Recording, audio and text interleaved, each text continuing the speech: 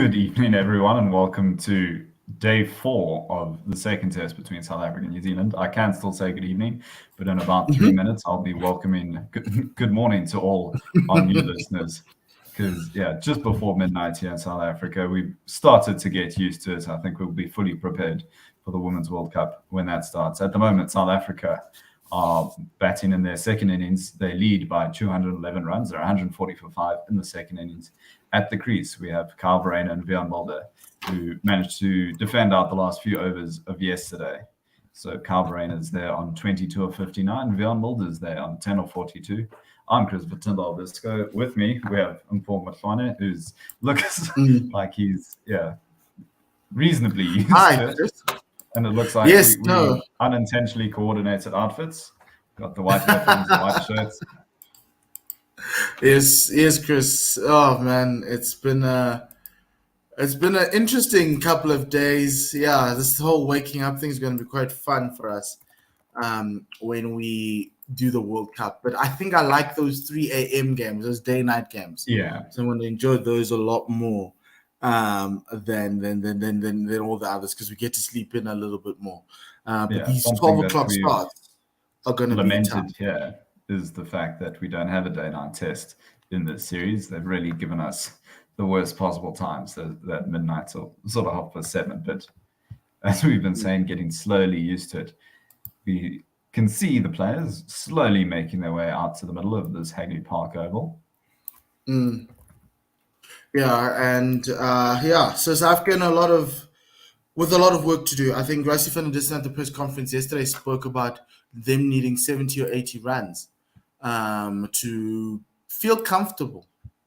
Yeah, which is a similar number to what the Armchair Cricket podcast, friends of the show, reasonably frequently tweet in at us. They said 275 is when South Africa starts to get comfortable, and they probably want a little bit more than that.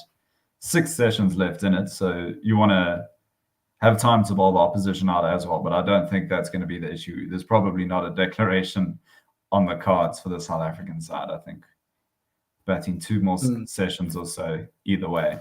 So Veon Mulder is going to be on strike for the first delivery of day 4. He's sitting there on 10 runs or 42. He was very happy to just defend it out at the end of yesterday, striking it at about 20. And then Kyle Verreynne is slightly faster at the other end, striking at 37.3. He's on 22.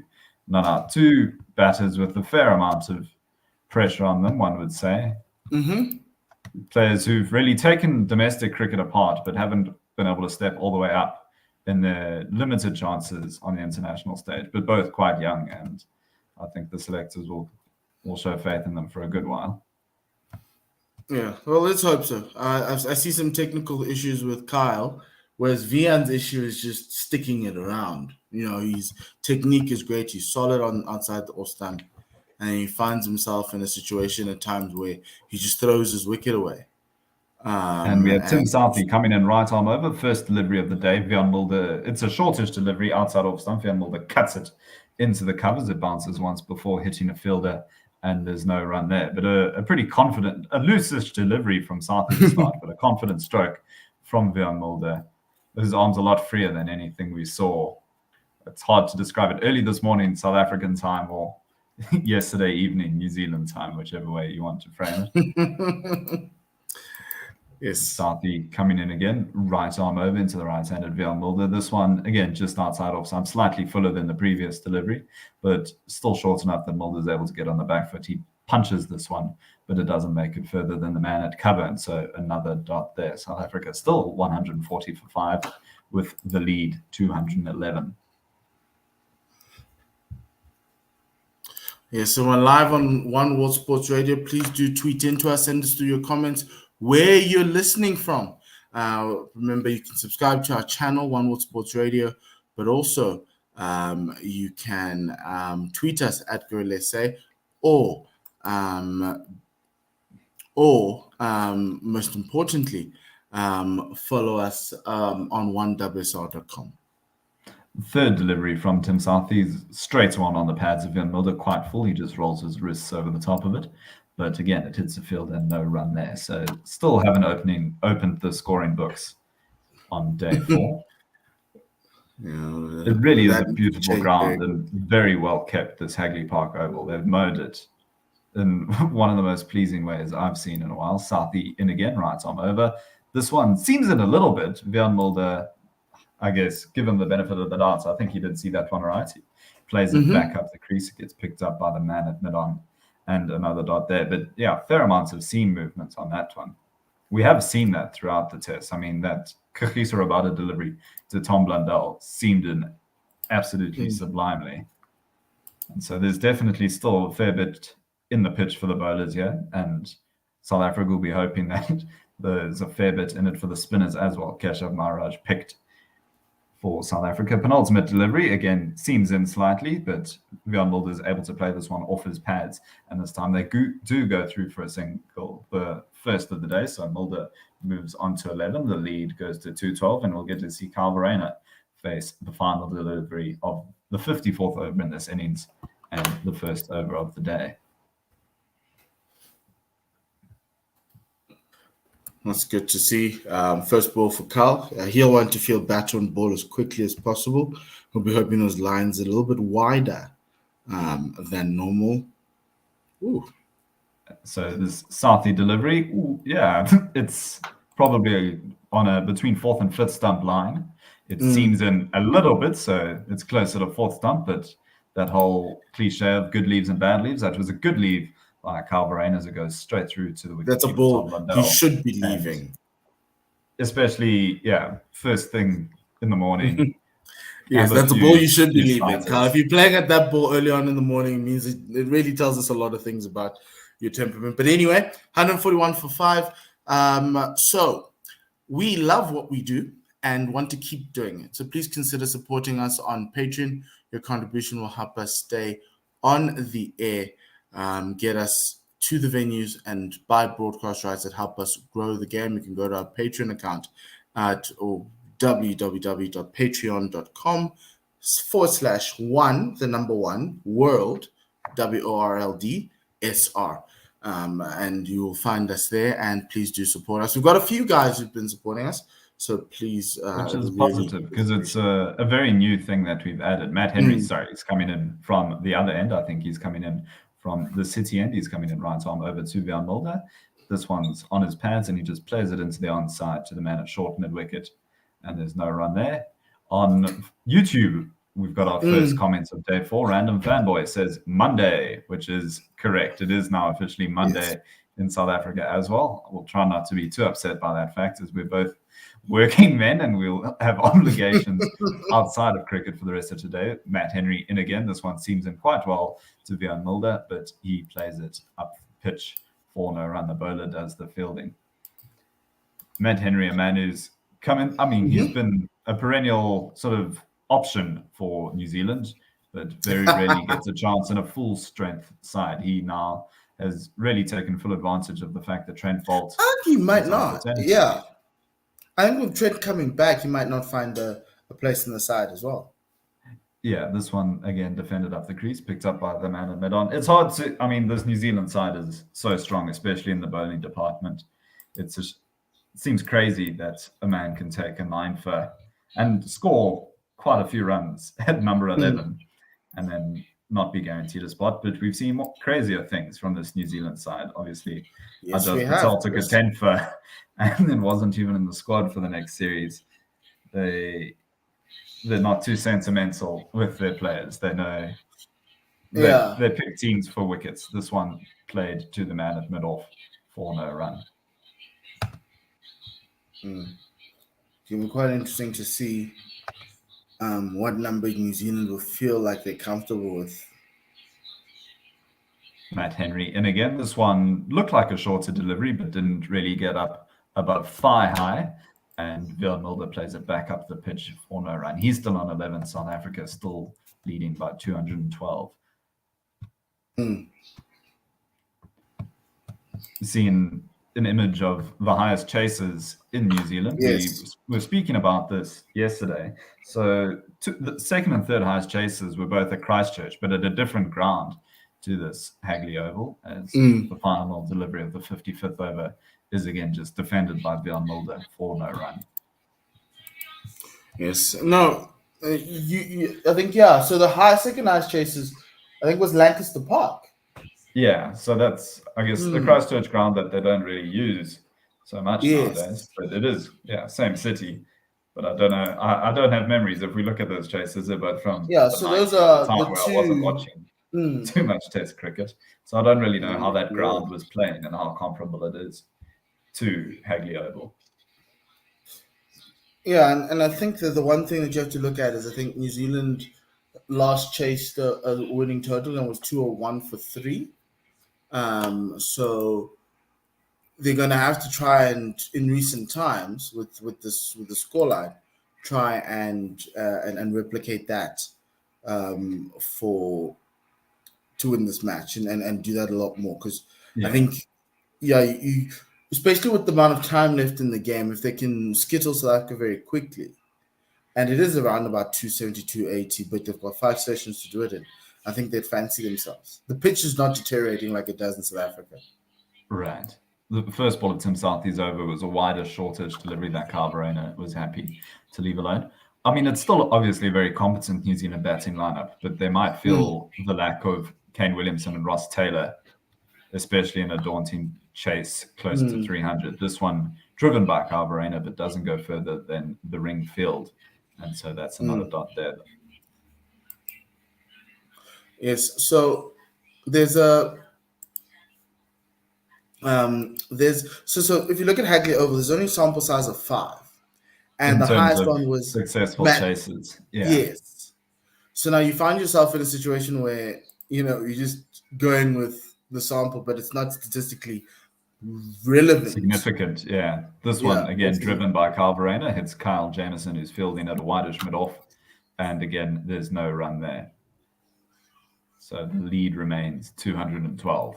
But yeah, looking at that limited sample size, 212 would be the highest successful chase. So maybe South Africa don't need to do too much more. I won't feel comfortable until we have a lead of fair side. 300. You need to test this team, and I think 300 is more than capable to test this side. Yeah, and that's probably where South Africa would feel most comfortable. At the moment, the betting websites and CricViz both have South Africa as slight favourites, but you think a couple of wickets flip that on its head. Verena facing Southie again. He cuts this one. It hits a man at point who misfields it and rebounds it to one of the men in the covers. And there's no run there. Temporary captain Tom Latham applauding his fielders. Why you call temporary captain Tom Latham? He's an experienced player and obviously a senior player in the side, but once Kane Williamson returns, he'll have to relinquish his captaincy duties. Yes, it's very true. He has to. He's going to have to do that. Yeah, Tom Latham, a man who didn't convince me when he first joined the side. He seemed to sort of be a rung below the other players there, but has really proven himself to be a competent opener. And one of the more consistent openers of the last 10 years. It's something that global cricket struggled with in recent times, competent openers, but Tom Latham can definitely be counted amongst them. This one just defended for a dot again, so Carverena remains on 22. Milled at the other end on 11. The lead remains 212. Just one run so far this morning. They've brought a catcher there. Yeah. There's a silly point in, not silly point, silly mid-off in to Carl. Yeah, quite short, but not so short that he needs a helmet. He's sort of 3/4 of the way up the pitch, closer to the bowler's end. And this one hits him. That's Tom Latham there. It hits him on the bounce, and either way, he dropped it. So nothing too interesting going on there, but a dot to finish that over. That's another maiden, and South Africa remain 141 for 5, leading by 212. You were talking about how the slow run rate may have put a little bit of pressure on the entire South African lineup yesterday. It doesn't look like they're in a rush to change the scoring rate this morning. Yeah, because I kind of feel like it's getting this team into a shell, and it's getting this team into a shell, and it's just a problem to try and get them out, and then everyone has to play uncharacteristically out of what they've been doing before to try and accelerate the game. Full toss here from Matt Henry, just driven up back at the bowler by Van Mulder. Yeah, it's not far away from being a Yorker, but it was closer to a full toss. No, he was didn't have to searching for dig the it out Aiden so much Markham as- dismissal. Right. Because that one was I guess they've already got that twice in this test. He doesn't need to do it again. Matt Henry, again to Van Mulder, just plays this one into the onside, no run. And we've got our first YouTube comment from one of our co-commentators, a man who will be hearing over the course of the evening. Read that Van out. Erasmus. Okay, I'll leave that to you. Yes. Vanna says Verena has had no trouble in finding the middle of the bat so far. It shows that the pitches play really well. True bounce really makes a difference. 200 minimum needed, preferably 350. You're 350. Although if we bat at this rate, if we get to 350, it'll be close to the end of day 5 at that point, and probably don't have enough time to get the New Zealand side out. So the plan for New Zealand right now is to bowl very straight. So they've got catches very straight in around the bowler for those drives that might be on the up. I may have missed a delivery there, but I just saw the last one, which was Van Mulder playing it slightly more aggressively towards Tom Latham, who's sort of then a catching mid-wicket position. Yes. And again, there's no run there. Yeah, my You've missed no stream ball, paused. Okay, You have missed no ball. missed the time in between the deliveries, but that's the least exciting part of cricket, I'd argue. The run-up. Builds the suspense. Yeah, Matt Henry in again, right arm over to Van Mulder. This one's a shortish delivery. He happily gets on the back foot, pulls that out towards square leg. Kyle Jameson does the fielding, and they go through for a single, the second run of the morning. Mulder moves on to 12, and the lead now 213. Yeah, as slow as the cricket was yesterday evening, it's a little bit slower now. But if they keep bowling that short stuff, maybe the South Africans can. Because the thing is with this team, with this team is whenever they lose wickets in clumps, they effectively go into like save the match mode. Yeah. Whereas, which is why I think having Quinton de Kock on the side is so invaluable, because I think Quinton, regardless, was always an aggressive scoring batter. Kyle Verena just defends it to the man at off. Kyle Verena can play that role in limited overs sides. I think he just needs to find that confidence and that. They don't bowl that type of line and length here in Test match cricket for him to be aggressive. Right. And I think in domestic cricket, a lot of his like the lines and lengths that they bowl in South Africa are shorter and wider. And so he's able to play off the back foot, play square of the wicket, play through extra cover with his technique, because he's if you look at the way in which Sarl plays his V down the ground. So if Sarl's defending, he's defending his off stump and his bat down the ground, and it's the V's is a normal one. Whereas if Kyle's more extra coverage, similar with what Aiden Markham is, so they're looking to defend the ball through extra cover, which is not how you play this format of the game. In limited overs cricket, it works. But in ODI cricket, it needs to come a lot more straighter. And to a certain extent, Aiden's been trying to find that, because he's found that before, and it just hasn't worked now over recent times. Tim Southey in right arm over into the right hand of Van Mulder, who just plays it off his pads to the man at short mid-wicket, and that's another dot delivery. I guess in terms of faster score, the 11 that we've put together here, there's no real blaster, but Keegan Peterson's absence is felt. He's someone who seemed to score pretty freely in that India series with conventional shots. But I could say that Aiden Markham was supposed to be the guy who was supposed to score freely. He was the reason why he was brought into the side, because he's free-flowing. But it hasn't just worked because of the form that he's in. Right. This one defended along the ground to the man at point, and there's no run there. Mulder keeping true to that strike rate of around 20%, or strike rate of 20. He's back to that with finding himself on 12 of 60 deliveries now. And that's the worry about the South African side, is like, obviously this was an opportunity for Aiden to bat freely and bat it free at 3. And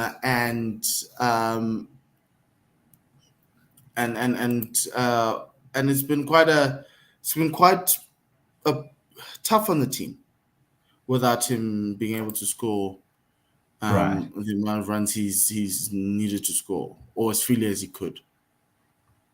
I do see Mzansi Comic Club, who's Ravi, Yeah. asking us I'm to, I trying to don't think we find- should share the StreamYard link on the YouTube comments. It might invite a whole bunch of people who aren't you, Ravi, to try join But us. he I don't know says if you have is- another way for us to contact you. You must go into WhatsApp web. Oh, but his phone's I think dead, you so still we need can- your cell phone to be on to use WhatsApp web, unfortunately. This one played into the onside, and they do end up getting a run. The lead now 214.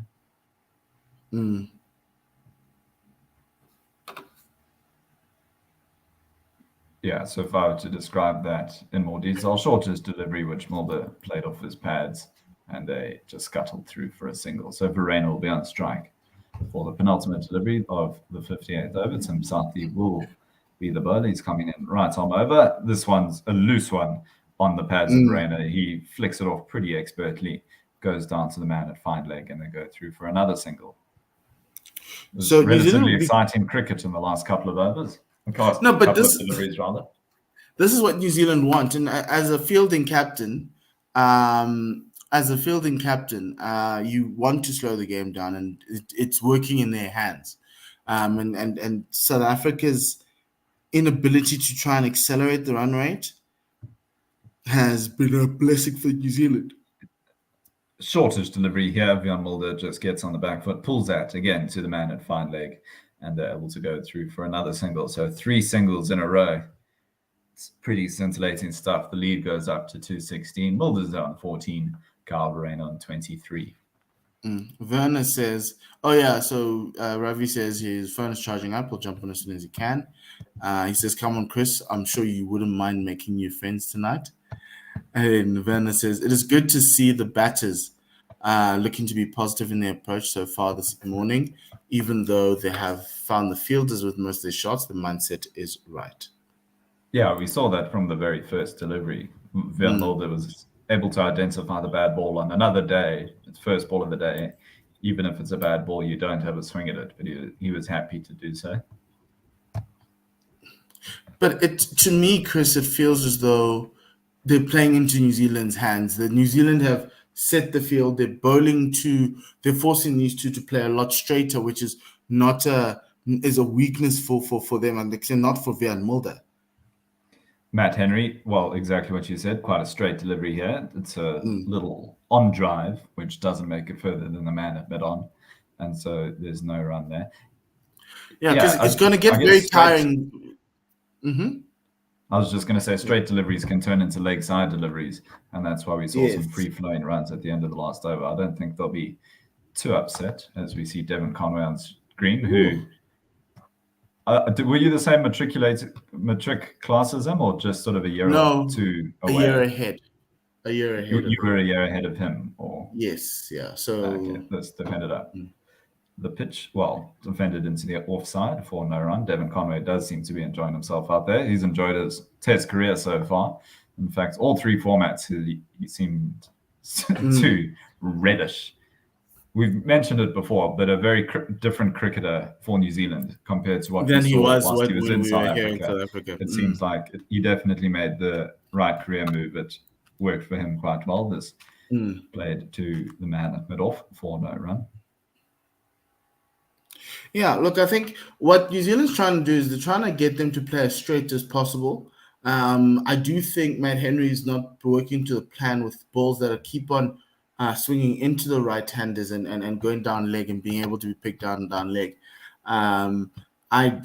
Because the frustrating thing about playing to the fielders is that you're not you're hitting good shots, you're feeling good, but you're getting nothing from it. And so this one, 2 straight, played off the hips of Bjorn Mulder. Looks like they'll scurry through for 2. In fact, they do. And so he now moves on to 16, the lead 218. And but I do think 47 for 5. Yeah. But I do think about 40 minutes, well, in like about 20, 30 more minutes, New Zealand will start getting worried with these 2 in the middle because they need time to win the game. Right. I guess they'd be far more satisfied with the draw than South Africa would, because then they take the series and get their first series win against South Africa. This one a little bit too short for Mulder. Is happy to shoulder arms as it goes straight through to Tom Blundell for no run. 1 ball left in the 59th over. And so, I think from their point of view, it's about being patient, it's about sitting there and asking these two youngsters to make a play. Final delivery from Matt Henry. Again, it's short, a slightly loose shot from Veon Mulder, but it does bring up the first boundary of the day as he gets a little bit of a top edge on it, but it runs down to fine leg. 4-4, the lead now, double Nelson, 222. And we are joined by Mzansi Comic Club, who has no other names. That's, I guess, how we'll refer to him for the rest of the evening. Yeah, that last ball from Veon Mulder came quickly through that, getting a bit of that top edge and going through. There was no fielder behind square, so that was pretty safe for him. Yeah, so 150. Hi, Rafi, how's it going? Good, thanks. I see we were losing you there for a bit there, a couple late nights. I mean, I'm surprised that Mpho sleeps at all. If you know how much sports he watches and how many different hats he seems to be wearing professionally, the fact that he even needs to sleep is a surprise to me. Tim Southey into Calvarena. This one's driven towards the sweeper on the offside, and they'll go through for a single there. We call it an occupational hazard. No, it is. And I played golf this afternoon as well, so my body is pretty sore. Yeah. What is your handicap? My handicap, 23. But he is quite new to golf. I'm sure that will come. Yeah, you and AB, like you guys are quite in sync. When I say AB, I know Shoaib. Yes. He is he's an 8 handicap right now. So now that AB is out of the picture, should we call him Devout? Should we call Shoaib Devout? In fact, I'm going to do that. That's what I'm going to do. Oh. I just did this one. Just driven to Tom Latham. No run off the bat of Veon Mulder. Yeah, for those not in the know, AB, not that AB. I guess almost a former commentator for Guerilla Cricket. I don't know when last he put in a shift for us, but he's still part of the WhatsApp group and still happy to bully Australians on that WhatsApp group. Tim Southey, and again, this one, a straightish drive that just hits the man at mid-on, and there's no run there. Shy at the stumps, Veon Mulder has to take evasive action. Veon Mulder has to take evasive. You have, sorry, I say Veon raised to 20. You got the quite Well, no, really. It's 20 of 71. But I know you're being sarcastic, so I'll let it go. I mean, he was on 12 of 60, so he's just got 8 off the last 11. He's speeding up now.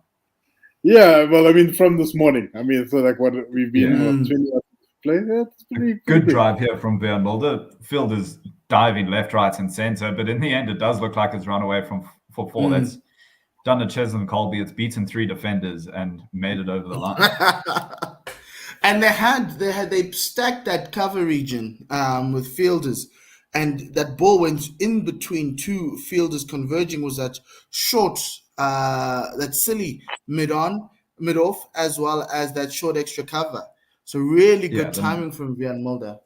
Narrowest of gaps, and then the long arms of Kyle Jameson chasing it down. Couldn't quite stop it, and both he and the ball went over the line. This one, it looked quite slow, but I guess 131 Ks isn't crazy slow, but it just dribbled past the off stump of Veon Mulder. He was happy to leave it alone after scoring the 4. That looked slower than 131. Yeah. Definitely. Looked like a 120, 118. Yeah, both batters on 24, so that must be fun. 24 of 69, 24 of 72, 71, 72 balls. Oof, this one, again, that cliche, I'll describe it as a good lead. It was a ball that started quite wide outside off stump, but came in pretty prolifically and probably missed that off stump by about 5 centimeters, thereabouts. It was close. Yeah, that's what the late Richie Beno used to say. Missed it by a kitten's whisker, a coat of varnish, if you will. Kitten's whisker. A little bit it's more, a good more lead than that on this occasion, but still had my heart in my mouth for a moment there. in the end, no run. So the lead, 222 for 7. The South Africans 156 for 5 after 60 overs in the second inning. So this partnership is worth 42 runs. It's been going for 20 overs, 20 overs and 4 balls, 2.03 run rate. So that run rate has gone up in the partnership. It was a little bit slower than that at the beginning of the day. I think about 1.9. So first prize will be to bat most of the sessions today if possible. And perhaps is that ambitious?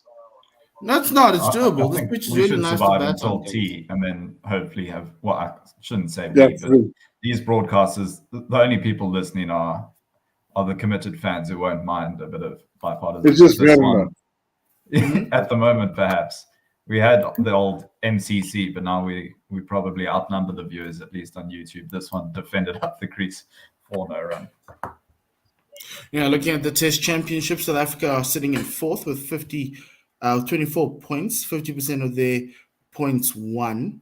Real outrage that I don't think that India series counted towards the Test Championship, huh?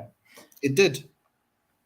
Okay, then I'm wrong. This one short to Calvary. It looks like it's a bit of a body blow and shoots out into the offside. Hopefully he's all right. Did I read correctly? Sri Lanka #1. Yes. Yes. Yep. Okay. I'll get it up for you. So South Africa's 3. South Africa played 4 games: 3 against India, 1 against New Zealand, 1-2, lost 2. So right, that does add up. Yeah, so then it's the West Indies series that. Yes, that was for the last. Became part of the last. But how many games happening at the same time as the final of the last World Test Championship? It was a little bit of a farce, and I think I've missed a delivery there as my stream froze, but nothing happened. Carl Brain is still down 24, not out. He was just played that ball back the end out to point to cover no run. Yeah, so Sri Lanka have won 2 matches. Played 2 matches. They sit on a points haul of 24, but because we use percentages of games won, Sri Lanka have 100%, so they're at the top. Australia is number 2. This one on the pads of Carverena, he flicks it pretty expertly. It runs down to fine leg for the second boundary of the morning. He moves on to 28, and the lead now 231. And we see Ravi smiling at that one as well. Yeah, another one down the leg side for Matt Henry. He's been a mixed bag today from a line perspective. He's been good outside the off stump and on off stump, but then he'll have this one ball where he lets his wrist go and Carverena cashes in. I smile even more if it's a Western Province player that scores runs. Right. This one on off stump just defended into the offside. Yeah, I guess not too many Western Province players in the setup at the moment. Times have changed. Times have changed. The top 6 used to be dominating. There were some former players who, when we were sitting with them at the Wanderers, looked at us and said, "Is this what if averaging 15 domestic cricket looks like?" Because they weren't happy with your boys' technique. Yeah, very short delivery, and Carl is happy to dispatch that to deep square leg, and they'll go through for another single. It's a fair assessment to make, but if you think about it, it's the same sort of scenario for most of our batters that have come from our domestic circuit in recent years. No, but what they were saying was, when you're averaging 15 domestic cricket, they expect your technique to be as good, to be playing through the veep, down the ground, be test match ready. But Carl's not. Carl's more extra cover. Carl's more limited or set up to play ODI, limited overs. Yeah. Through. So that's why he's so great in ODIs for South Africa. Because you can play through cover. And I think Jacques Calais spoke about this, that in ODIs he has to play through cover, whereas in test match cricket he sets himself up to play down the ground. Yeah. But it's working so far again, so I'm not going to complain. I'm just saying that and our bowlers have been bowling. Like if you look at Calverena's highlights package, it's all short and wide. Yeah, he's bounced on the short one, definitely. But obviously, you need to have more shots in your artillery. That's what we say for somebody who's got an average of 50. Absolutely, I agree with you. Yeah, short delivery from Tim Southey here, and Carverena plays that one. We can't complain too much about it. He hooks it Look, towards square I'm leg boundary, happy. beats the fielder Look there, at this man. hits Hey. the rope, goes for 4. it brings up the 50 partnership. A new personal best for Carverena. If you're gonna bowl it there, I'm not fighting, eh? I'm not fighting. Just talking about what a 50 average in first-class cricket, not translating to Test cricket, looks like. That's hardly new. Would you like to guess JP Dumini's batting average for the Cobras in first-class cricket compared to his batting average for South Africa in Test cricket? I think it was 61 plays, like 60 plays 30. Yeah, almost exactly that. 60.72 plays 32.85. This one driven through the offside, and they'll go through for a single. There's your cover drive there, Ampo. He's got all the shots. The man is hearing you. He's like, he's got like a poster of Ampo in his like locker room. Yes. Like, this guy, I'm going to please him today. But he's gotten the start. So, like, unlike Pretty Privilege, he needs to push on. Yeah, This one again, Sorry. driven, hits mid-off. It's misfielded, but they don't get any run from that. And so Interesting just line a now. single lead. Interesting line with Southey coming around the wicket to Carverena. So trying to get that angle through, trying to get those slips in, trying to get Cal driving a lot more through those covers. They are packed. There are lots of fielders there. So playing to Cal's strengths, will he find a fielder trying to do that? They're reciprocating. So Southey's bowling right arm around the wicket now. This one's just on the pads of Carverena, and it's a lovely on drive, which almost makes it to the boundary. In the end, I think they'll probably get through for 3 because it really took its time getting there. And now the lead 241. So I think that's 30 runs that we've seen so far this morning. Yes. Close to a run a minute. We have seen. Yes, so we started on 140 for 5, and we are 170 for 5. 70 for 5. So 30 runs today. Really important runs pushing this team forward. Southey continuing around the wicket. This one left alone by Veon Mulder. No run. Yes, so they're doing exactly the same thing as yesterday with Mitchell and the Grandom. Starting on feet. They weren't waiting for the bad balls. They were just going from it from the first ball. So I think there's a game plan. They're applying themselves, Verena and Mulder. Verena now favoring that on drive. And the cover drive as well.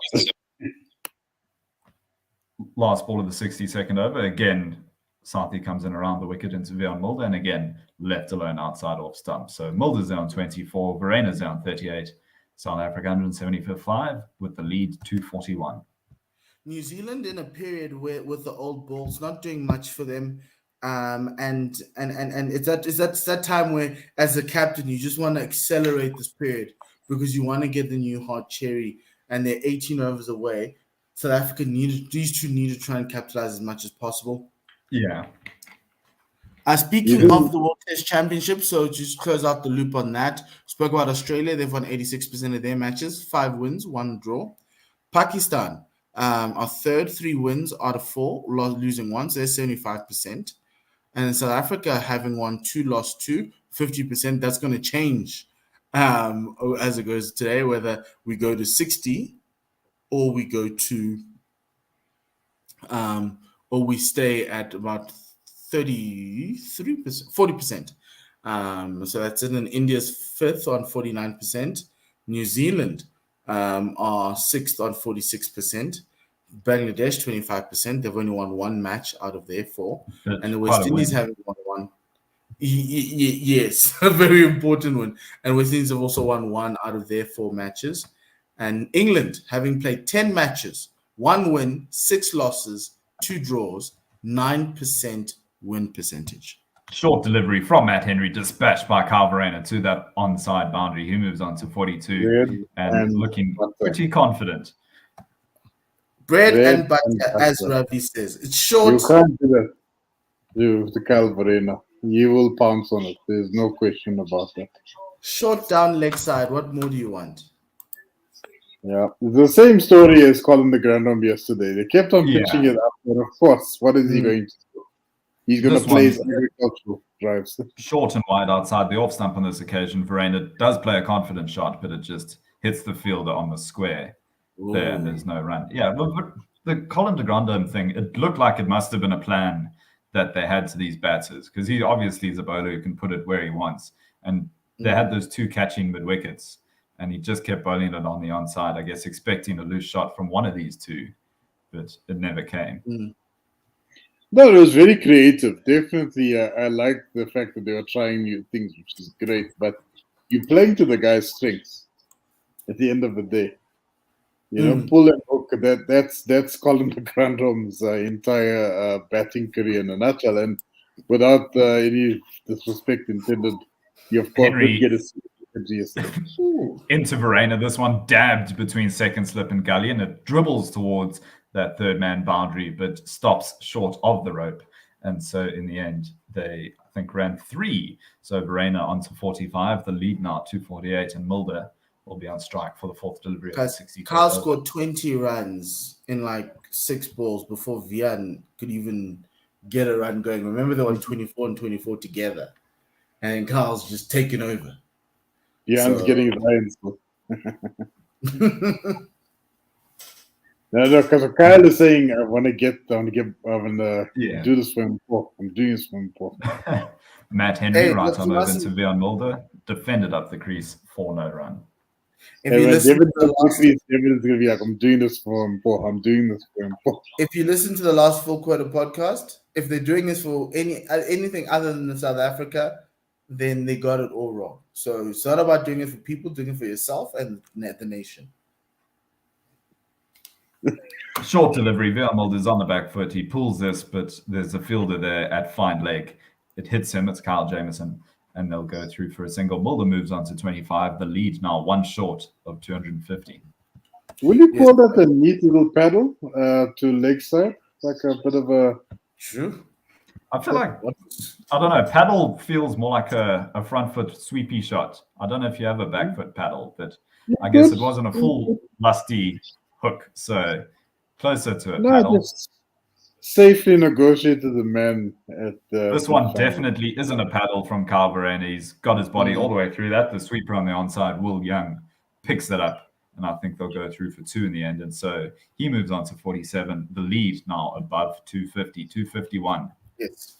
Vanna on YouTube says, just wait, Hello. guys. Vanna on YouTube says, important passage of play here. 2 set batters and still 19 overs before the second new ball. They need to look to add at least 60 runs here, which will take the total to about 300 by the time the new ball comes, which is true. They're 20 runs away from what Rassie wanted. Rassie's minimum was 270.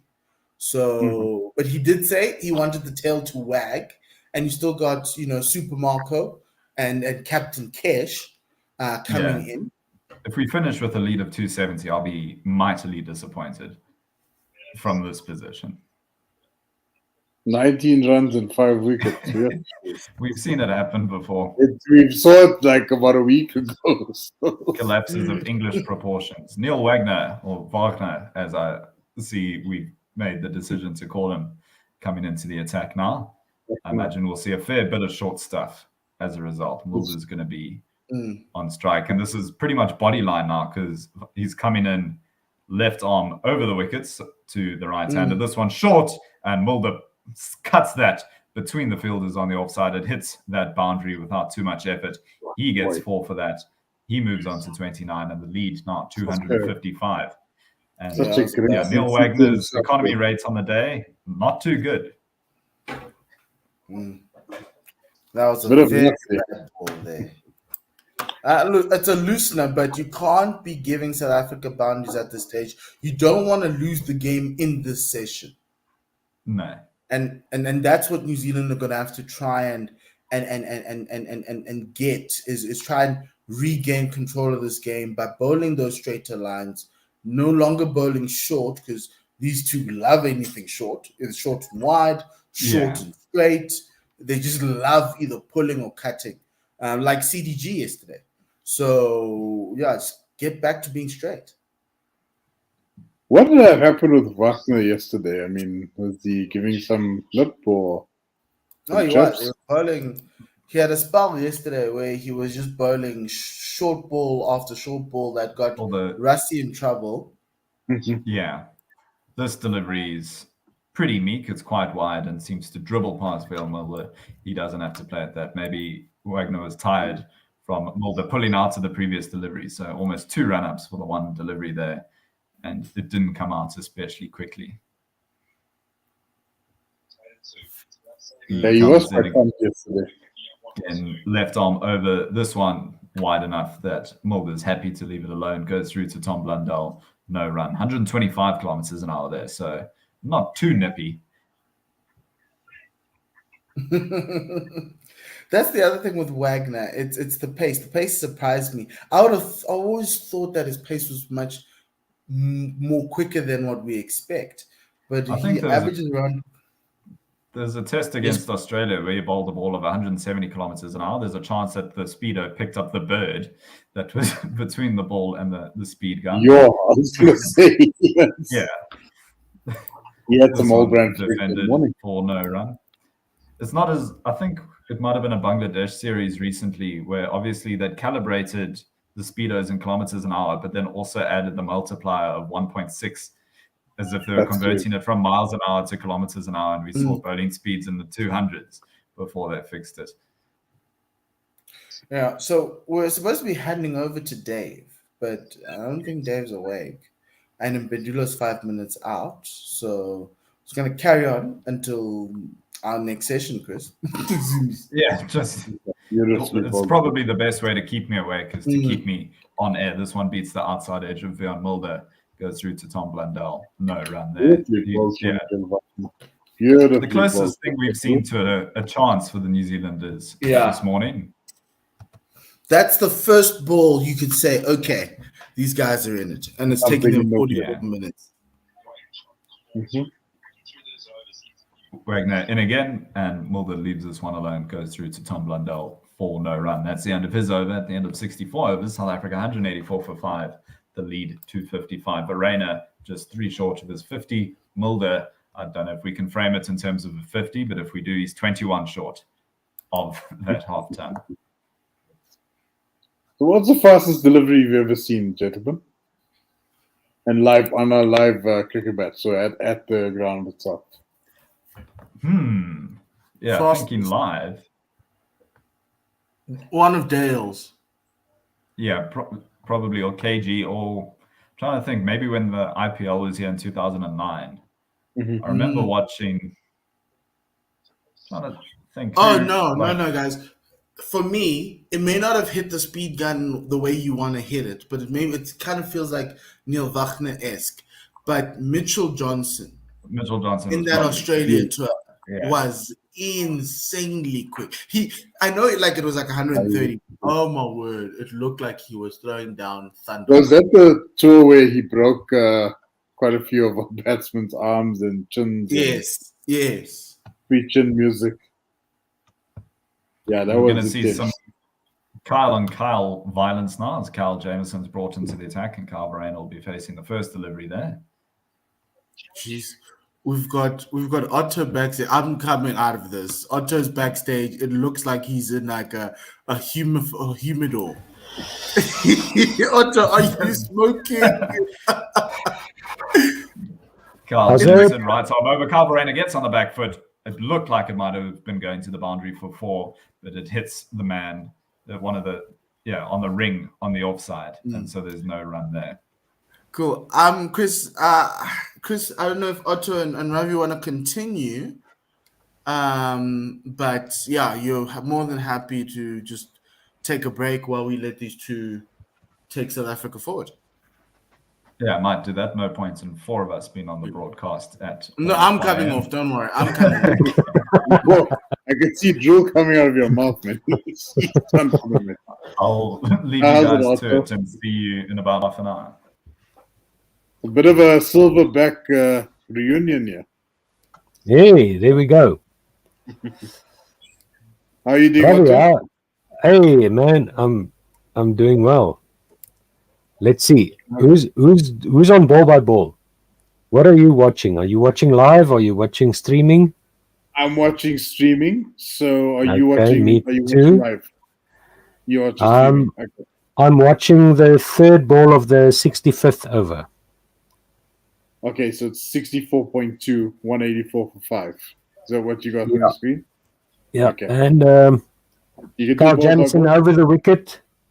Carl Verreynne defends this outside off stump, no run. Verena's been in great touch this morning or this evening, whichever way you look at it, whether South African or New Zealander, whichever perspective. But Kyle Jameson, a fantastic bowler, great start to his career. I think he's got about 20 odd test wickets already. Have you got the sound on there by you? Yes, want me to lower it a bit? Yes, please.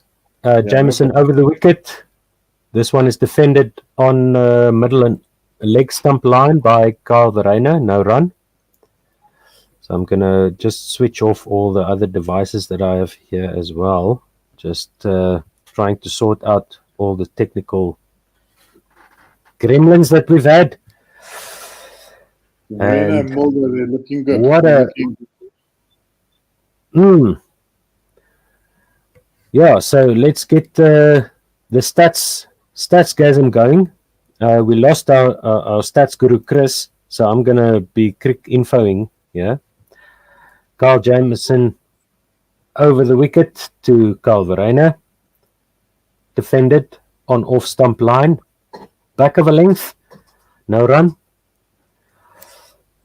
We see a replay of tall man sending it down, and the other Kyle just defending it off the back foot there. You're about 10 seconds earlier than me. Or I'm 10 seconds later than you, whichever way you look at it. Okay, all right. Well, that's good. That's good news as far as I'm concerned, because I'm streaming in and out. I'm getting the visuals in on my extra screen here, and then also broadcasting out. The timing couldn't be more impeccable. Verena is just doing a quick change of the gloves. Doesn't change his bat though, so I don't think he's going to negotiate for a heavier bat. So I doubt he's going to send anybody to Kyle corner quite as yet.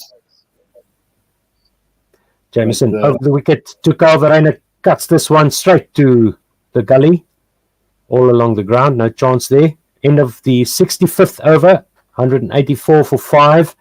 The lead now for South Africa, 255. Carl Verreynne is there on 47 of 89. Mulder on 29 of 84. He will have the strike at the start of the next over. Carl Jameson has bowled 12 overs for 30 runs, not taken a wicket so far. And long may that continue if you're a South African fan. Welcome, Mpedulo. Yay. Greetings, gentlemen. Greetings. I'm How are you? I'm happy to step away. I'm just drinking some coffee. I'm in no rush, my brother. Do take your time. Are you up late or up early? I took a nap the moment I got home, my friend. I was so tired. And then I just woke up now, so I'm a little bit fresh. Wagner with that wide line again that we saw at the what was that? Yesterday morning, South African time. He's just pitching the ball outside off stump, going across the right-handers. Wagner, left arm over the wicket, comes in again. And this time, Mulder just blocks this to backward point, and they take a single. Who's going to do ball by ball? Yeah. I could do it. Are you stepping out? No. I'm not supposed to be on commentary at this point. So Me neither. I'm gate crashing. okay. I'm gate Okay. crashing. Both of us are gate crashing.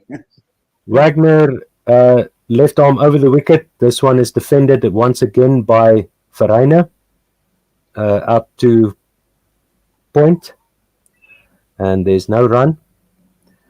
3 balls gone in the 66th over. And it's lovely to see that Kyle Verreynne is finally showing some grit for his position. Touch wood. Let's just make sure he gets past a certain milestone. Another good forward defense there by Kyle Verreynne outside off stump, with Wagner pitching the ball on middle and off. Tighter line there by Wagner. Are we gonna go with Wagner or Wagner? I'm going with Wagner. I mean, I'm doing the same with Labuschagne. And there are lots of Australian fans I've spoken to. They look at me with bewilderment, wondering what am I trying to say. And this one is full on off stump and just straight drive by Verreynne, and it's fielded behind the bowler. That was no run there. By Kyle Verreynne as well. Showing his Western Province prowess there, his colours. One delivery to go in the 66th over, 185 for 5. Wagner puts this one on leg stump, aiming at the stumps, and Mulder just defends this back down the pitch, and there's no run. So, gentlemen, do you think New Zealand missed a trick in terms of not selecting a spinner for this particular test match? Ajaz Patel, as we remember, got 10 wickets in that fantastic matchup against India not so long ago. Jeez, I don't know, eh? What do you think? For me, Ravi, leaving out a spinner for your entire squad, you lose a key element in trying to strike a balance between your bowling unit. The spinner is such an important part of the game that if he can bat and he can wing the bats just like Keshav Maharaj can, you might as well put the player in there as a guy who can hold up one end, as someone who can give recovery to one of the bowlers, and then just keep the unit going as we see the first ball of the 67th. It's just defended into the onside. Not sure if there was a single there. I'll just check that out. Yep, no single. It was just a single there because Verreynne now is the man on strike. Yeah, single there from the bat of Wiaan Mulder. He's on 31. Verreynne on 47. Jameson continues, and this one is driven straight to mid-off. No run there. 186 for 5. 2 deliveries gone in the 67th over. South Africa have snuck past 250 while we were pritting and pratting. 257 is the lead now. I just see here, I'm looking at Wiaan Mulder's stats, and I noticed he made his ODI debut all the way back in 2017 against Bangladesh. I had no idea he's been part of the fray since then. Jameson in again, off thick inside edge, out to forward of square on the onside, and they take a single. He moves on to 48. Kyle Jameson is using the pitch, finally getting Verreynne to miss time one. Verreynne has been looking good, and with one that just jerks back in, you'll gain some confidence there, Kyle Jameson. Yeah, it's every run now valuable for South Africa. Only 5 wickets in the hut as Jameson comes in again. Right arm over the wicket. He goes to Wiaan Mulder. Helps this one Oh, fine leg. Can't cut that off. That's a four runs there for Vian Mulder. And that's, more valuable runs there for South Africa. This one pitches outside off. And Vian Mulder just helps the short delivery off his hip down to fine leg. And the fielder running around can't cut it off. That's 4 runs. That's gold dust. It was a good-looking shot again from Vian Mulder. From a nothing ball, actually, from Kyle Jameson. No real protection or threat posed by that line or length from the big man. Must look to switch that up and give Mulder a little bit of a more challenge. This one on a good length, defended by Mulder. Outside off stump, no run.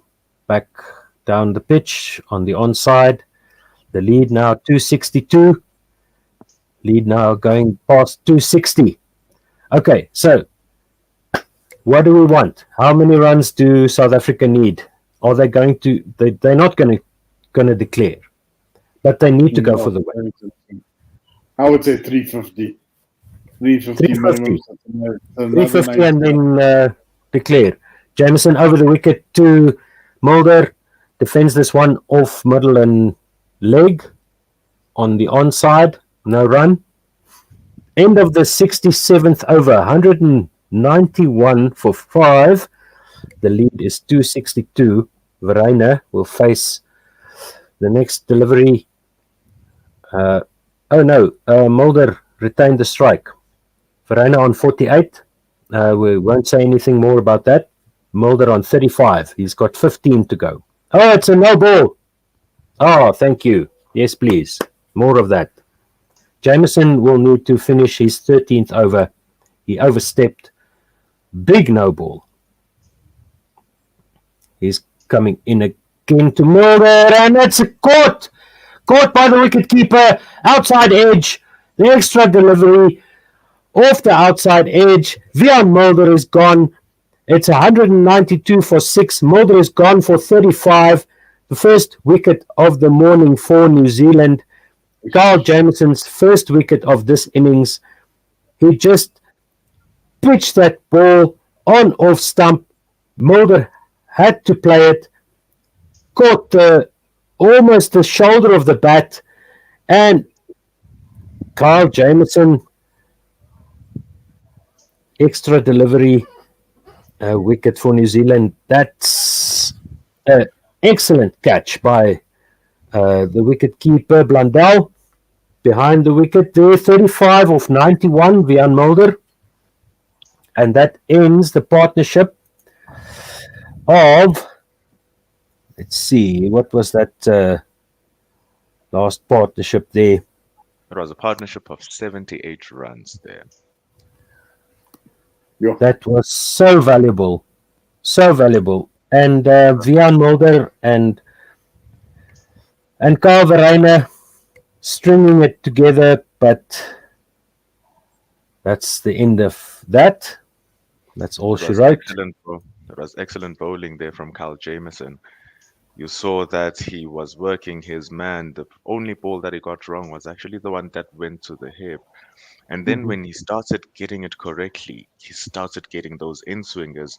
And then with that last ball, it just held its line. So as Vian Mulder pushed at it, expecting it to come back, it just kept on going with the line. And then it got that outside edge. And into the game was Tom Blundell with an excellent catch, as you said. So it was lovely cricket to see from the big bowler. Unfortunate for Vian Mulder. I was going to say he played it a bit too early. But Jameson was bowling exceptionally tight line. And of course, it resulted in Mulder's demise, succumbing to the delivery and an edge to Mr. Blundell at wicketkeeper. Oh, that's pretty much summed it up. So let's see how many more runs can South Africa pile on here, and how much time do they need to bowl New Zealand out? Because New Zealand, from their point of view, they don't need the win. They just need the draw to get their first series win over South Africa. Yeah. But this goes So back to the point that. So go. Yeah. Go ahead, Ravi. Mhm. Go ahead.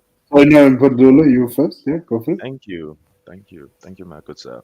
So as I was about to say that this is the beauty about making it a World Test Championship match. It's the fact that each win, it brings in something. It brings in more points. So it gives the teams a little bit more of a chance to go and attack and go for that victory. But it would be understandable if New Zealand try and play for the draw. But from this standing point of view, there are 4 wickets left for the South African team. The players who are left to bat up, players who can give the ball a little bit of a whack. So your Keshav Maharaj, he showed that in the previous inning. Jansen as well. Varane in his natural form is a go-getter of the ball, and he has some good touch today. So it would be nice to see if the South Africans can now be the aggressors, score a lot of runs as quickly as they can for the last 4 wickets, because on average the fourth inning score at Hagley overs was actually 194 runs. So South Africa in an excellent position to win this game, given how well they bowl as well. Yeah, Wagner to Wagner, outside off stump, wide and cut.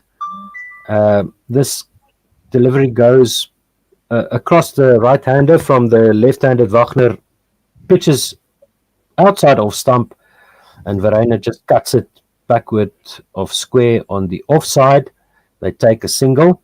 Marco Jansen now on strike, the hero, along with Keshav Maharaj, who's no longer there. Yet to come to the wicket. The lead is 264, 193 for 6. And Marco Jansen scratching out his position there on the crease. Different proposition, the tall man. Your lengths need to be a little bit different, and Wagner goes short, or Wagner, shall we say? We said we're going to call him Wagner, right? Wagner. We have to Wagner. You remember Neil Wagner? Oh, we're going to call him Wagner. Okay. So we're going to call him Wagner or Wagner. Okay.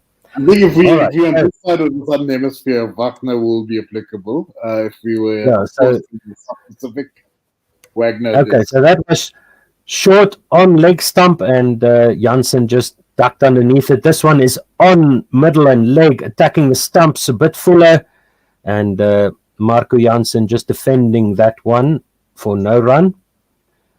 That's 193 now for 6. It's the 4th delivery coming up now in the 68th over. That was an excellent delivery by Carl Jameson, pitching on middle and off. Wagner left arm over the wicket now to Marco Jansen on off stump, just defended. Good defensive shot there. We see a replay here once again. Enough movement there, and what a catch by Blundell. I mean, you've got to give it to them. It was squared up. No choice for the batter there. He had to play at that. Wagner on off stump, pitching on middle and leg, left arm over the wicket to the right-hander, just defended to the offside, no run. There's a battle here between Neil Wagner and Marco Jansen. If you remember correctly, in the first inning, Wagner was not afraid to go for Marco Jansen's head, and then in return, when Marco Jansen had a chance to bowl back, he did the exact same thing. So it's very interesting to see the tactics that Neil Wagner will implement against Marco Jansen. And right now, he's keeping on attacking those stumps and he's attacking those lines. So it's good disciplined bowling from the left armer. Yeah, that last one, once again, pitching it on middle and leg. Left arm over the wicket to the right-hander, forcing him to play. Defensive shot, and there's no run. End of the 68th over, 193 for 6. South Africa have a healthy lead. They are pretty much in front at the moment. New Zealand have a chance here to grab this game and run away with it. And more importantly, Verena is on 49. Very close to getting his first milestone. Yeah, he's on some kind of score. He's on some kind of score. Yes. It's a score with a 9 in it. So I'm not going to say what the score is. Yes. So he's faced 96 deliveries, and Kyle Jameson goes to Kyle Verena. The battle of the Kyles. On leg stump, he flicks it down to fine leg. He takes a single. He's got his 50. Kyle Verena. Thank you very much, Ravi. That was not so much of anything. 194 for 6. And then Calvary will also feel a lot of weight off his shoulders, given the fact that he was so much under pressure. And he's finally converted a very decent start and made it into a 50. What the South Africans will be hoping for now from their main wicket keeper is to make sure that he's able to stick it out for the rest of the inning, be the anchor man, as the tail now will be playing around him. So it will be a skill to see if Calverani can execute that and push the score for the South Africans. I must thank him, Paul, for whispering or whispering Kyle's name because I got back in his house. He's been saying 6 matches is long enough, and now he's finally got there. He got to the magic 50. Kyle Jameson over the wicket, pitches this one outside off stump, and Marco Jansen just sways out of the way, ducks down, no run. And now, so as we see the conversation there between Kyle Verena and Marco Jansen, it's like a son getting some sage advice from his dad, but it's actually the experienced, the more experienced Kyle Verena just talking to Marco Jansen. Let's see how many runs Marco Jansen can pile on here. This one on off stump. Good defensive shot there by Marco Jansen. No run. 194 for 6. The battle of the big men, gentlemen. Yes. Will Chamberlain, Karim Abdul-Jabbar, if anyone knows basketball. Just a giant this side, a giant that side, a like for like. How tall is Marco again? It's about 6'8". It is 6'8", not 6'10". Either way, we just know that he's above 2 meters tall, which in South African context is massive. Kyle Jameson to Marco Jansen, outside off stump. Marco Jansen plays a defensive shot, and it's beaten the outside edge through to the keeper. The battle of the big men. We've got Kyle versus Kyle, and we've got Jameson versus Jansen, almost the same height. I mean, the only difference is the few kilos that Marco Jansen will no doubt hang onto that frame in the next few years. Jameson bowling. Chris and I tried to figure it out which end is which. Kyle Jameson over the wicket, left alone by Marco Jansen. Good leave there, left on line and length.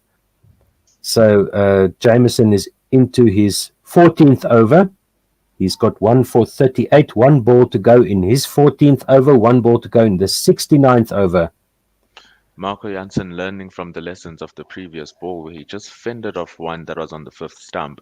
This one coming back from Kyle Jameson. And if he had played the same shot, he might have introduced the edge there, Marco Jansen. Therefore, he decided to leave and make sure that Kyle Jameson comes closer to him and creates more scoring options for the big batter. This time it's short pitches outside off stump. Marco Jansen just folds in half. I wouldn't say swayed out of the way, just folds in half and lets that go through to the keeper for no run. 69 overs gone, 194 for 6. The lead now for South Africa, 265. Okay, so once again, we see the very disparate length between the two batters as they talk to each other in the middle of the pitch. It looks like Carl Verreynne is looking up to his father, but it's just Marco Jansen. He's on 50. He's going to face Neil Wagner now, bowling the first delivery of his 16th over. It's the start of the 70th over. 194 for 6. South Africa lead by 265. I hope Verreynne on Verreynne 50. is coming.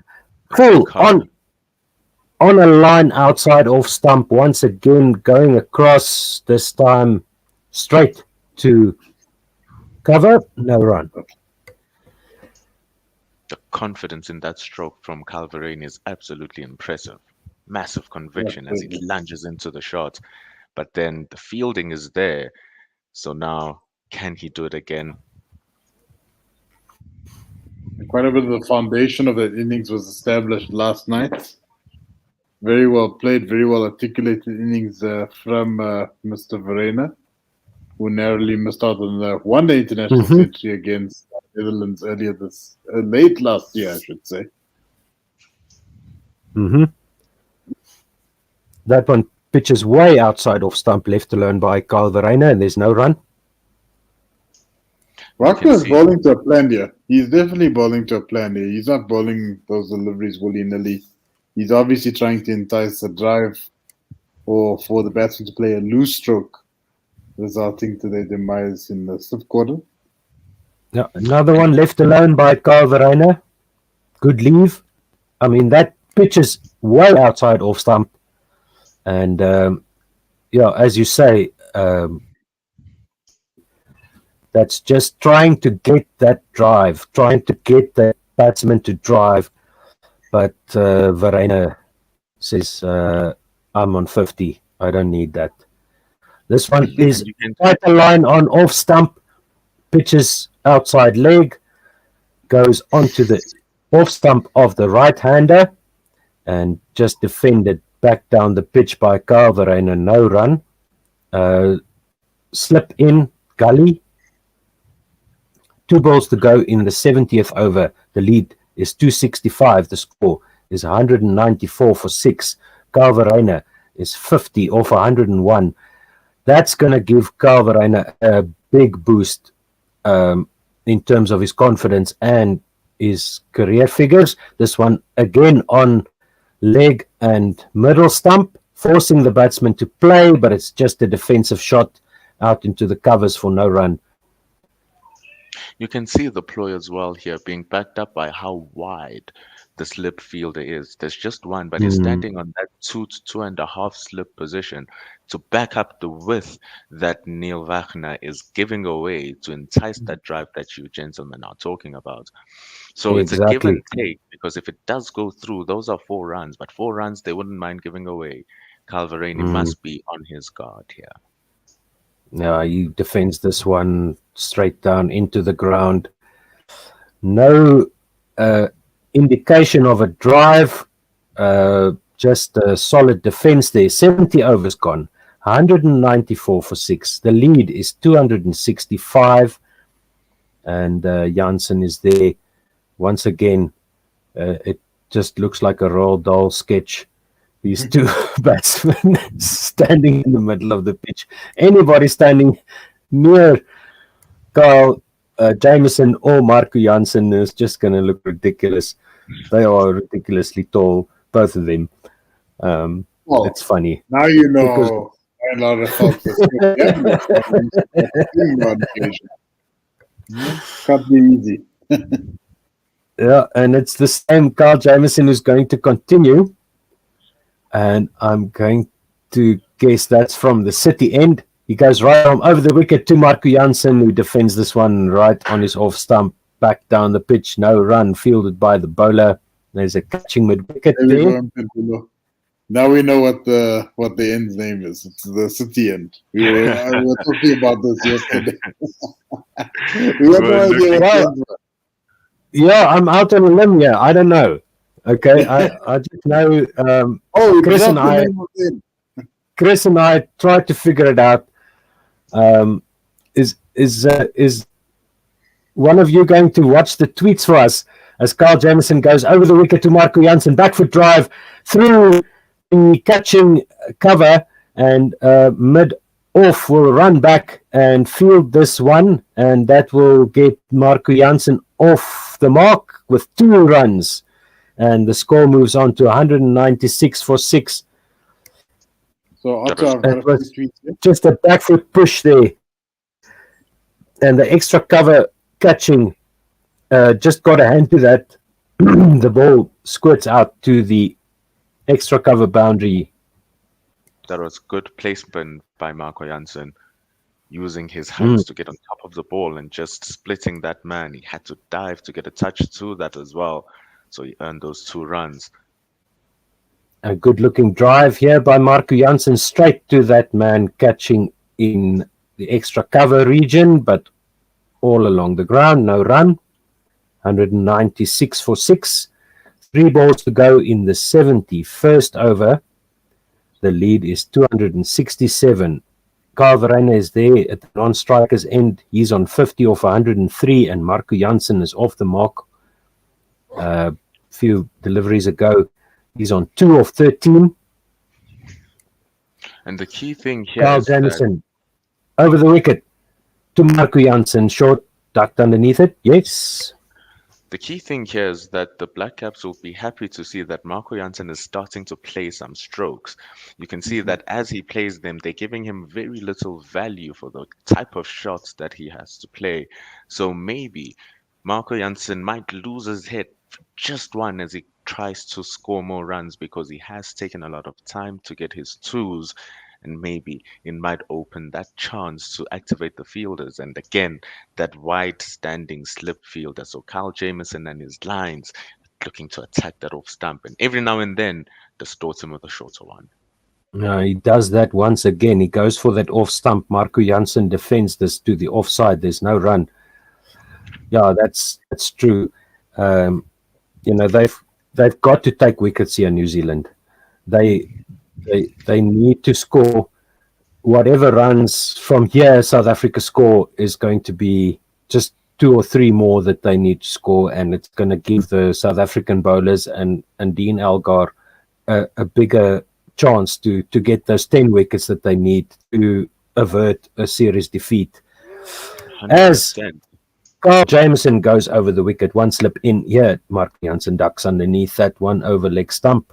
That's the end of the 71st over, 196 for 6. The lead is 267, and Carl Verreynne will face the first delivery of the 72nd over. And I just have a few tweets here, gents, if that's okay. I'll just read them out very quickly. 2 tweets from our colleague and dear friend, Sheffield Thiela. At One World Without, I feel like Kyle Verreynne is finally starting his test batting career. Hashtag New Zealand versus South Africa. Also, I think Latham's regretting not having a spinner today to stem the flow of runs with this old ball.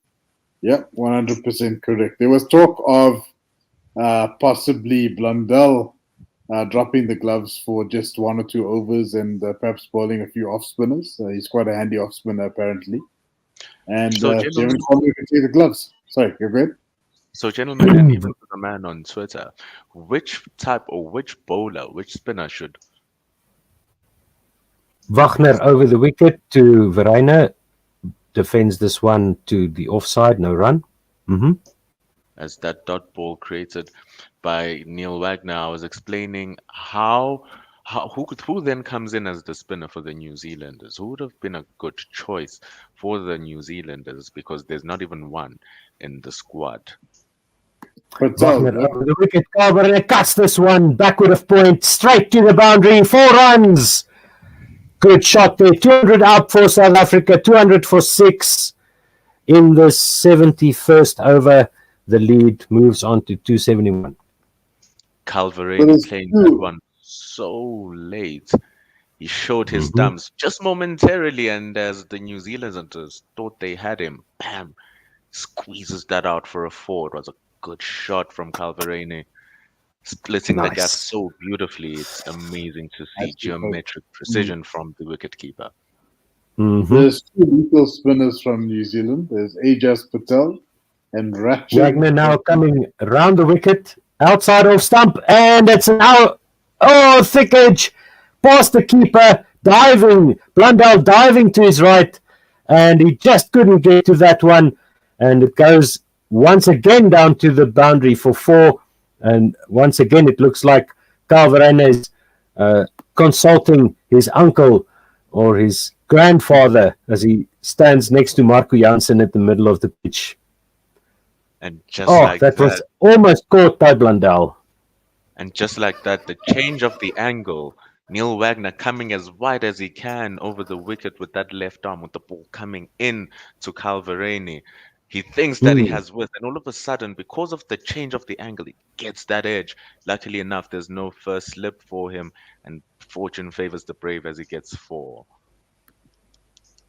Another one round the wicket by Neil Wagner, and this time it's just defended, no run. So they've got a slip in now, and a gully as Wagner comes around the wicket to Kyle Verreynne, who's on 58 now. Lead is 275. The score is 204 for 6.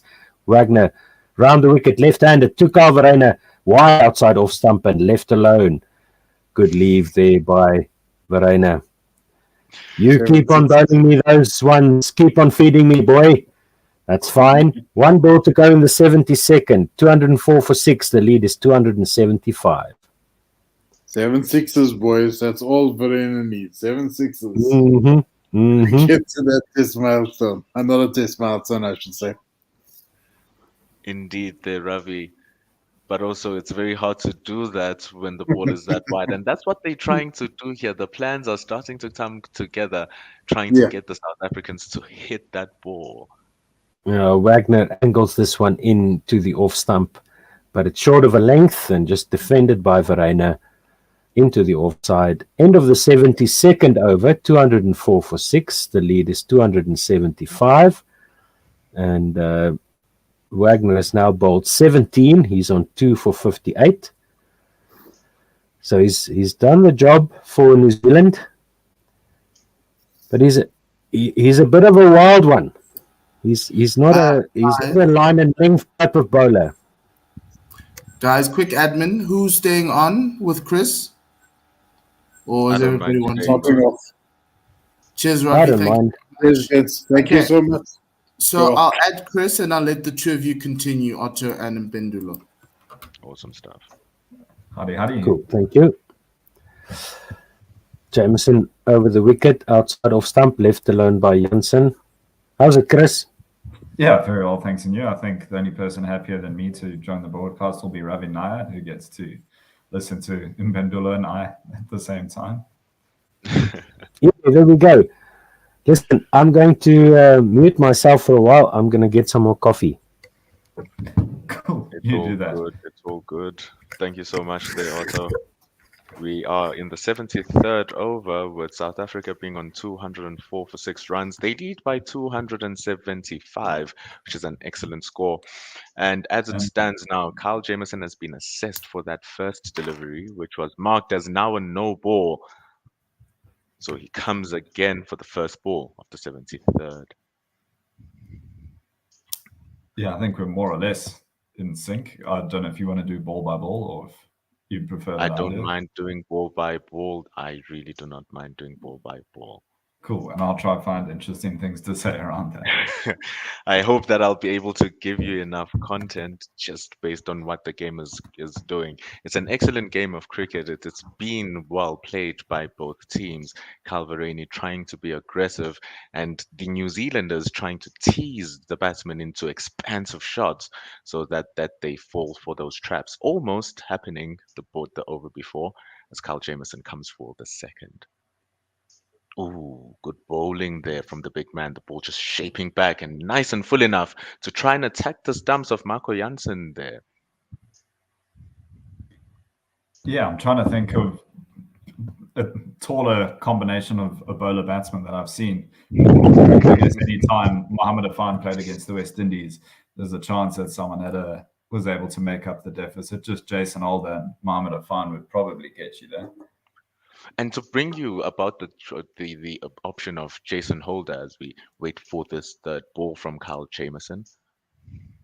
Oh, sensational delivery there from Kyle Jameson. Splitting Marco Jansen in half. He goes for the defensive shot, but then leaves the gates between the bat and pad. Because he's such a tall man, Kyle Jameson, it just leaps over the stumps with a magnificent length there from Kyle Jameson. A dot ball that could have easily been a wicket on any other given day through Marco Jansen.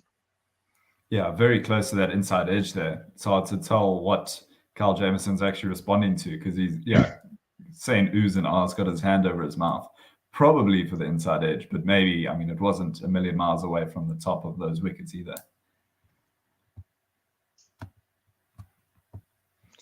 Good reply. Back of a length, and whenever they bowl the ball just a touch shorter, these big men, it looks like it was the shortest delivery because of how it picks up. The third umpire just showing us how it looked, as you said, just clipped something, clipping the back of the elbow. Maybe it had a bound, but maybe hit the jersey more than anything. I don't think it hurt Marco Jansen, just brushed the jersey as it went past. Very brave not to call that for a decision review. The fifth delivery. Nice and full there. Really going for the stumps, Kyle Jameson. Marco Jansen trying to punch that through him, and mid-off takes the guard and collects that ball for a dot ball. It's interesting cricket. Do you remember how well... Please say Jason Holder. I was about to say you were good talking about Jason Holder, but I don't think you need me to get you back on track. Jason Holder and Kyle Jameson, if he has to bowl the length that Jason Holder used to because of his bulky figure and throw it full, it's so deceiving. Yeah, it does just get that extra bounce, and then you don't know quite how to get it. That's probably Kyle Jameson's closest comp. I don't know. They've both got those broad shoulders and that massive height, and can half hold the bat. I do think Jason Holder's a better batsman. Kyle Jameson's been very good for New Zealand so far. But if you look at his domestic stats, I think he's just come into the team at the right time and hit a bit of a purple patch. Those numbers will probably come back down to earth as he plays more test matches. The New Zealanders will certainly be hoping that that's not the case. They'll be wanting more from their players as what they've been showing. But it's the way and the nature of Test cricket. They always study you and they start working you out. We saw that the most recent example I can think of is how Mahesh Tikshana took the South Africans apart during that Sri Lanka T20 and ODI series, just because it seemed like none of our players were familiar with the carom ball. And anytime you sort of bowled that 120 delivery that looked like an off-cut and went the other way, they didn't know what to do. I remember seeing Bjorn Hendricks and Carl Verreynne just making this signal to each other, trying to explain exactly what was going on. South Africa are on 205 for 6, and luckily enough, no New Zealand bowler has a mystery delivery that will just catch out. So they have to use their plans very smartly to the black cap bowlers as Neil Wagner continues from around the wickets with that left arm to Kyle Verreynne. It's nice and wide. Still tempting that expansive shot, but Kyle Verreynne decides to let that go. No threat there as the ball passes to Tom Blundell.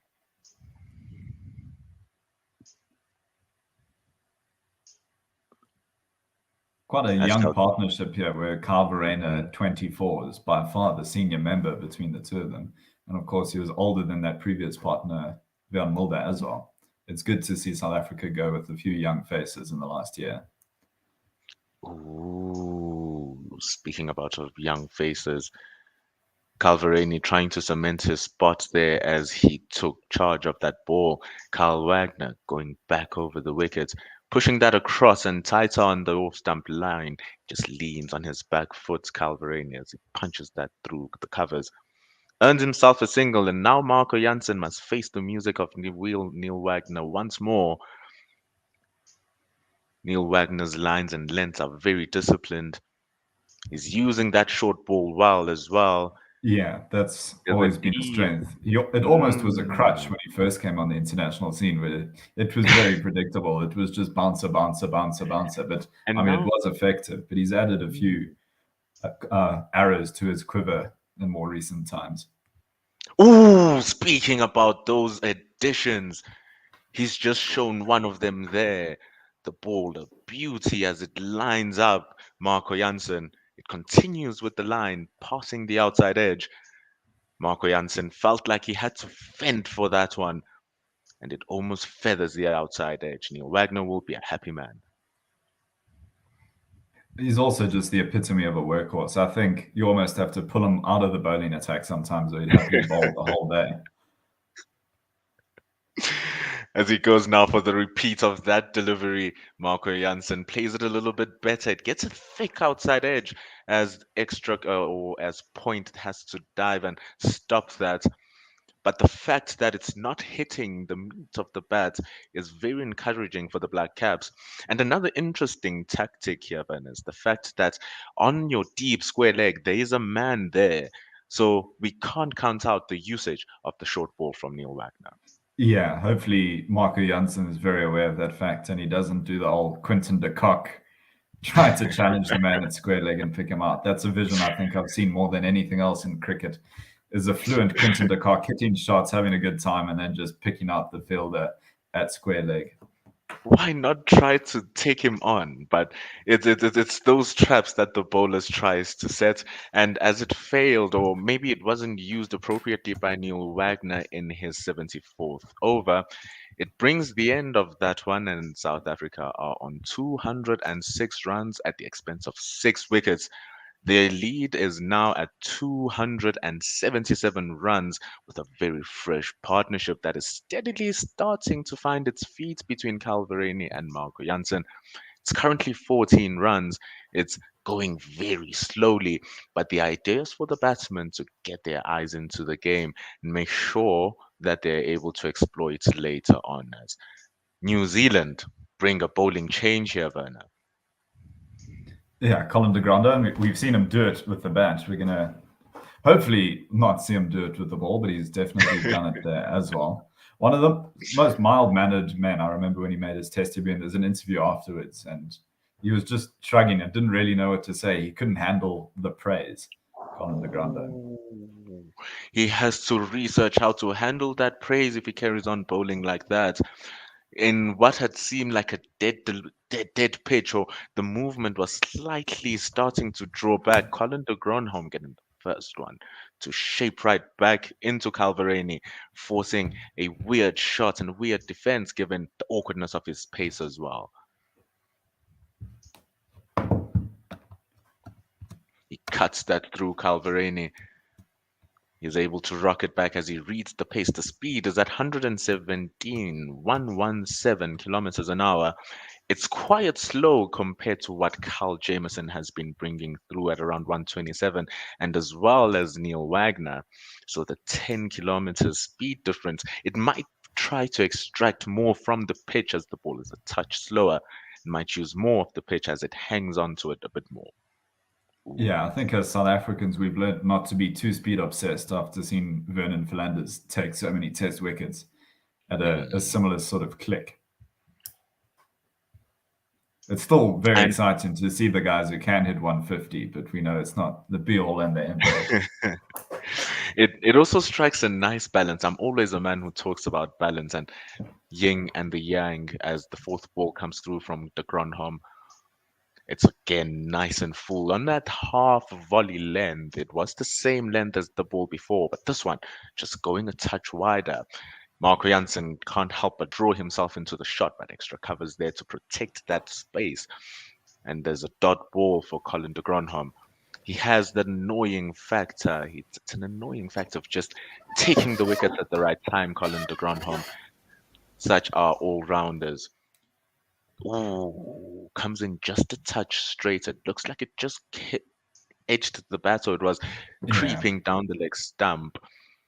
No run as Marco Jansen now tries to access the leg side.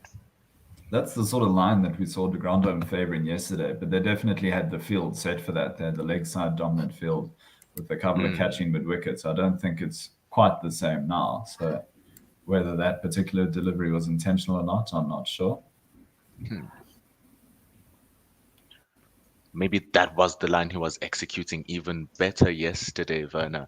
This time he's just gotten it to shape back into middle stump, and Marco Jansen opts to defend that to end the 75th over, with South Africa only getting 1 run from it, 207 for 6.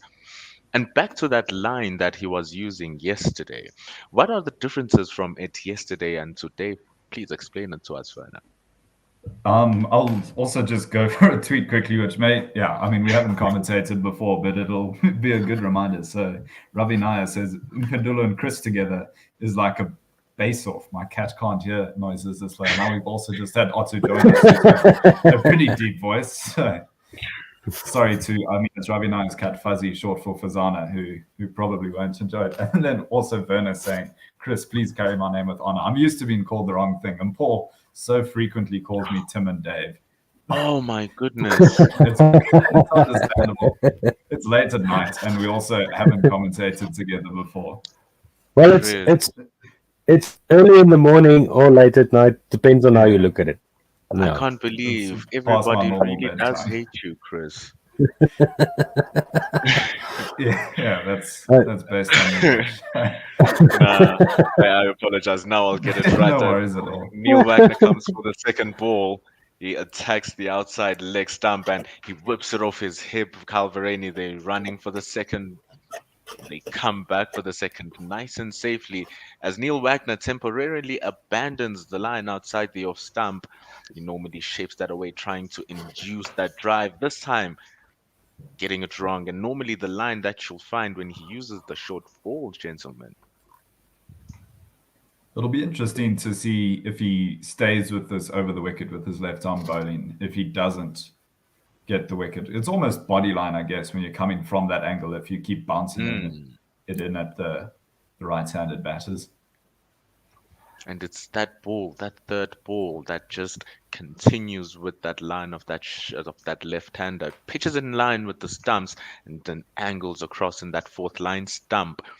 As you saw that Calverani wanted to play that and cut that through, but he couldn't. Imagine if he mistimes that, he can chop back into the stumps. It could edge to that wide slip. So what will he do for the fourth?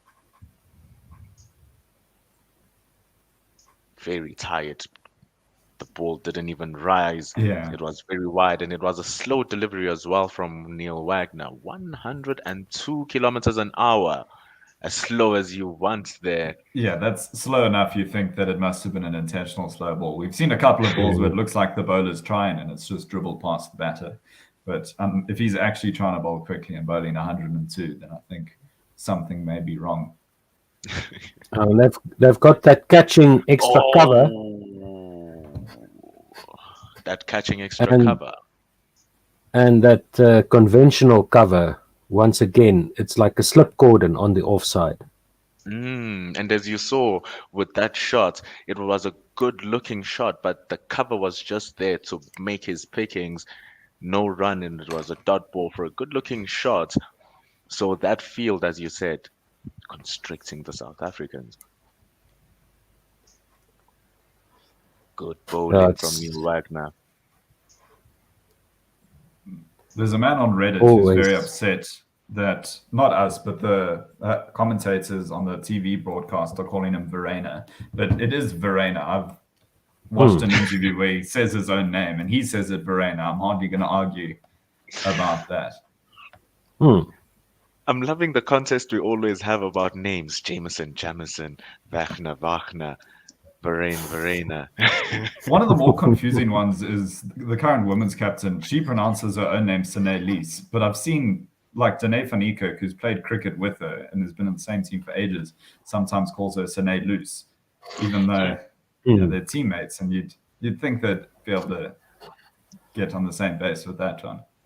I fall victim to that one as well. Yeah, it's not quite as intuitive as some of the other ones. The double U making an eat sound. But yeah, Sine does pronounce it Lease itself. Colin de Yeah, Grandhomme Lees is Lees. Yeah. Silly mid-off, yeah. This is a very interesting tactic for that slowness of Colin de Grandhomme. That one just defended by Marco Jansen. Straight to that silly mid-off. No run. Exactly. Yeah, a silly mid-off who's not close enough that he needs a helmet, so we'll maybe just not all the way clever mid-off. I don't know how else to catching extra cover. It. Yeah. Full toss. Sort of straight to backward point. No run. Lead is 280.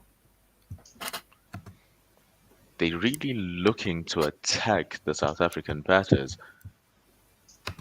They are really not playing games. They're trying to minimize their scoring opportunities and make every scoring opportunity a wicket-taking opportunity for the Black Caps. That short extra cover right in front of the pitch and the batter. Yeah, you're right. That's more a short extra cover. And they're going to send this one upstairs. They think there was an edge there. Marco Jansen through to the keeper. Just swatting at that one outside off stump. 209 for 6. Do you think it's a bit of a desperate review, or there's a genuine chance here? We'll soon see. It's a waft by Marco Jansen. And taken by the keeper. No appeal by the keeper. Let's see if there's an edge there. No, nothing there. Ball passes the bat. Nothing there. I guess when you get 3 reviews and the opposition's 6 wickets down, it's worth a bit of a speculative go. South Africa, a bit too speculative in the one innings where we used all 3 reviews up pretty quickly. I don't know how we're going to handle it when it goes back to a 2-review system with neutral umpires. Okay, so we've got backward square leg on the boundary, mid-wicket on the boundary. De Grandhomme coming into Marco Jansen on leg stump, flicks it down to fine leg. The fielder is not going to get there. It's 4 runs. 213 for 6. 284 is the lead. Perhaps by Werner's comment saying Jansen hasn't scored a run in 20 balls here, he very quickly changes that fact. He doesn't need to. That one over the boundary. Yeah. Yeah, he's just wagging the tail. Yeah, he's just the mission now is stick with Kyle. It's mission stick with Kyle. Just be there with Kyle. Be with Verreynne. Melancholic says, keep going, gents. Good job already, having my 3rd cup of coffee. I can't do that. There you go. I need to sleep at some stage. I'm hoping that over the next 15 minutes, I'm able to wind down and actually fall asleep. But I don't know how likely that is. I think I'm going to be awake for a good while after this. Yeah, 1 ball to go in the 77th over. 214 for 6. The lead is 285 for South Africa. Verreynne on strike on 62 to Colin de Grandhomme. He plays a back foot drive, and this one goes backward of point for a single. And that is the end of the 77th over. 215 for 6. The lead is 286. Verreynne there on 63 and Marco Jansen on 7. As long as Kyle Verreynne is there, we don't care. Yeah. Two. That's what that's there. And who wouldn't mind? He's been there for 121 balls. That's a very long time for a man. I'm sure he has his eye in now. He scored 7 fours, some of them from last night, but today he's really preserved his wicket and chose to score at the right time, being selective over his shots and neutralizing any attack that the Black Cap bowlers are trying to present to him. Now this one wide once again and full outside off stump by Neil Wagner. And it's a single to Verreynne. 216 for 6. First ball of the 78th over.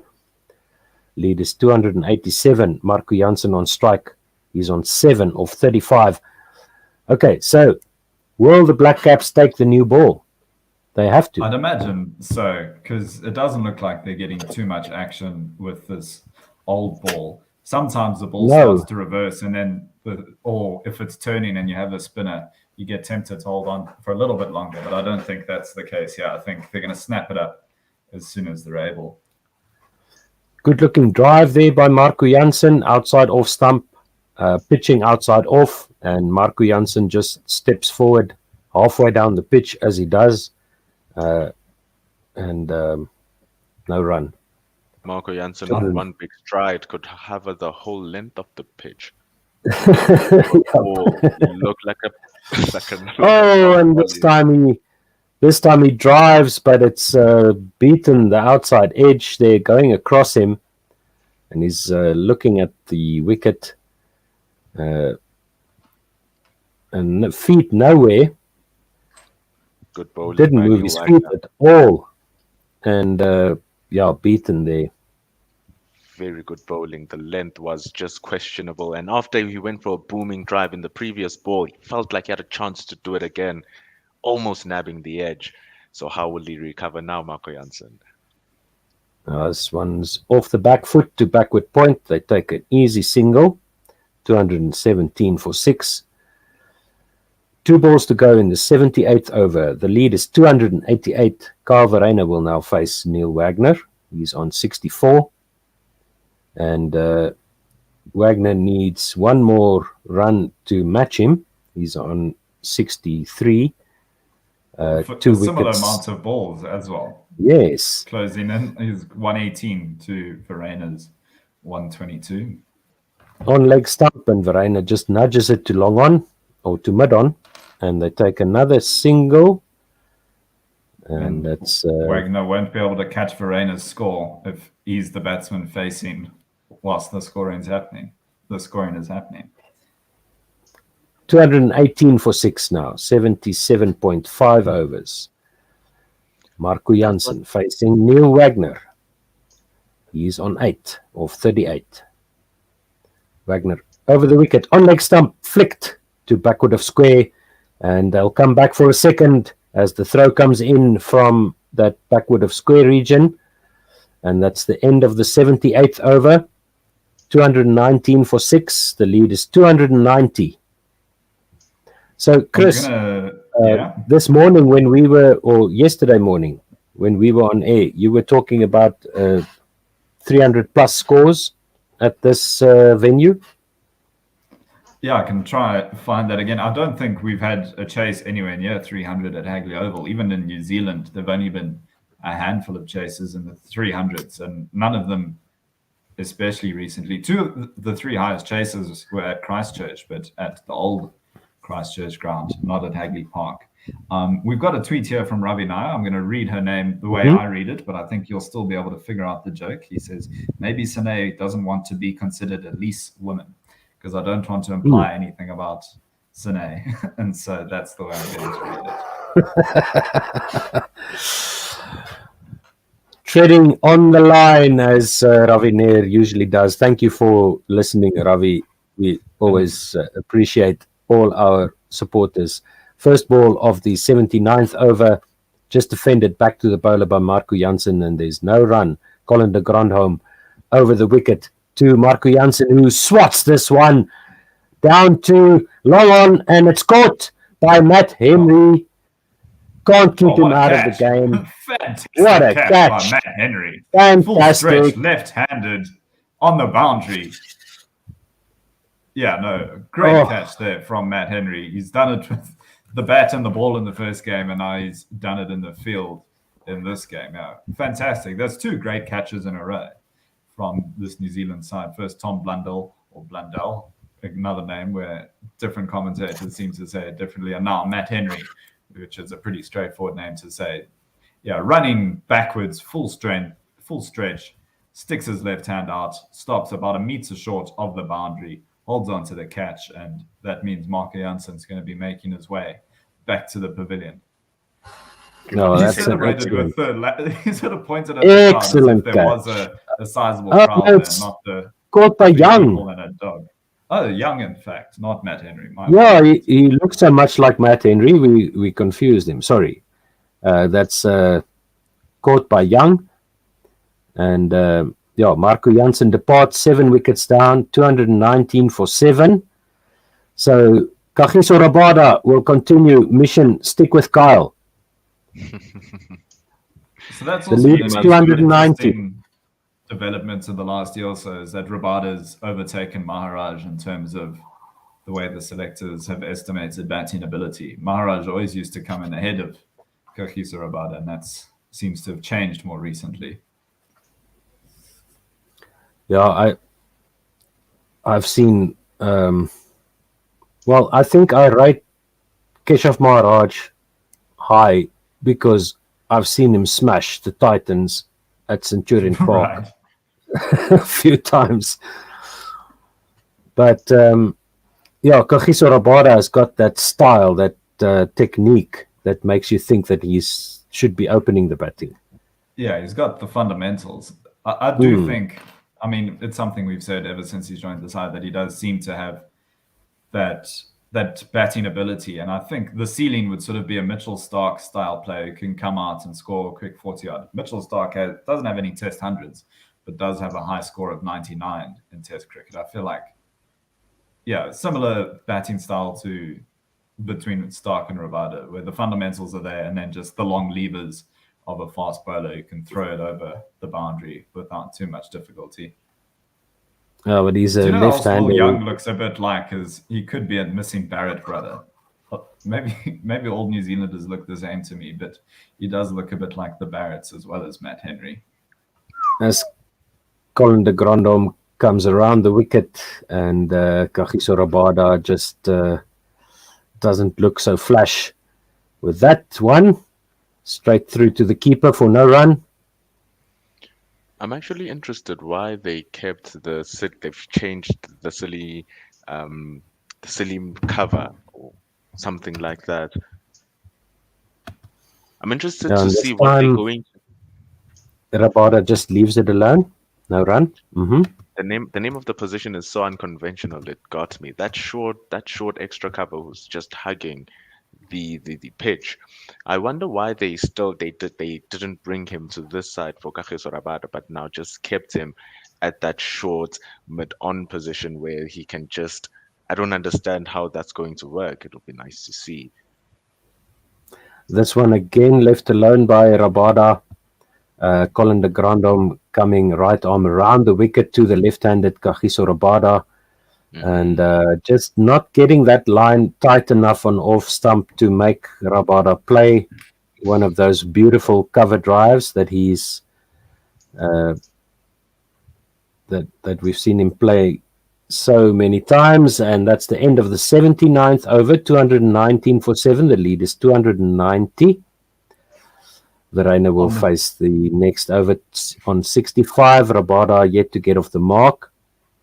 And one little play and miss, and the rest just left alone by Rabada off the bowling of the Grandhomme, who's bowled 6 overs, 1 for 16. On the Twitter front, Josie Oak says, listening in with the late night spirits out, bottle that is, and says that he had the New Zealand commentary on, which was dreadfully biased, coming down from the League Cup final, being a Liverpool fan. I can't guarantee that we won't be biased, but we will be biased in the other direction, maybe balancing out those New Zealand commentators. Yeah, and Josie Oak, you're going to have to wait a little while before you tell us we're doomed. Verreynne facing Wagner, left arm over the wicket, and flashing drive outside off stump, down to third man for 4. 223 for 7. New Zealand will be happy with those 4. They'll be happy with those 4s. As you said there, Chris, they all count the same. And remember how Rassie van der Dussen lost his wickets in that first test match. He was chasing for that wide one. We've seen 2 balls now clip that edge and go through that space. Maybe one of them might find the hands of that wide slip and wide gully as well. But for now, we can be happy as South Africans that one has trickled away to the boundary. Yeah, that was a nice late cut there by Verreynne. And another one. Copy and paste. 227 for 7. Another 4. Fantastic shot, Calvereni, whipping his hands and just cutting the fielders there.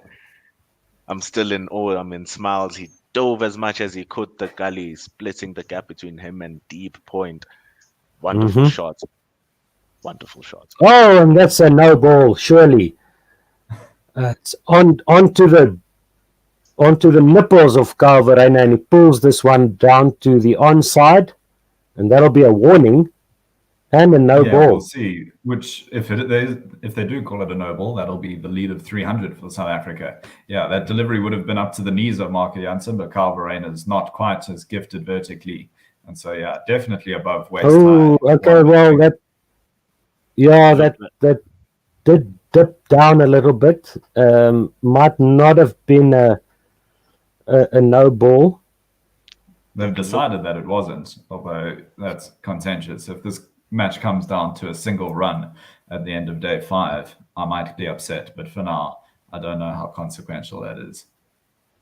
Yeah, that was just a single, and Rabada defends the next one for no run. Actually, if you saw Neil Wagner was trying, you saw that he bowled the slow ball at 102 kilometers an hour, miles or kilometers. He was trying to bowl the knuckle ball with that one because his grip was different and the ball just popping out earlier than what it should. That's why it probably dipped and saved him. Oh, well spotted and well guided down between gully and slip there by Kagiso Rabada, and they take 2. That's now there's a lead of 300 for South Africa. 230 for 7. 1 ball to go in the 80th over, and Rabada is on 2.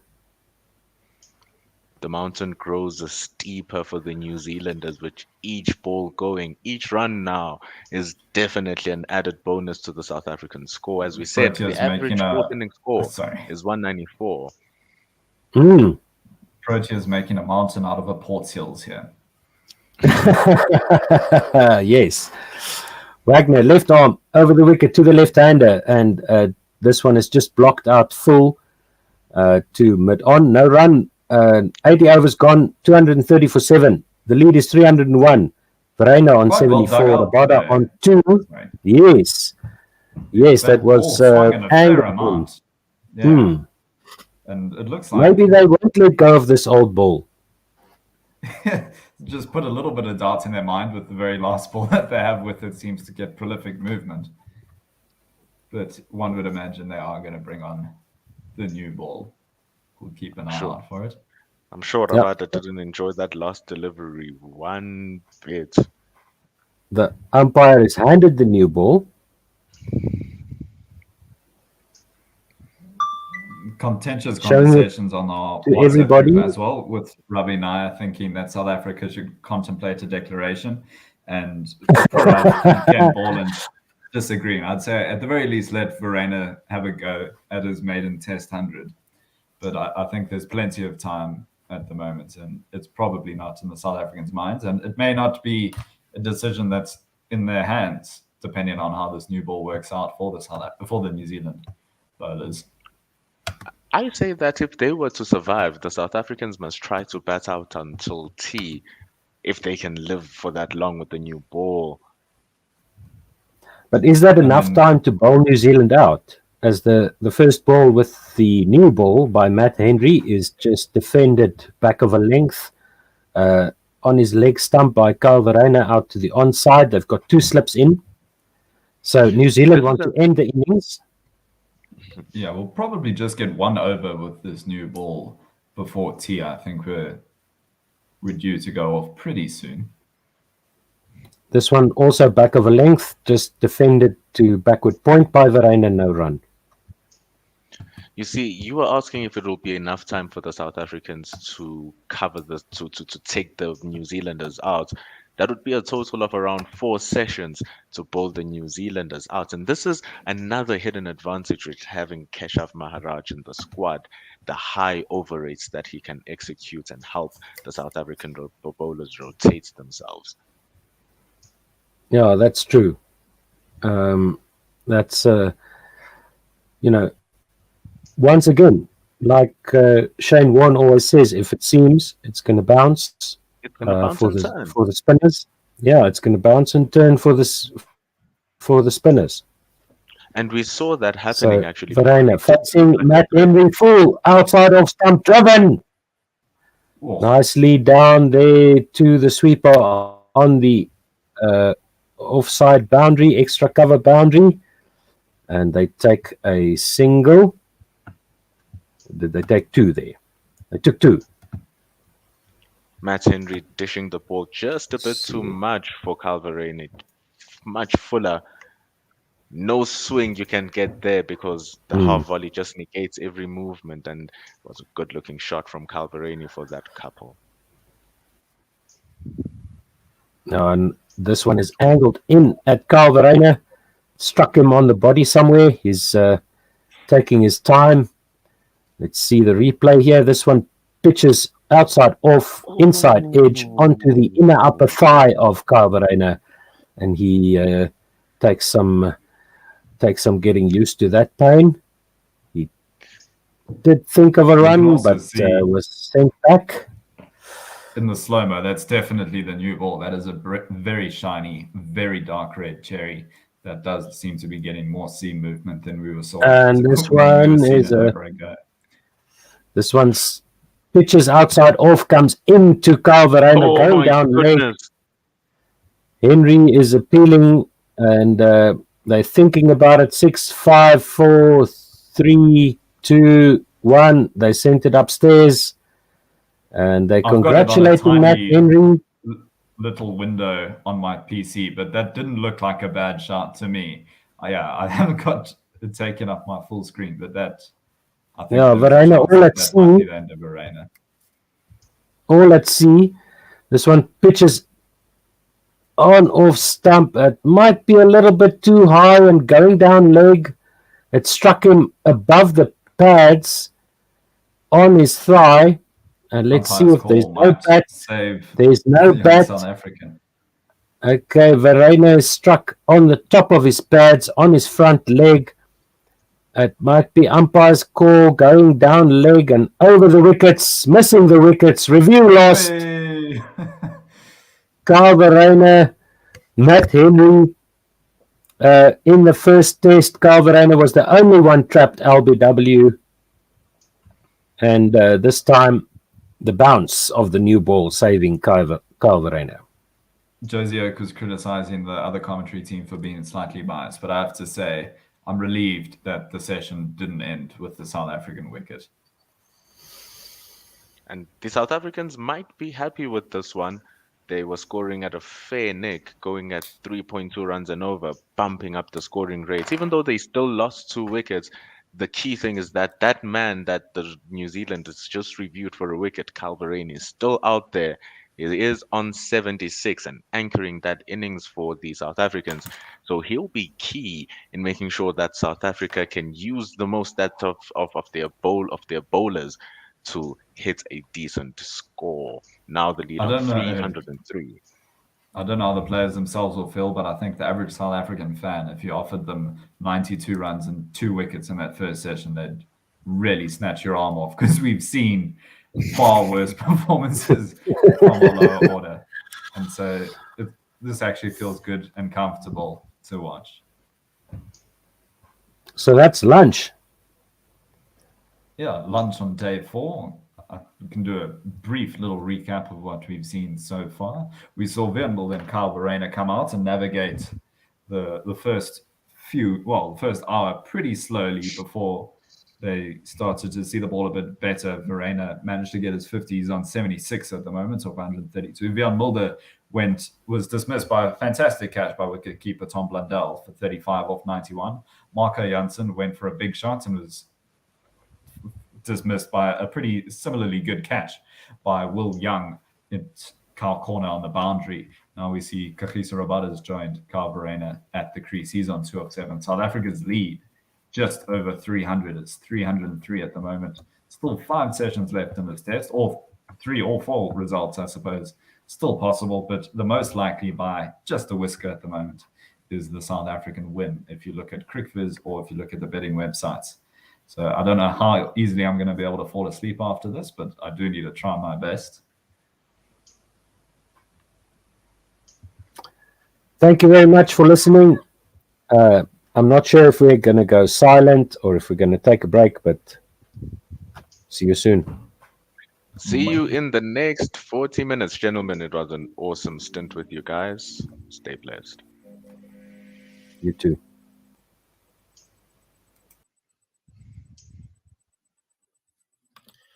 Hello, hello, hello, and welcome to another episode of the Full Quota podcast.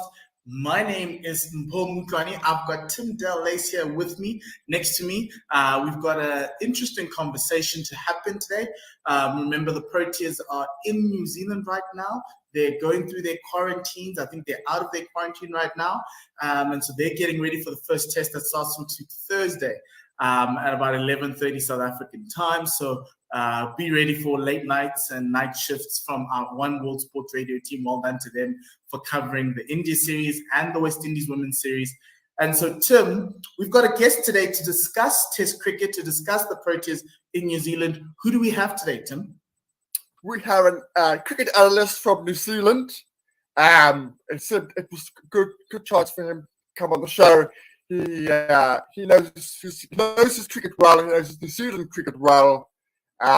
He's in New Zealand at the moment, so it seemed like a good opportunity.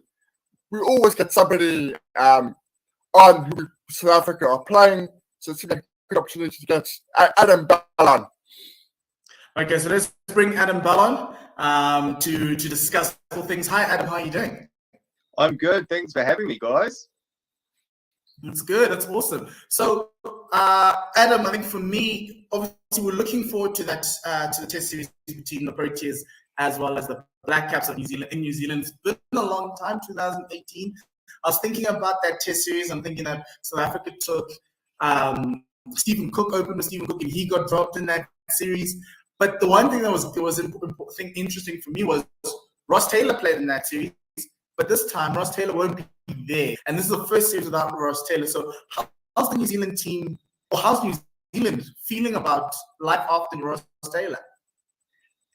Quite interesting because Ross Taylor's been having, well, before he retired, had a bit of a lean patch in the last couple of years of his career.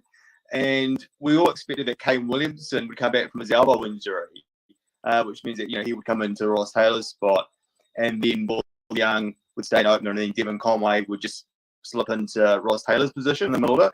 And now Kane Williamson has to come back, so now we've got essentially got to replace two players now. So look, I think when I look at the New Zealand batting order at the moment, it looks a little thin. I was reading a stat the other day. This is the first time I think since 2008 that New Zealand don't have either Kane Williamson or Ross Taylor in the Test team. That's crazy. 13 years with either one of those two or both of them in the Test side. So when I look at Ross Taylor absence from the New Zealand side, I think it's a huge loss. I know he hasn't been great. Well, he wasn't in great form for the last few years up until his retirement, but I think just having him around the dressing room and his presence on the side will be sorely missed. Yes, that's a really intriguing one. Tim, you've probably got a whole list of questions, so let me allow you to come through, and then we'll pepper Adam like Mitch Sand, Trent Bolt and Tim Sawi. Yeah. Okay. Just on the actual squad. So, what are your thoughts on the actual squad that was announced? And with those guys missing out, just give us a bit of a flavour of the two new guys that are there, Fletcher and Tickner. What are their roles? What are they likely to be doing? Will they both play, or will one of them play? Yeah. What is expected? I think both guys will be in the squad. I don't think they'll be guys that will make the 11. Cam Fletcher's an interesting one. He's been around New Zealand domestic cricket for quite a while now. He averages 37 with the bats, got 6 first-class centuries, and he's, I think, 27 years of age now. He's a wicket-keeper batsman, and I think with BJ Watling retiring after the World Test Championship and Tom Blundell not really seizing his chance, Cam Fletcher's been a guy that's been really knocking on the door in domestic cricket over the last few years. More so in the white ball formats.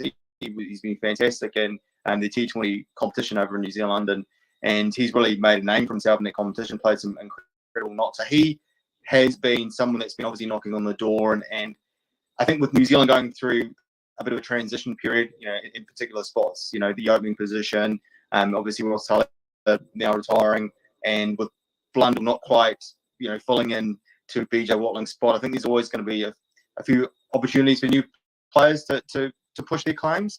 And I think Cam Fletcher is one. Better see it now, obviously, as being the second best wicketkeeper in the country. Blair Tickner is also on the squad. He's been around the New Zealand setup for a little while now.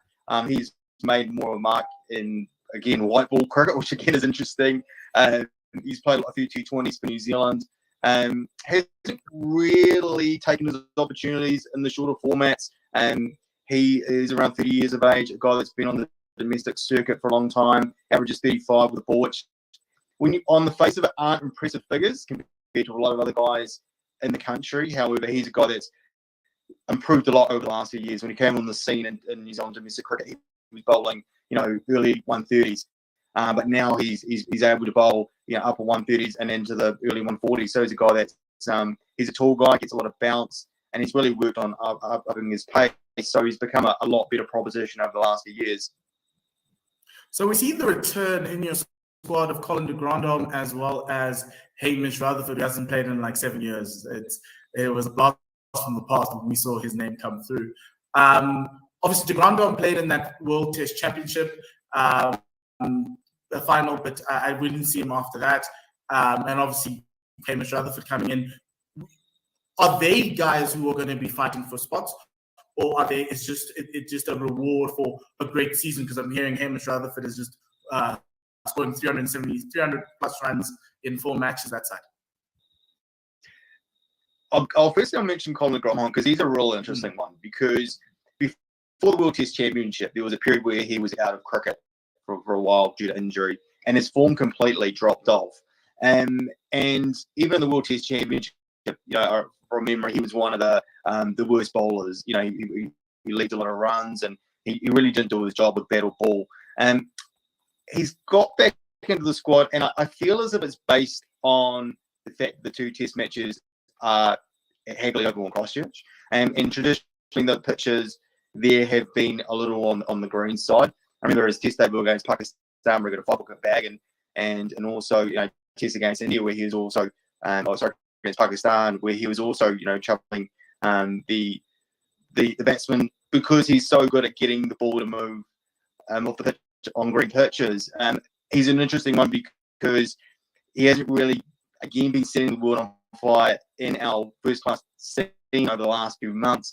He's done well in our T20 competition as well, and I guess that's another fact with New Zealand selection for a lot of the fringe players is New Zealand cricketers at the moment have been playing a diet of short form cricket. Our Plunkett Shield, which is our 4-day competition, only resumed a week or so ago. So a lot of these guys haven't really played a lot of 4-day cricket leading into this Test series. So I think with Colin de Grandhomme, I think it was based a little bit on the fact that he is someone that can fit in obviously in the all-rounder role. He knows Hagley Oval well. He's performed there in the past. And I think they see him as being someone that can slip into that all-rounder role. And I think what this suggests also is Daryl Mitchell has held his spot for a few Test matches, in particular against Pakistan last season. And I think this is a big indication that Daryl Mitchell could actually play as a specialist batsman in the middle order, replacing Ross Taylor, and then Colin de Grandhomme actually playing as the seeming all-rounder. Okay. Interesting. Which gets me onto the actual pitch. What are you expecting from the pitch? South Africa have got 2 spinners in their squad. They want the other spinner to play too. So I don't know. You have got, I would argue, you've got half of a one. I wouldn't necessarily call Ravindra a spinner. I would more call him a batsman who can bowl a bit. So does that mean they don't expect it to be conducive to spin? historically, early on in particular, Hagley Oval has been he's been a feast for medium pace fast bowlers. It's always been green pitches. So it's interesting that South Africa bring over 2 spinners. I'm not sure what information they've got from the spies in New Zealand. Obviously, it's a 2-tier series. It's COVID. You've got to have a certain number in case anything happens. So I think Harmer's an interesting one, bringing him back. Obviously, he's been killing it for the Essex over the last 3 or 4 seasons. So it's actually really good to see him back. But it is interesting that 2 spinners have been selected. When New Zealand, we've only selected, as you point out, a spinning all-rounder, not a specialist spinner. Well, Adam, we actually have 3 spinners in the side. The one of them is Aidan Markham, and currently he is in the side as a spinner. We just haven't used him in Test cricket yet. Devon Conway is someone who I've gotten to know for a couple of years in my life, and I'm really happy that he's playing international cricket. I think he's one of the most exciting batters I've ever seen play bat live, and that was when he was still a child. How have New Zealand taken to Devon? How has his rise up into New Zealand side been? And how important is he to you? Because I know he scores the runs, but what's the feeling inside about it? I would argue with Kane Williamson now not on the New Zealand side. He's New Zealand's best batsman. Wow. And I understand Tom Latham is an incredible batsman, but you think about the numbers that Devon Conway has already brought up for New Zealand in only such a short career. It's absolutely incredible. I followed Devon Conway a lot before he made the New Zealand side, and I was really excited about him playing for New Zealand. He's averaging, I think it was 50 in all formats in New Zealand cricket at one point. But the way he's taken to Test cricket has been rather phenomenal. To get a double century on your Test debut is pretty much out of this world, and he just hasn't looked back. And I think the one thing I like about Devon Conway is his ability to really assess situations. He seems like a guy that's really composed, that knows his game. Obviously, being 30 years of age now, he's got a world experience. So he's not like a young person who's just making his mark in Test cricket. He's someone that's actually got a lot of experience. He knows his game really well. And I think it just shows you how much he's worked on his game, since he started domestic cricket in South Africa, through coming up through the ranks in New Zealand. He's someone that's really had to work hard to get to where he's got to. And I think it shows you that all that work that he's put on has really bear the fruits now. He started playing international cricket, because he just doesn't seem to be someone that is overawed in any situation. Even he struggled a little bit in the T20 World Cup. However, even there were signs that he was able to kind of get himself out of some of those situations. I think in particular in the semi-final against England, where he played a really supporting innings to Daryl Mitchell. So he's just a guy that for me is just not only technically good, but just knows how to read the situation in the game. And I kind of thought about him as being someone akin to someone like Michael Hussey. And I see that kind of in the shorter form of the game as well, because he's someone that can really explode when he needs to. Yes. Like Michael Hussey, who was able to not only play that grafted innings when he needed to and dig in, but in shorter forms, Michael Hussey could explode out of nowhere. And he could always read the situation. And I kind of feel that Devon Conway has a lot of those attributes. And the fact that Michael Hussey also batted in the middle order, also opened the batting, similar to Devon also Conway. Made his debut at 29. Yeah, debut late as well, and I think it kind of shows you with those guys. Maybe there is a case for letting guys just get experience in domestic cricket, not chucking guys in at 21 years of age and expecting them to be great right away. Because when we think about great players, there's only a handful of guys that really explode onto the scene and end up being great straight away, and they're normally prodigious talents.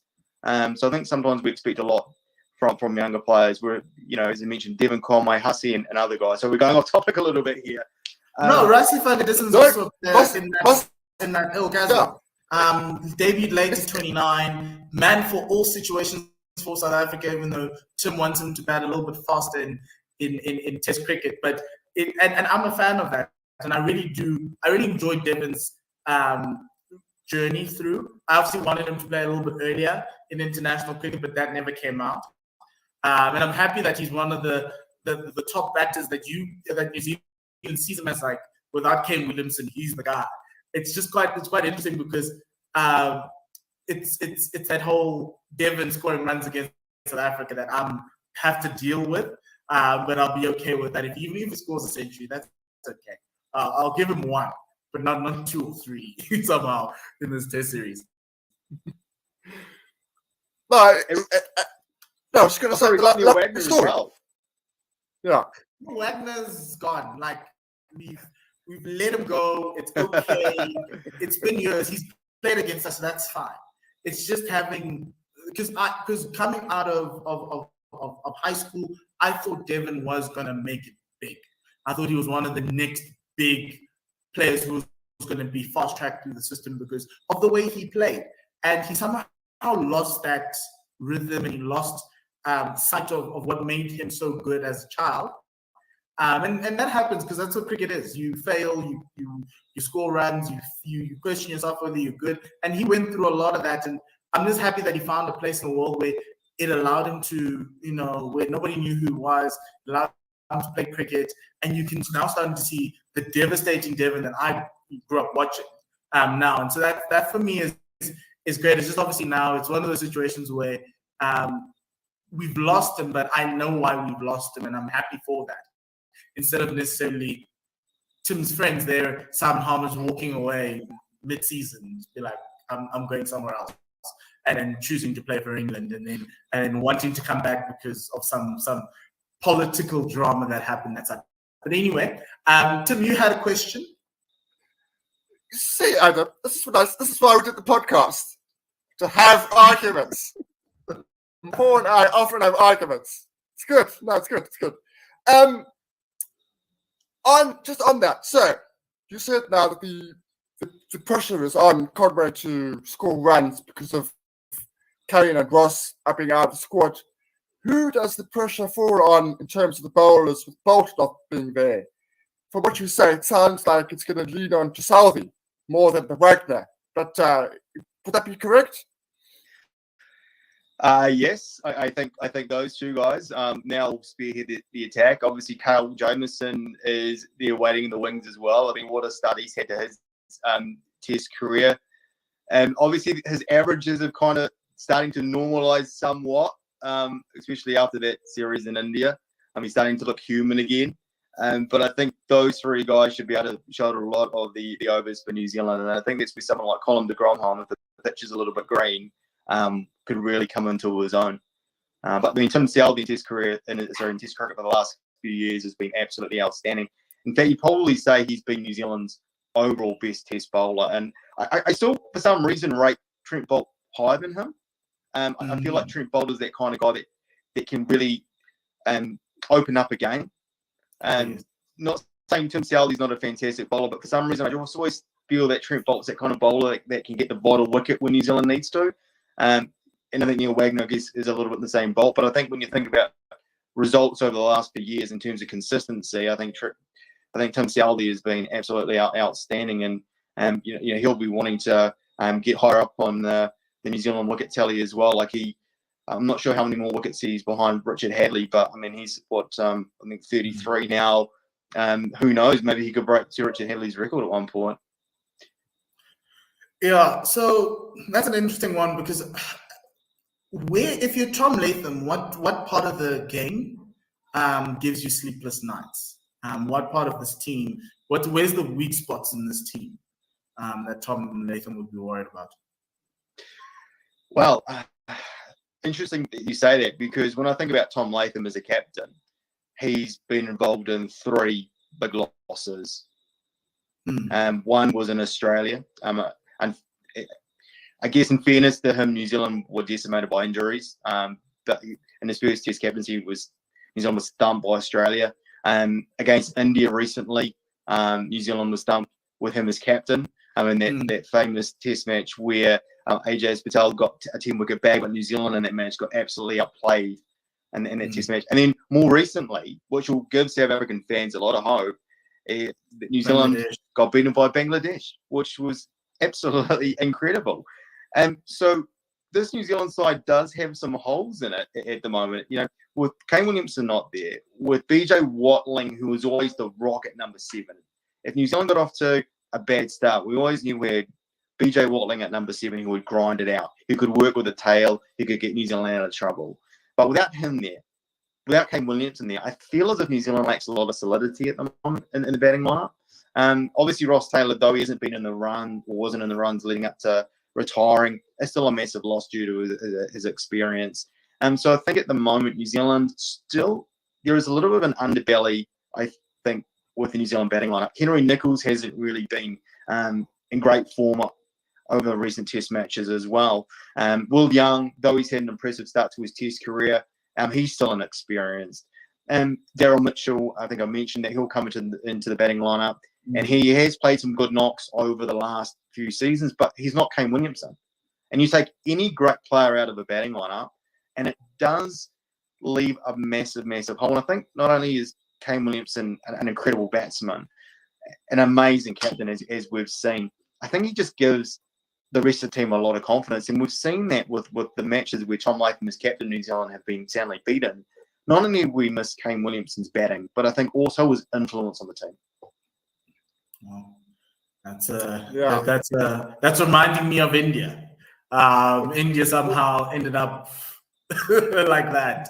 And it felt like in that India series, Rohit Sharma was the guy they missed. And South Africa, it kind of leveled the playing field a little bit. Yeah, indeed. What is good, what is in your favour though, is Tom Latham's record at Hagley Oval. He's played all nine of the test matches that have been played there. New Zealand have lost one of them, one of those 9, and he averages 57. His batting in the last couple of years has been really improved, particularly the last couple of years. Is there any reason why that's happened? Is he just got more mature, or what? I think he's just got more experience. I mean, he's always been a fine player and a really talented batsman across all formats, but I think he's really just knows his game now. He's a patient batsman. I think he's been part of a winning combination. I think when you're part of a winning combination, it really helps as well. He probably doesn't have the same kind of pressure as other players do who are in weaker sides. And we talk about the New Zealand bowling up being so successful over the last few seasons. I guess that flows on into batting as well. If you're getting teams out cheaply and then you're going out to bat, you probably don't have the same pressure on you as if you're a bowling lineup that's given away 500 runs and you've got to come in and you've got to save the match with fielders around the bat and so much pressure on you. So I think he's just been part of a really great New Zealand unit, but I think he's just really taken his game to another level. And the series in Bangladesh where he captained the T20 side, his keeping in that was exceptional. He's not a full-time wicket keeper for the Black Caps, but it kind of just shows you his all-round cricketing ability, that he's a guy that can field in the slips, one of the best slip fieldsmen in New Zealand, a terrific wicket keeper, and with a bat can bat in all positions. So I mean, he's for me, he's one of the best test batsmen test opening batsmen, not one of the best batsmen, one of the best opening batsmen in the world, along with Elgar, along with Karunaratne. Of those 3 guys in particular, for me, stand out as 3 of the best at the moment. And what's the expectation from New Zealand with this series with South Africa? Is it a 2-0? Is it a 1-1? What do you want from the people around there? What do you want from the New Zealand side coming into the series? It's a really interesting series for a lot of reasons. I mentioned the term off air before we started that New Zealand's never beaten South Africa in a test series. And we think about where New Zealand cricket has been recently, World Test Championships. When you think about the New Zealand side, probably the best New Zealand side that's ever been produced. Then we look at on the other end, we look at the South African side at the moment, which I don't want to be disrespectful to the South African side at the moment, but it's not the strongest side that South Africa have ever produced. So when you put all those factors together, it really creates an interesting series, because you think that this would be the best opportunity for New Zealand to beat South Africa in the Test series. I know that Kane's not there and BJ Watling's recently retired, but all things considered at home, this would be one of New Zealand's best opportunities to beat South Africa. No QDK, recently retired, one of the best wicket-keeper batsmen in Test cricket, just retired. Obviously, Keegan Peterson is not in the squad due to COVID. South Africa going through a rebuilding stage as well. So when you think about it, this would be New Zealand's best opportunity. However, the one thing for me that I really love about the series is there are a lot of unknowns that are about to be answered. I've been following South Africa over the last few months, in particular Marco Jameson, and just seeing his impact has been incredible. Another giant, isn't he? Another Kyle Jameson giant out there. You guys got your own 19 wickets against India, and he's a bit of an unknown quantity. And Tom Latham struggled against left-arm fast bowlers as well. So that matchup will be interesting. Rabada is still one of the best Test bowlers in the world. Nokia as well, fast and furious. We know the kind of talent he possesses. I saw Sturman against India Ray, bowl kind of philanderous.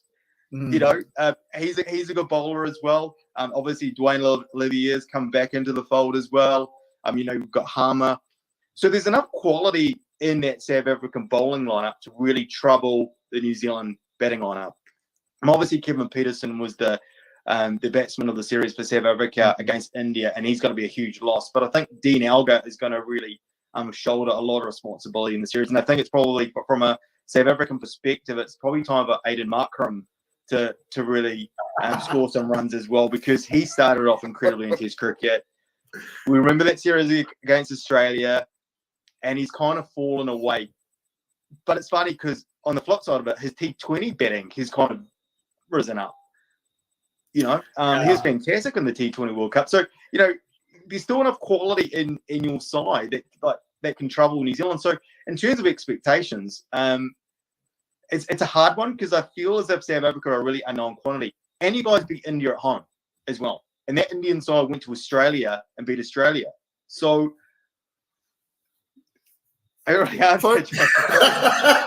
have so many comments about that India victory, because I honestly think India were very complacent when they came here.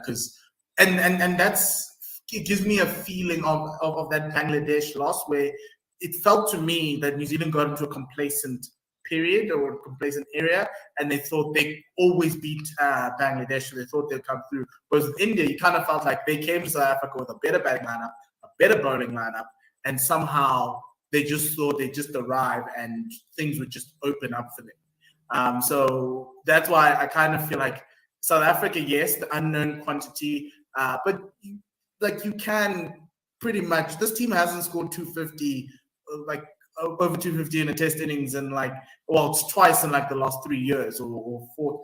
I'll give them 3 in the last 3 years, because that innings at the Wanderers could have been over 300, but they don't do that. And so that's my biggest issue. South Africa's first innings has always been a problem. So I think New Zealand actually should come out and do the only thing I have is the pitches that Hadley Oval bring Kagiso in, bring Marco Jansen into the game.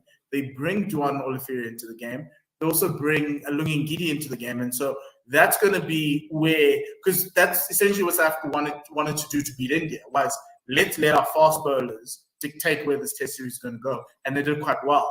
Whereas now we're coming to New Zealand, and yes, New Zealand has a better batting lineup than South Africa, and they should bat South Africa out the game. But if this bowling attack can just get a spell, a moment, or get those 2 early wickets, get Conway out, get Latham out, get into that little softish underbelly, it's not too soft, of New Zealand, and South Africa finds themselves into, and that's what happened with that India series. The moment Rahul went out, the moment Virat Kohli went out, it kind of started to unravel. But from a World Test Championship perspective, New Zealand have to win this to try and get themselves back up there. They do. Obviously losing in that Test match in India and at home against Bangladesh, an opponent that you'd expect that you would get maximum points. It's put New Zealand now on the back foot, and I think this is a massive, massive series, as you point out. South Africa beaten a very, very good Indian side at home now, and they wouldn't have expected probably to, or maybe the players probably, but most fans wouldn't have expected the series to go the way it did, especially after the first Test match where India won. So like this is massive. This is crucial, and interesting that you talk about the South African bowling lineup, and I didn't forget Ngidi. That's how many quality bowlers that you've got in your squad at the moment. If it ends up being a shootout between bowlers, and if the pitches are green, it could really even up the game. Because I think when I look at the advantages of the New Zealand side compared to the South African side at the moment, New Zealand probably pips them in the batting. I'd say, based on experience, home conditions. However, if the pitches are green, it'll bring the South African bowlers into the game. And we've seen Marco Johnson and having an impact straight away, and we've pointed out the great bowlers that you guys have, and that you can utilize pitches that have seam movement. A lot of the teams from Asia, for example, when they come over here, they struggle a little bit even in green conditions. But I think South Africa in particular are expert at using the conditions. Hello and welcome back to this One World Sports Radio broadcast of the second test between South Africa and New Zealand from the Hagley Oval in Christchurch in Canterbury, New Zealand. This is day 4 of that second test, and an interesting balance in terms of where the game is at the moment. Really, South Africa leading by 303 runs. They won the toss and decided they'd have a bat, and they scored 364 off of the back of a wonderful 100 from Sarel Erwin. He really just surprised almost everybody, really, because of the fact that South Africa had won the toss and selected to bat, much against the advice of almost everybody, and really, surprising everyone. And South Africa, 108 from Erwin, 111 from the openers before anybody else came to the wicket. Markram on 42, Vanadison 35, 29 from Themba Bavuma, as well as 37 and 36 from Marco Jansen and Keshav Maharaj, respectively, let South Africa finish their innings on 364. And alongside that, it was 3 wickets from Matt Henry and 4 from Neil Wagner, the left armer, really just putting pressure under the South Africans, but not enough to really shift the way the game was placed. New Zealand came out to bat, and it was a horrible start from the openers. Latham and Young out for single-digit scores, respectively. And then it was Daryl Mitchell and Colin de Grandhomme with 60 and 120, respectively, that allowed New Zealand to put in the hard yards and get close to South Africa's first innings score. They were all out for 293. And alongside that, South Africa with 5 wickets for Kagiso Rabada, a top-class bowling performance from South Africa's strike leader, and Marco Jansen with his 4th in that innings, making the difference as well. So 9 between the two of them, and Keshav Maharaj getting a wicket as well, just with a bit of a contribution. Now, the current state of play, South Africa 232 for 7, and as I said, they're leading by 303 runs. The top scoring so far has come from Kyle Verreynne, somebody who really needed to put his name down on the scorecard.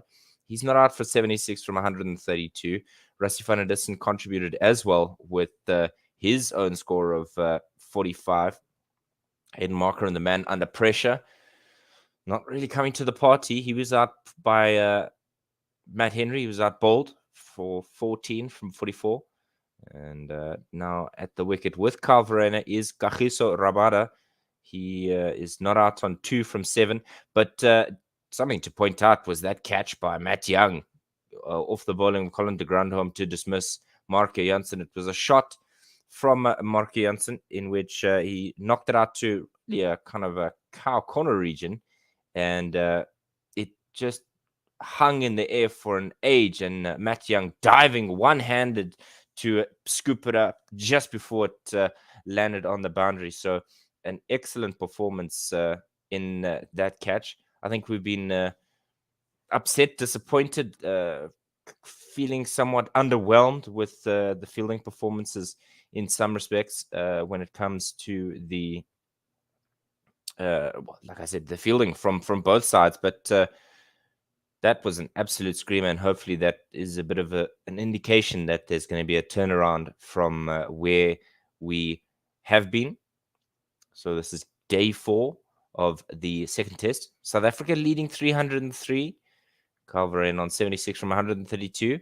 Kagiso Rabada 2 from 7. Remember, South Africa are 1 behind in the 2-match series, and they need a win here to prevent New Zealand from beating them for the first time in a long time, or ever, I believe, a test series. South Africa 1 down, and the key for them in this post-lunch session is to see how they can push that lead even further. 81 overs gone, so there's 9 overs remaining until the second new ball, and they'll want to just push on as much as they can. Maybe a 340, 350 would be a good lead. I think South Africa, according to one of the comments that was made in our WhatsApp group, is to say, well, if South Africa lasts till tea, it's going to be too long.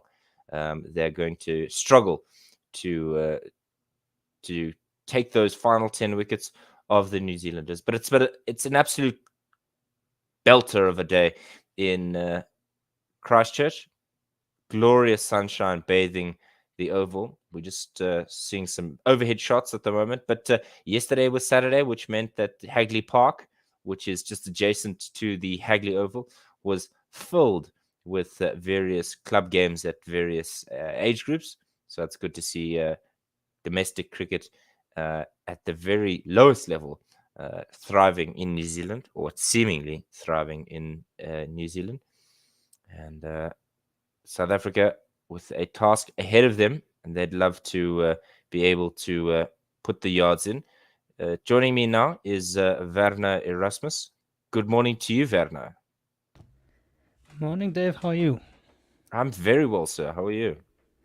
I'm well. Thought I'd keep you company. I see you are all alone. The Lone Ranger. Thank you, Wagner. I really appreciate it. Calveren, he's been batting well. I mean, it's exactly what the doctor ordered in terms of a performance at test level. Indeed, it's been a very, very good performance from him, getting his maiden test match half century up to 76 of 132 bowls, exactly what was required. And I think it was a vital partnership between him and Mulder as well. I think as we watch Kagiso Rabada just taking guard, he's on 2 from 7. I think it's crucial for him in Calveren to be able to put his name in pen on that test sheet. I think for a while now, it's been in pencil. It was the inevitable replacement when Quinton de Kock retired. But first ball now, round the wicket from Southey into Kagiso Rabada, just hits him on the hip, but it would be going over the top of leg stump, so no real fuss there. I think we all presumed that Calveren would come into the squad naturally. It made sense when Quinny retired, but then we thought, it's just not there. He's there, but he's just not there. For somebody who's averaged 50 in domestic cricket, I think we all kind of presumed he would come in and just bash, at least to have an average of 30 odd. Southey to come round the wicket to Kagiso Rabada. This is driven hard past that man at mid-on, and that's going to race away to the boundary for 4. Lovely start from the South African speedster after lunch. He's just overpitched there, has Southey, but a good shot by Rabada. 4 runs. Each run here is going to hurt New Zealand now that the lead has crossed over 300. I think the Proteas will be looking at anything over 350 here. Still plenty of time left in the test match. They might even look to bat out the whole session if possible. And Verena in search of a maiden test match century.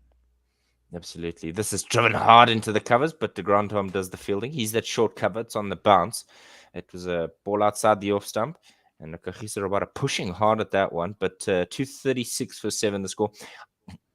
I'm just glad Calveren is in the runs.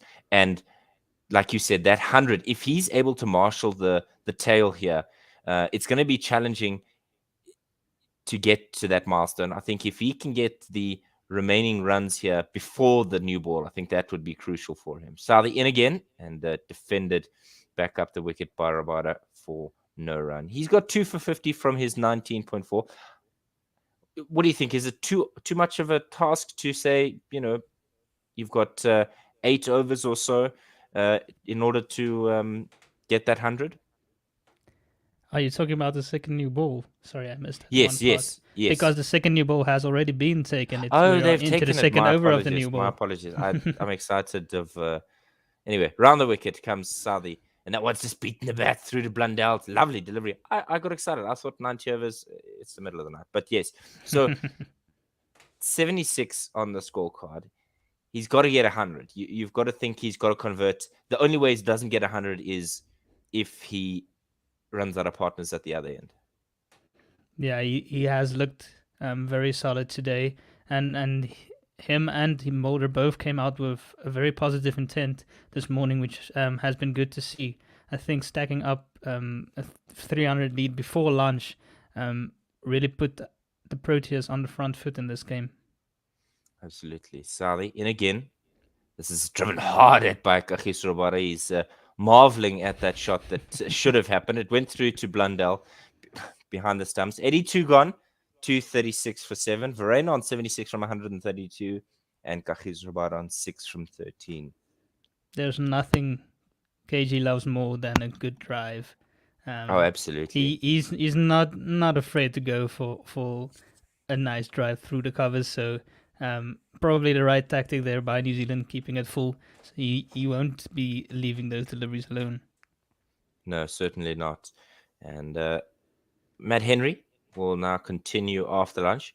He's bowled 19 overs, 1 for 49, and it's been tough graft for the New Zealand bowlers in this game. It's a stark contrast from that first game where it was easy going, really. Yeah, the pitches played a lot better for the batters. There hasn't been that much movement. It's also been slower, so it has been easier. Matt Henry to Verena, just maybe mistimes that drive. 128k, so not as quick as we've seen from Matt Henry in this series so far. And just goes to mid-on for nothing there. You make an important point about, how the 2 wickets, the strips that they've played on in the first test versus the second test, and how they've been almost chalk and cheese. This is a Yorker from Matt Henry, and Verena is able to just squeeze it out. Matt Henry has used that. Yeah, sorry, he has used that ball to good effect so far in this test match, getting both Temba Bavuma in the first innings and Aiden Markram in the second innings with some good Yorkers. So it's something you don't get to see too often in test matches, which is a shame. I think it's still a very effective ball, even in the longest format. But Matt Henry has really used it to good effect. Matt Henry in again to cover in. He just defends this off the back foot. A little bit quicker, 131.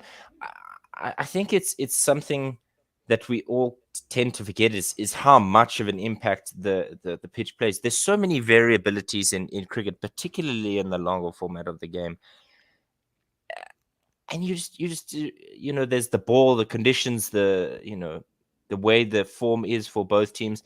And then the pitch plays such an important role in that. This one's driven out onto the onside by Verena. Maybe bat turning in the hand there. I think he wanted to hit it a little bit straighter, but he gets a single for it. 237 for 7 now, and he goes to 77. So if you're a fan of sevens, there's a whole lot of them for you.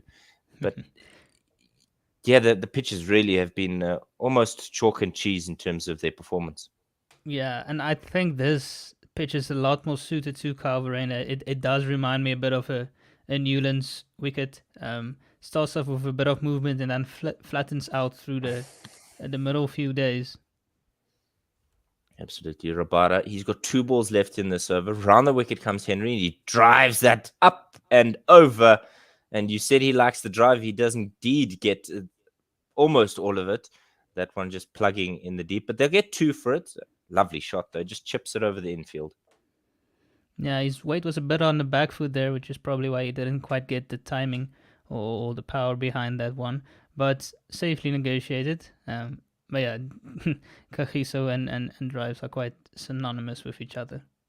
Especially that front foot drive as Henry comes in again. And Kagiso swipes hard at this. It's gone high all the way into that vacant long off region. It's taken on the bounce. What a collection there. But South Africa would be lucky there not to lose the wicket of Kagiso Rabada. And there has been a break in transmission. So we'll bring you that that game as soon as it's back. But Kagiso Rabada, I think Wagner is not looking to stick around very long. I think maybe he's been told, post lunch, let's really kick back and enjoy the time that we have at the wicket. Yeah, it's probably the right way to go to keep a positive mindset. Rabada won't be able to keep out a good ball necessarily from Southey or Henry here. So it's better to go out with an attacking mindset, get some runs while he's still there. Somebody like Kyle Verreynne can stick around, but we saw KG get out quite early in his innings, in the first innings. So probably the right tactic here. Yeah, absolutely. You can always tweet us at Guerilla SA, GERILLASA, and that's exactly where you can find us. Also, go to our Facebook page, go give that a thumbs up, go to the YouTube page, YouTube channel rather, and go like the video that you're watching our wonderful mugs on, and you can subscribe to our channel as well. Ring the bell, and you'll know exactly when we are live. We will bring you Women's World Cup games, the South African journey at the Women's World Cup. It starts very soon, as well as the South African men taking on Bangladesh at home with that first one-day international from Supersport Park. And so we're thrilled to have cricket again back on the South African grounds. But we will absolutely bring you every single moment of both of those tournaments, or rather the Bangladesh inbound tour and the South African Women's World Cup journey. We're just keeping an eye on the scorecard. Kyle Verreynne has gone to 79 from 137, so obviously picking up 2 there after Kagiso Rabada's 2. And there's 1 run to finish the over. That takes Verreynne to 80 from 138. Kagiso Rabada 10 from 15. South Africa 244 for 7, and they lead by 315 runs. And what would you like, as we finally get images back, what would you like halfway through the 84th? What would you like in terms of a final score for South Africa? I'll get it from you after this delivery by South. He's in again to Rabada, who just leaves this through to Blundell. I think at this stage it's going to be more about the amount of overs the Proteas want to leave themselves, because they're already at 315. I think 350 would have been a target to keep in mind, but they should be able to get there if they keep batting like this, not too long, especially with KG coming out with a positive intent. So I think they'll want to give themselves probably about 4 sessions to try and bundle New Zealand out. Sally to Rabada, swashbuckling shot there. He's just chipped it over the infield. There's vacant land there out at a wideish long off. It's going to bounce twice and then into the boundary rope. That's gone for 4. Lovely shot.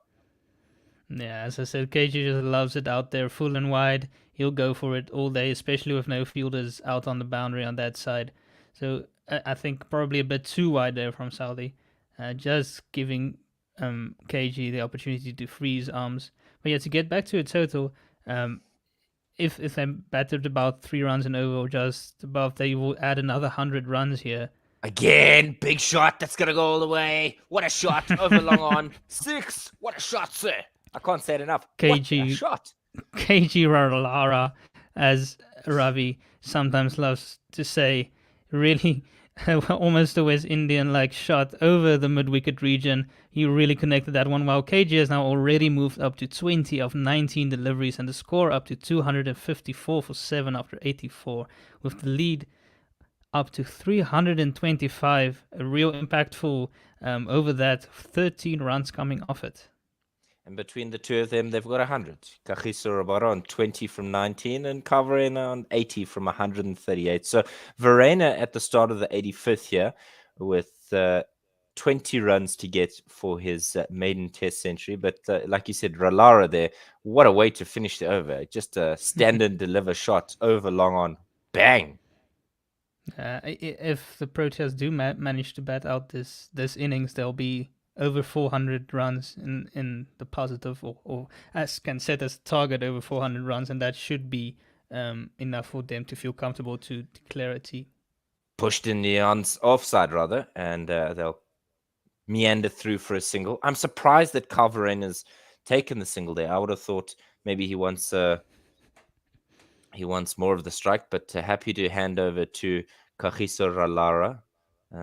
Lovely shot, that one, to just dispatch it over the rope for 6. He's on 20 from 19, so you wouldn't expect, based on that he'd really just come back out after lunch and accelerated things nicely. So he has an opportunity now to maybe swing his arms a bit. Long on is there, long off or mid off is kind of 3/4 of the way. Matt Henry to Rabada just leaves this alone outside that off stump. So they've obviously got a 3/4 on the leg side at long on, as well as almost just outside the inner ring for mid off, but still a couple of slips in place. So like you said, they know what you're going to expect from Kagiso Rabada. It's going to be a drive and possibly a missed time. So that's how you're going to get him not all the way to the boundary.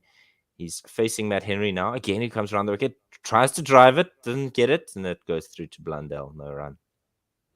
Yeah, I think Rabada is definitely going to take the positive approach as he has started out, and I think he wants to prove a point that there's a reason why he's still batting ahead of Keshav Maharaj, in spite of Keshav getting over 30 runs at a good rate in the first innings.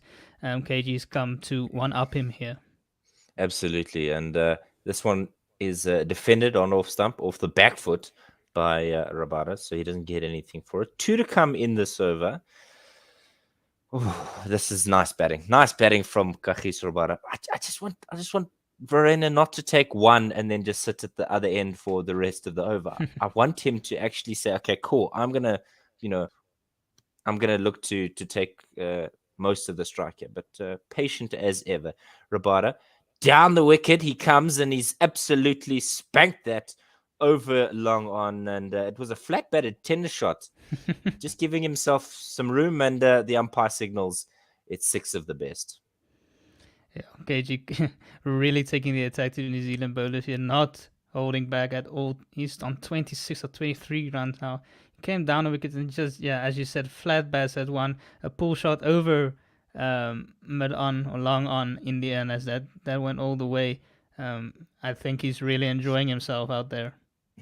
Yeah, a couple of these drive shots look reminiscent of his tee shot. That drive on the first tee box there, maybe at the Wanderers Golf Course, which is adjacent to the stadium. But that one was certainly out of the tennis court, or maybe the squash court. Matt Henry in again to Kagiso Rabada, and he just swats at this, pulled to a car corner region. It's back-to-back boundaries. It's 265 for 7. I don't think New Zealand would have expected this coming out of the tee. They might have expected Verena to continue in a positive frame set, but I think KG coming out and hitting 30 of 24 deliveries is definitely unexpected, and has put them way on the back foot now. The lead has ballooned up to 336 after they started out with a lead of 211 today. This is probably the best case scenario for South Africa. Yeah, but like you said, they want to give themselves ample time to bowl at their New Zealand batting lineup. But they saw that even once they got early wickets in the previous innings, that it was guys like Colin de Grandhomme who could really fight back and be defiant. Verena, first ball of the next over, and this is just tucked onto the onside for a single, and now we're going to watch KG hit boundaries from the other end. Verena baffles me. I know that at some point there's going to be a declaration, or South Africa are going to lose wickets. There's one of the two, and at this point, it looks more likely to be a declaration. If you're Dean Elgar, are you saying whoever gets to a milestone first, KG or Verena? They're definitely not declaring before Kyle gets 100 if he remains in. There's no way. There's still plenty of time. I think if you give yourself 120 overs, 130 overs, that should be enough. Rabada just defends this one on the back foot, just almost drops the bat there and immediately pulls it out the way once he's connected, and it goes on the bounce to backward point. And he doesn't get the run he was looking for. And we'll let Anis Mohammed join us here, as he's brought the unicorn with him. Hello, Anis. Welcome to you. Hi. And Hi. Sorry, I'm like a couple of technical difficulties on my side. But it was the traffic. I get it. Round the wicket from Saudi, and Kagiso Rabada just catches the outside and just goes over the gully region. It's gone away for 4, and South Africa have 270 on the board. yes, I think outside edge from Kagiso Rabada, so flying through the cordon for 4. Seems as if they're doing the right thing, accelerating the lead a couple more runs, I think, before Dean Alga maybe for the declaration 250 almost up on the board. There are 5 sessions left, so I would suppose that South Africa would want at least 4. 50 partnership there for those two. That next one is just handsomely driven, but no connection made. So it looked pretty, but not the result that Kagiso wanted, as that goes through to Blundell without much fuss. Yeah, I would think that South Africa would want at least 4 to bowl to have a chance at bowling New Zealand out. 4 sessions should be enough, I think. What do you guys reckon? Yeah, that's what I was thinking. 4 sessions should be enough. By that Saudi in again. It's a long hop. It's up and over, and that's going to just be dispatched onto the bank. Another 6 from Kagiso Rabada, and it was essentially a long hop that was bashed and dispatched to the cow corner region. KG not holding back at all. This wasn't even that short. It's just on a length, and he just swiveled and just picked this up over the mid-wicket region. Kagiso Rabada batting like he's got something to prove out there, and so South African fans definitely approve. Good work from the man in the crowd. Not the greatest form with the technique, but this is down the wicket comes Rabada. He's bashed it over his head again. It's 6 more. It's 46. What a shot, sir! Bang! Where in the world is this coming from? This is now Kagiso Rabada's highest test score, and he's brought it up of only 29 deliveries. He's moved up to 46 in search of a test match half century. He already has more than half of the runs Kyle Verreynne has so astutely made in 140 deliveries. He's probably saying, what is this? This is easy game. He's probably saying, dude, your batsmen make these things. Your batters make this look so hard. What's this? 50 runs off only 5 overs after the session going. Run rate post lunch. My word!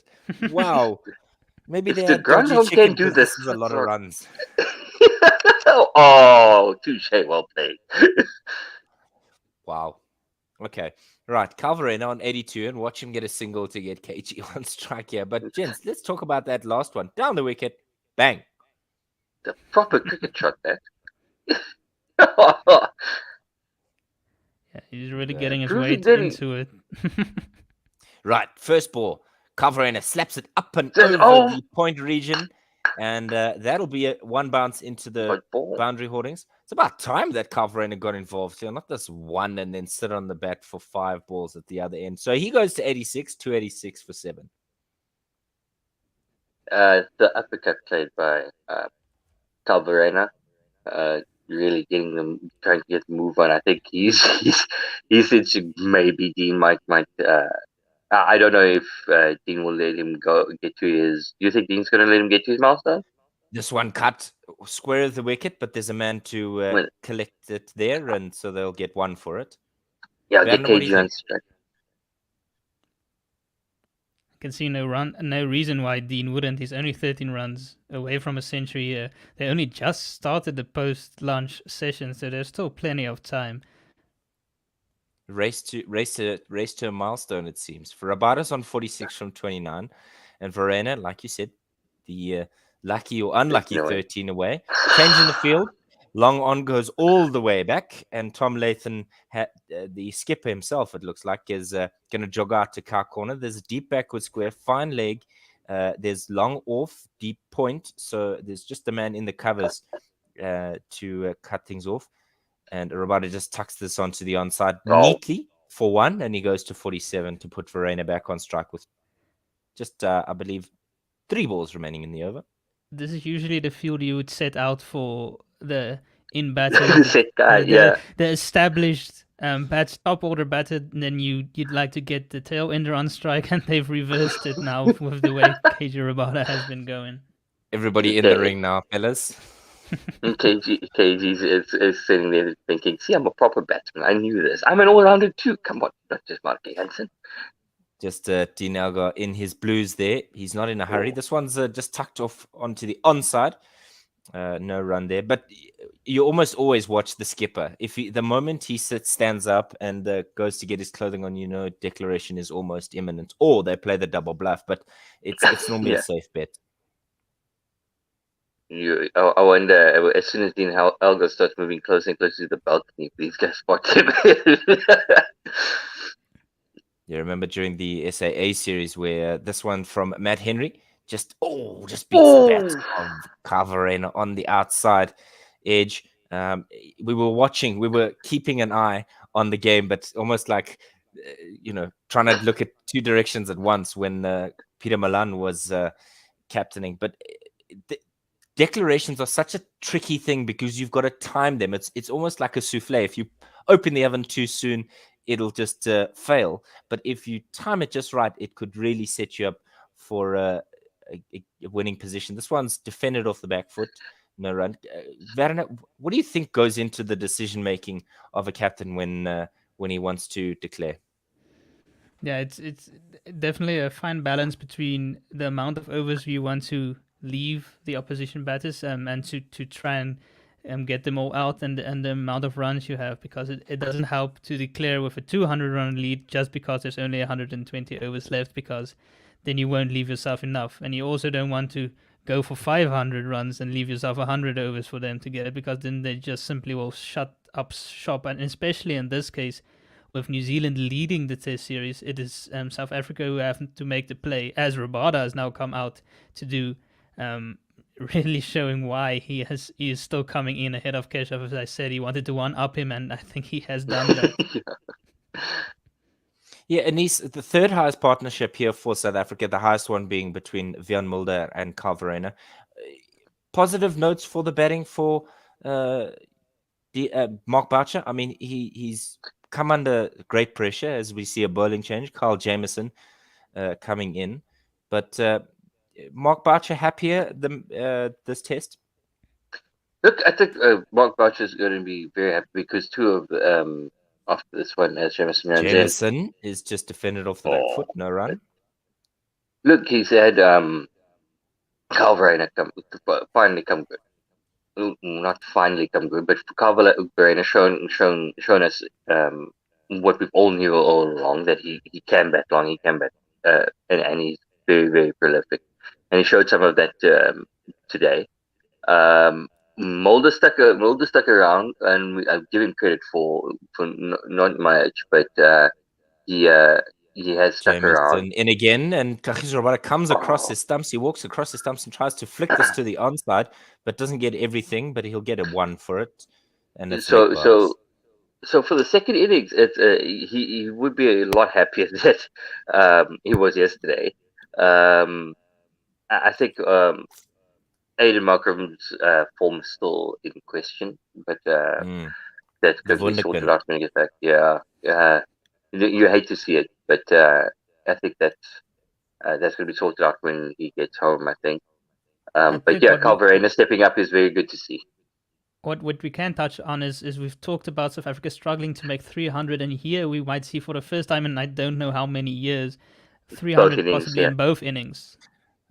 Don't say that. Watch it get wrapped up here. Verena whips this through the mid-wicket region. It's over-pitched, and that'll run away to the boundary. Oh, it's not. It's been cut off. Keepers, the boundaries must be 150 meters here at Hagley Oval. Suddenly, since he's close to that score, but he'll get 2 for it, and he's 1 away from the 90s. Thankfully, he's off of that, 13 away from the milestone. 291 for 7, 3 balls remaining in the 88th. I think that's just really an Australian thing. More than the rest of us, they like being different. Jameson to Verena, who just drives us through the covers, beats the man close in, and this might actually run away to the boundary. It just beats the man running around from a point sweeper. He gets to 93. South Africa 295 for 7. The lead 366. And Verena, I mean, the 300 is looming in both innings. You're right. It's been years, which is the insane thing that doesn't quite sit with me. It's been years since a 300 in both innings, at the very least. Yeah, I'm going to try and get us those stats, but I can't remember the last time we've managed it in both innings. Yeah, it's been a while indeed. Jameson into Verena, and this one just comes back into the right-handed South African wicketkeeper. He just defends it with no run. So 1 ball remaining in the 88th, and Anis, I want to ask after this over. I want to ask of you what you've enjoyed most about this batting performance in the second innings. I mean, there's been frustration in terms of the first innings and how that has gone, but what's kind of really given you some hope in this second innings as Jameson is in again and that's tucked onto the onside off of the hips of Verena, and they'll get 1 for it. So Verena retains the strike. He goes to 94. Rabada's on 47. South Africa with a lead of 367, 296 for 7. Look, the most important thing here is that we've had someone new step up. So normally we'd see a Temba Bavuma batting long, getting a 40 odd, and Calverena has now, like, he stepped up. He's 7 away from his maiden Test 100. And it's really good for us to see. And our middle order and lower middle order has shown in the past to be very fragile. Be our soft underbelly, as I like to say. But now they've stepped up in this game when it counted, showing that even if South Africa look like they're in the doldrums, there's always hope. Matt Henry to Verena, who bowls a length delivery on off stump and just tucks that onto the onside. They're not going to be able to beat the fielder there, so a dot ball, 367. I think, Anis, at this point, it's basically, milestone declaration. I can't imagine with 367 on the board that Dinago will be far away from a declaration. I think the cameras will be glued to him, but maybe he'll have his whites just on the ground next to him so he can quickly change without anybody noticing. This is into Varane again, squeezed onto the onside. He didn't look confident with that one at all, and we bring in Werner. Maybe he's gone into the dungeons to go fetch some stats for us. I did indeed get those stats for us. The last time we managed 300 in both innings was in that Test match series, that Sandpaper Gate series against Australia. Wow. Oh, yeah. 2018. Did it at Cape Town. Verena. Oh, my goodness. He's nearly popped that onto his stumps. He gets a single for it, but that so nearly could have been the end of the South African keeper in the 90s. He goes to 95, 297 for 7. Tell us about that, Werner. Yeah, so Cape Town Test. Yes, the Cape Town Test, when we forced the Australians to get out that sandpaper, and we made 311 in the first innings, and then also 373 in the second innings, and then after Australia were depleted by some players being left out for the last match, we also managed it in the fourth Test. Left out. I like the way you put it. Left out. Very democratically. Rabada facing Matt Henry. He just defends it on the back foot, no run. Sorry, carry on, Werner. You were saying? Sorry, yeah. Joburg Test. Then in that fourth Test, we made 488 and then 344 to win that match. Just trying to remember. Let me quickly see how much it was, because we won that one by 492 runs. Granada. Who scored runs in that 488 in that first innings in Joburg? This one from Matt Henry into Rabada. He just flats bats it up, and he's been caught on 47. Colin de Grandon taking the catch at 3/4 long on. High fives there from Latham to Henry, but Rabada will be desperately disappointed with himself. He deserved the 50, but he wasn't going to die wondering, was he? He was going to go for another 60. Definitely. That was definitely disappointing. Takisha about a 3 away. Could have knocked it around. They are the gaps. They spread the field for him. So he could have. He just needed to keep his head down. But I think the entertainer that he is, as you said, he's not going to die wondering. But yeah, a bit disappointing. But and he probably really wanted to shepherd Carl Verena to his 100, but unfortunately, not able to do that for him today.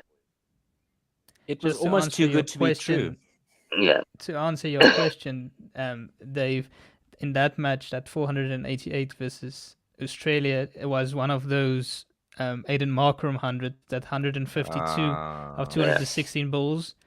Also, 69 by AB de Villiers, but it's one of those where Temba Bavuma could have made his second 100 because he remained not out on 95 as Morkel went out for a golden duck. Yes, I remember that.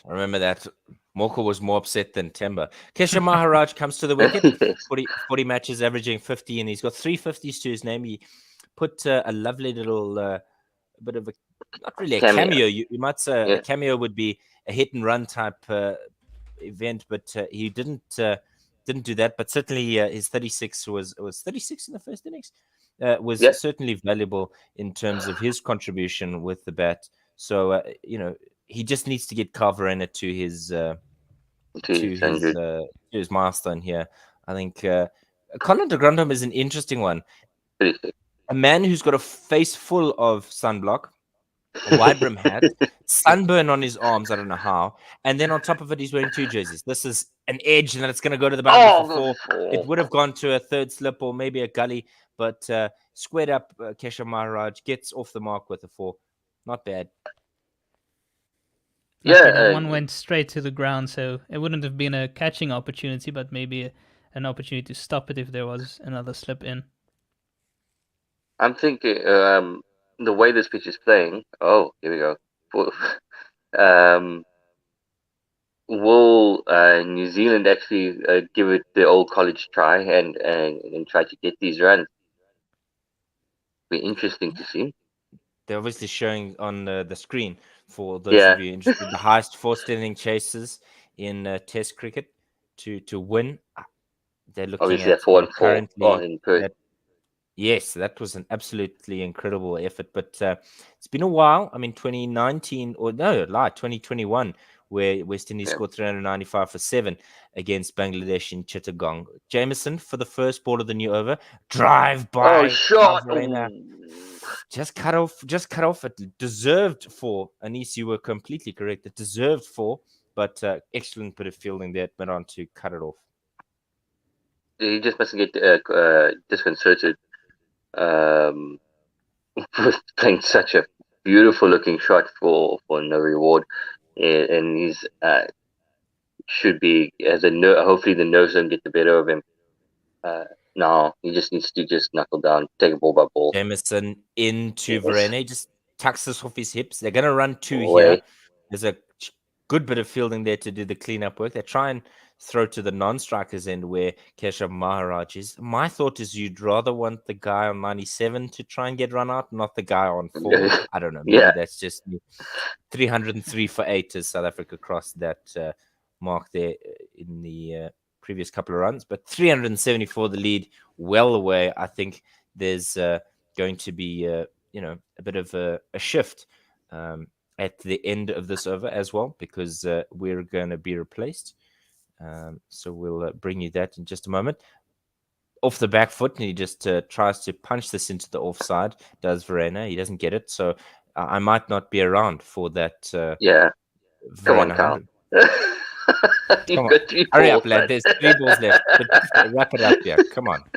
I will be around. I think it's just salt. Just fine, salt. I think it needs to be said that this pitch has played very well for the batters, so it's not going to be an easy job to dismiss New Zealand here. Yeah, New Zealand's also bowling without a spinner. And they were talking yesterday about Jameson to Verena, pushes it hard again, not able to beat Southey at mid-off, no run.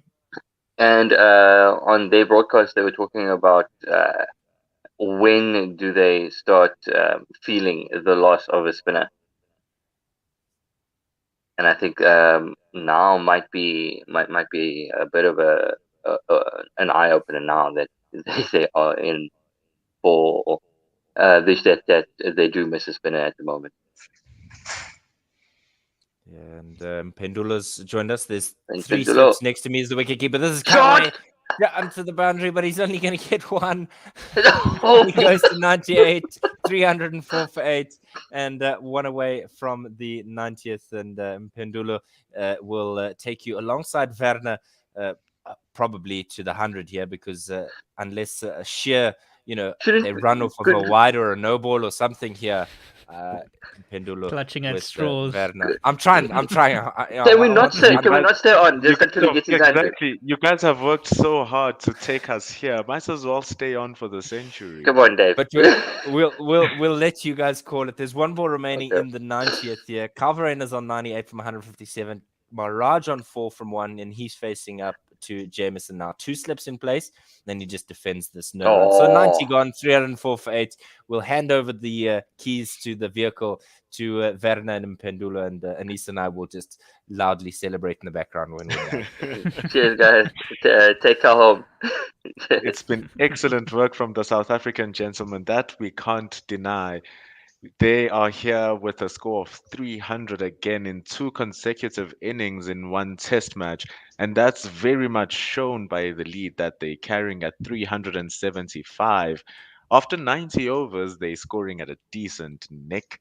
They are going at just over 3 runs and over. And they are setting a mountainous task for the home team here so that they can get back into the game. There's still enough time to try get those wickets. But Calveraini is very close to that century, as we've been talking about for now. Yeah, he is. He's been batting beautifully. Such a crucial knock for the team and for him. Coming off an average of about 14 before this innings. He's here taking his mark. Matt Henrys to start the 91st over. Slips it down, and he's just clipped it off his pad. Calveraini with a stunning boundary. Matt Henry with a misaligned ball gives Calveraini his first test century, and punches of joy, loud screams, and joyous celebrations as Calveraini has silenced the critics. And in the most important of matches, as they need to draw this match, Calveraini claims his first Proteas century. Stunning work, gentlemen. Fully deserved by Calveraina. The second 100 of this test match, really snapping their authority. Starting off with Calveraina and Mulder with that big partnership this morning. Continued with Rabada coming in with some big shots, and now Calveraina getting to that test match century. It must be a fantastic feeling. It is a top notch. Top notch. Well done, sir. Certainly earned. And good night from me, gents. Have a good one. Thank you so much for taking us through the journey. 102 Varane, Matt Henry for the second. Mistimed as Matt Henry gets his lines and lengths correctly. But how happy am I for Calveraini? You can see the joy from his face, from his celebration, from his punches. Definitely well worked and anchoring South Africa's 3rd inning of the match. No, it's been magnificent to watch. He's played for his personal milestone, but also for the team. Obviously, the team first, as this one was just back off a length outside the off and defended by Calveraina. We see some flashbacks of Verena celebrating Keshav Maharaj, embracing him and clapping his hands. And the whole dressing room was standing up and also applauding this magnificent guides that through the slip and Gully cordon. But Gully is up for it. Who's that? Tom Latham jumping and springing to stop that from running for 4. I'm sure it's someone different other than Tom Latham. But now it's going to be very important for Calveraini to regather himself and not get too much head of steam. As we see his pitch map, he's been using that offside excellently, driving and cutting. And now he's pulling, and there's a man on the boundary, the tallest of them all, and he looks like he has saved that from an impending 6 runs. Calverini hooking that around himself up to the corner, and the longest man, Jameson, looked like he covered that. Nearly a catch, but with the boundary line right on his heels, he had to let that go and just save the rest of the 5 runs. Fantastic fielding. He is probably the only man who could have possibly got that one in from the New Zealand team. For us, it would have been Mark Janssen, but that's magnificent. Leaping into the air and getting rid of that one just in time before his foot hits the ground beyond the boundary line. Crazy work and amount of agility from a man that size. Last ball. And it's straight from Matt Henry, giving no chance for Maharaj. But Maharaj deals with it well. And on the end of the 91st over, Calverini has bagged his maiden test century. South Africa have moved to 309, and the lead now is at 380. Calverena has had such big boots to fill with Quinton de Kock retiring, and I think this Test Match 100 will make him feel so much better, feel like he belongs there, because he's been very tidy behind the stumps, but I'm sure he's wanted to put in a big score with the bat, and no better way to do that than to bring up your maiden Test Match century. 100%. And in the style that he brought it up to as well, Werner, you can see that he's scoring at around 64 every 100 balls. And with 12 fours, he's indicating that he is being aggressive a little bit and showing his aggression. He pulls that in front of square. It's high and up. And with 2 bounces where you would find long gone, he finds space and earns himself more runs for the South Africans. Calverini moves to 107, and that boundary is a statement of intent that now he's starting to let loose. The Proteas have come out with magnificent intent after the break. Started with KG hitting that quick fire 47, being continued here by Kyle Verreynne, and New Zealand being ground into the dirt here, with the lead edging all the way closer to 400. Has gone up to 384 now. Oh my goodness, I'm so sorry to cut you off there, Werner. Verreynne is not stopping. He is hailing. And he has just pulled another one. Jameson has, with a clear change in strategy, looking to bully Verreynne and try to hit him in the head. But he is saying no and retaliating with some fantastic pull shots. And that one almost looked like a 6, but it bounced a few times and went for 4. And back to you, to what you're saying, it still remains true because he hasn't stopped.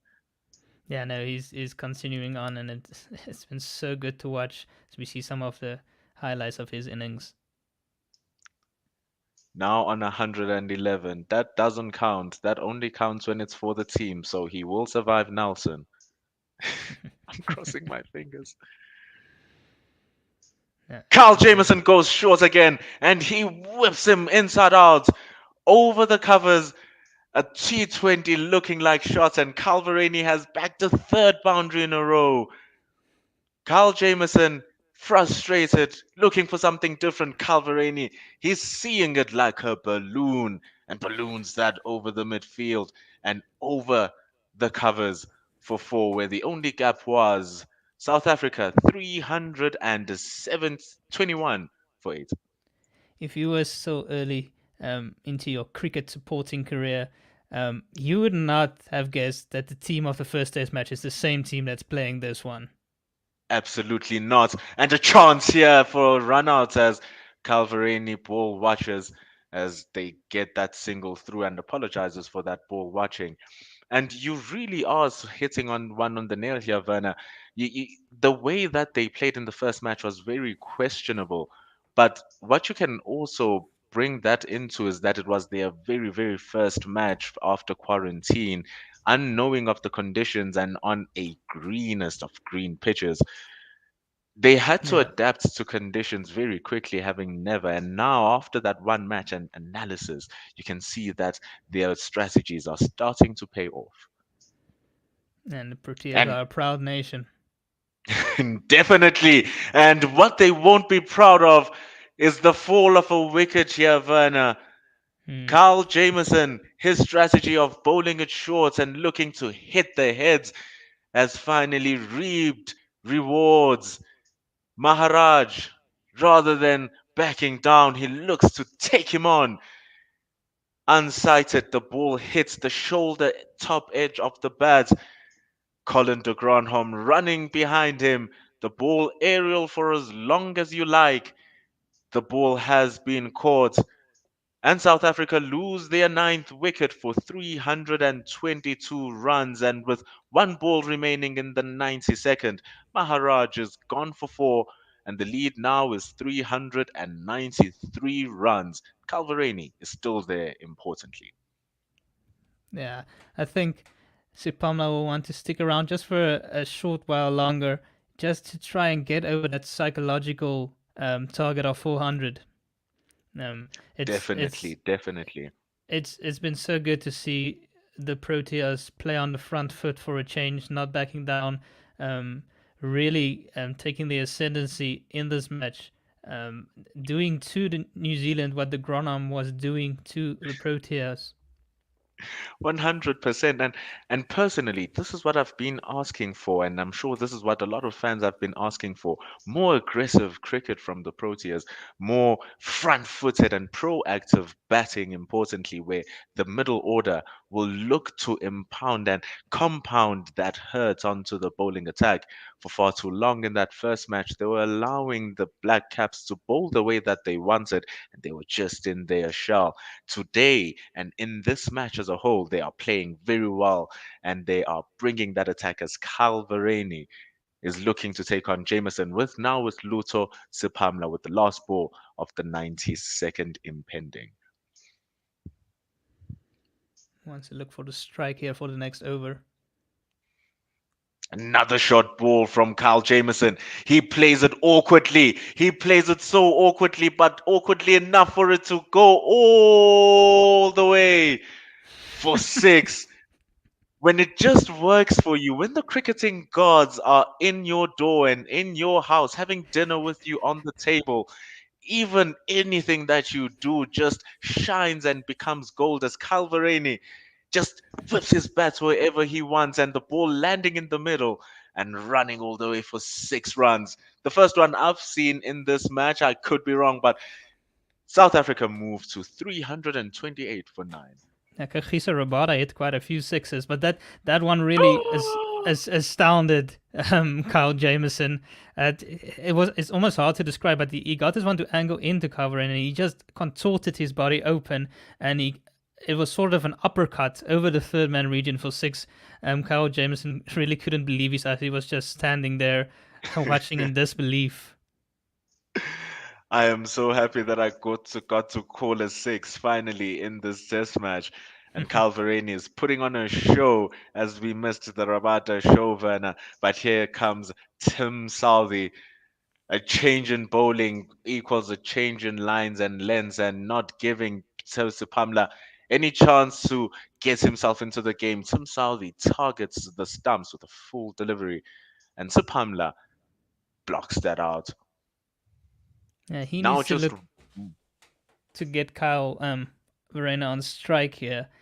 Just because Kyle has been going so well. We only just called his century, and he's already moved up to 122 now of 167 deliveries.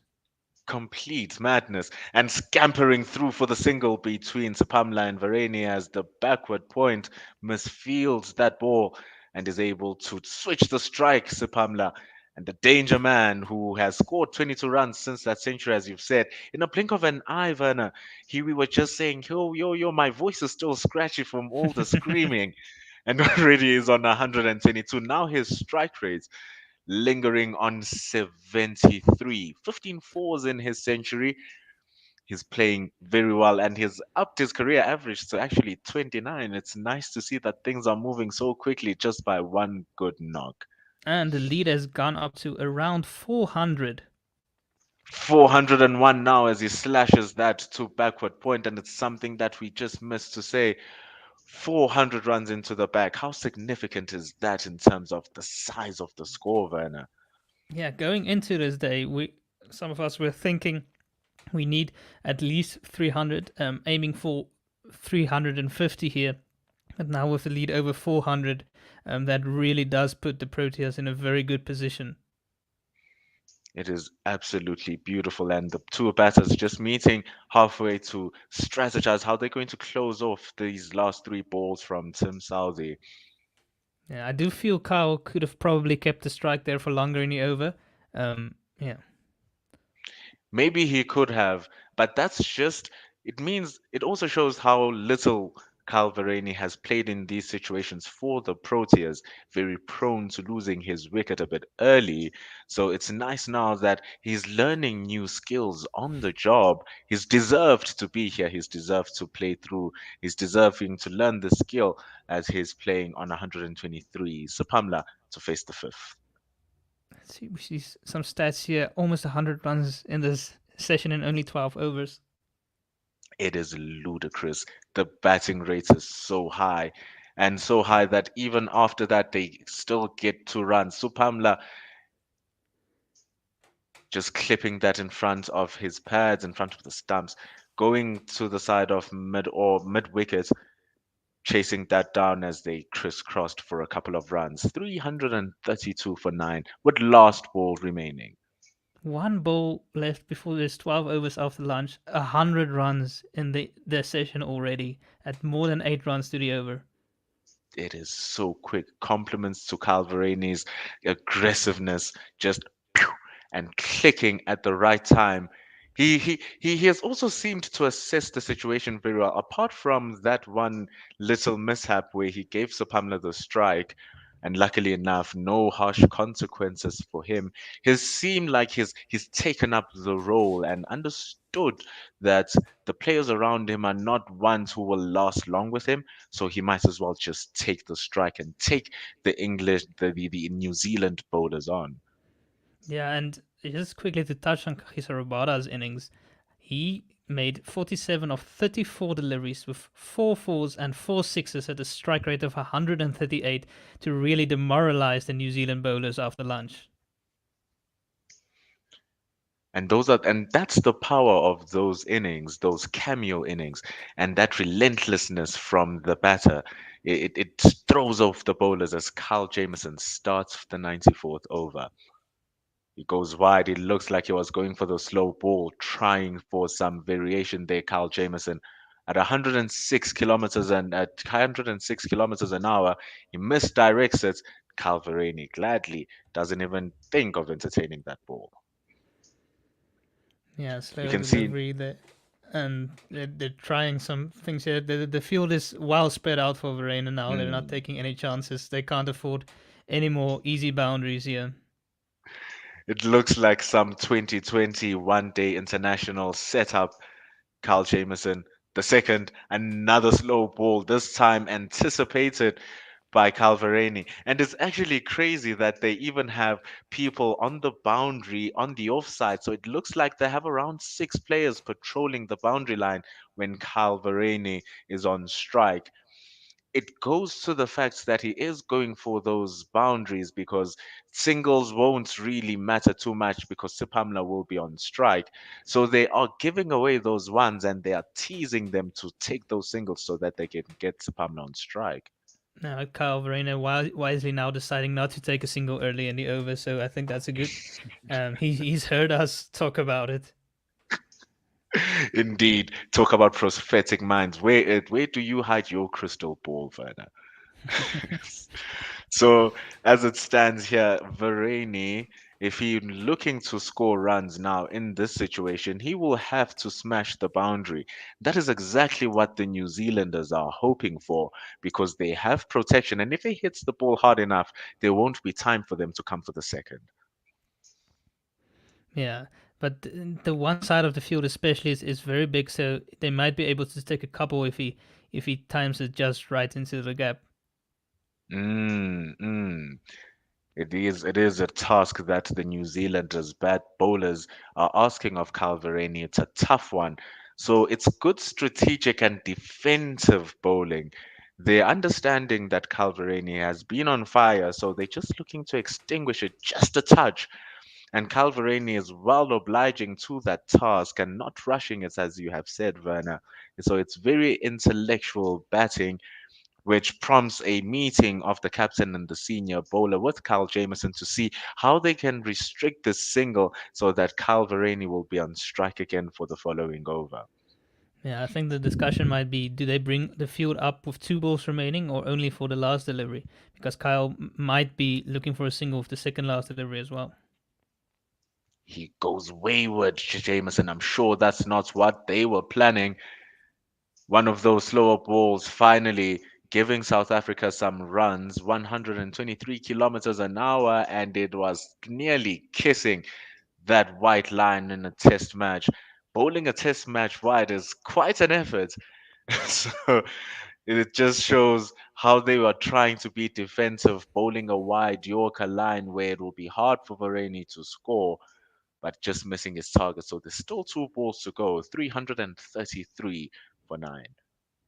Yeah, I thought it was maybe a bit harsh from the umpire, seeing as it is a test match. It wasn't like it was totally um, without out of reach. I think what also might have deceived him, as we saw that that one was actually in the mark and he didn't give the wide. It was still wide though.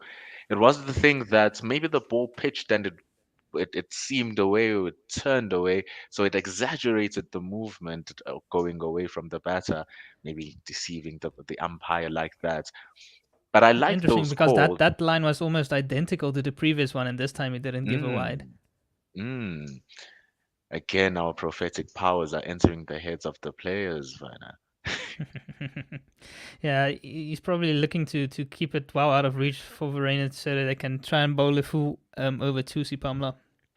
And they do so successfully, the plan coming to pass. This one not pitching, but still wide enough because they put those 2 men right in front of Varane to make sure that if he makes contact, they stop it.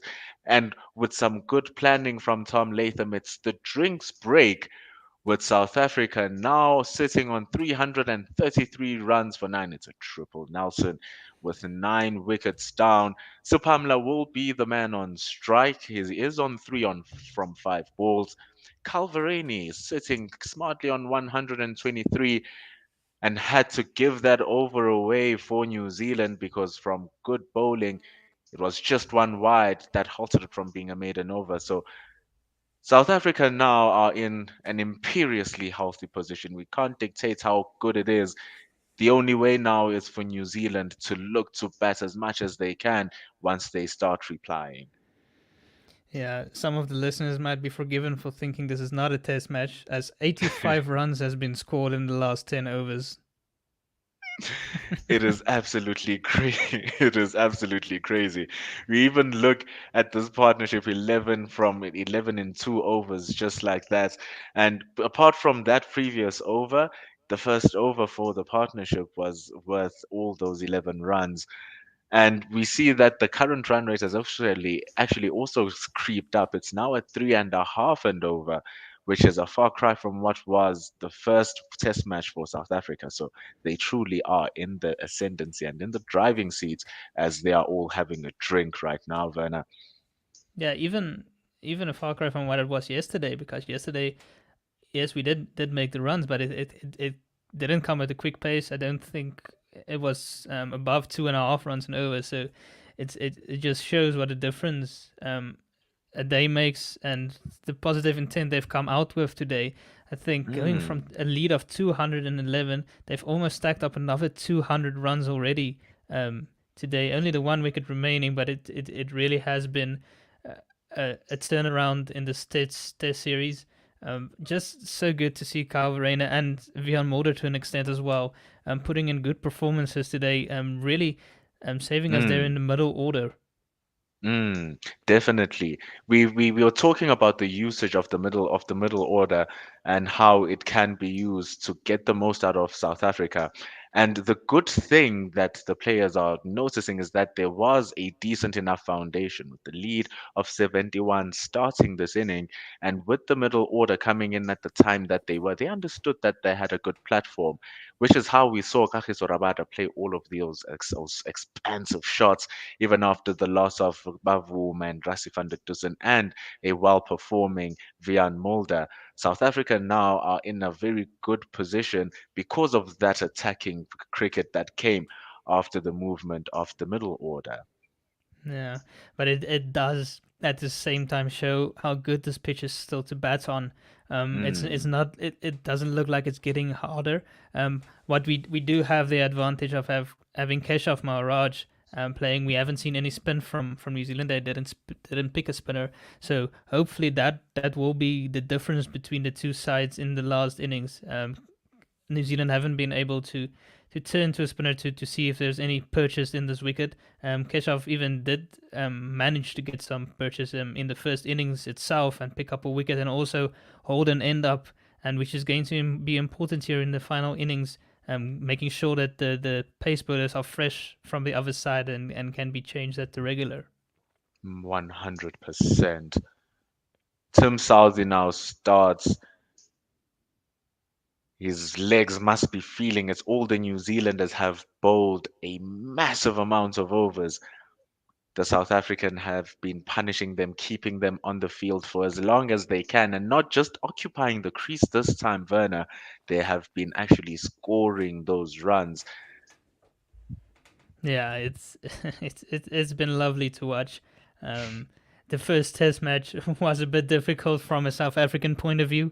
Getting up in the early mornings, watching us really struggle, but this has been a massive turnaround. Massive turnaround indeed. And Lusa Supamla looking to take on Tim Southey there as Tim Southey targeted Supamla's body. He swivels around it and just hooks that around to Kyle Jameson. It looked like there was almost a chance of an opportunity. I think it might be a drop catch. It goes to Kyle Jameson and it's 100% a dropped catch. It was on his lap, quiet literally.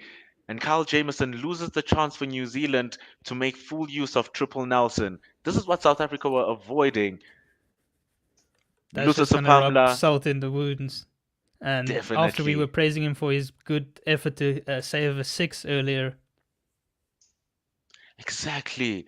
And he comes back and he drops an absolute sitter. And if there wasn't a boundary for that 6, then I think he would have caught that and just stuck with it. And for him to drop such an easy one, it's a stark difference. And I think Kyle Rayner just made a bit of a misjudgment there, thinking he could come back for 2. Now putting Supamla back on strike, Southey won't mind that with 3 deliveries still to go in the over.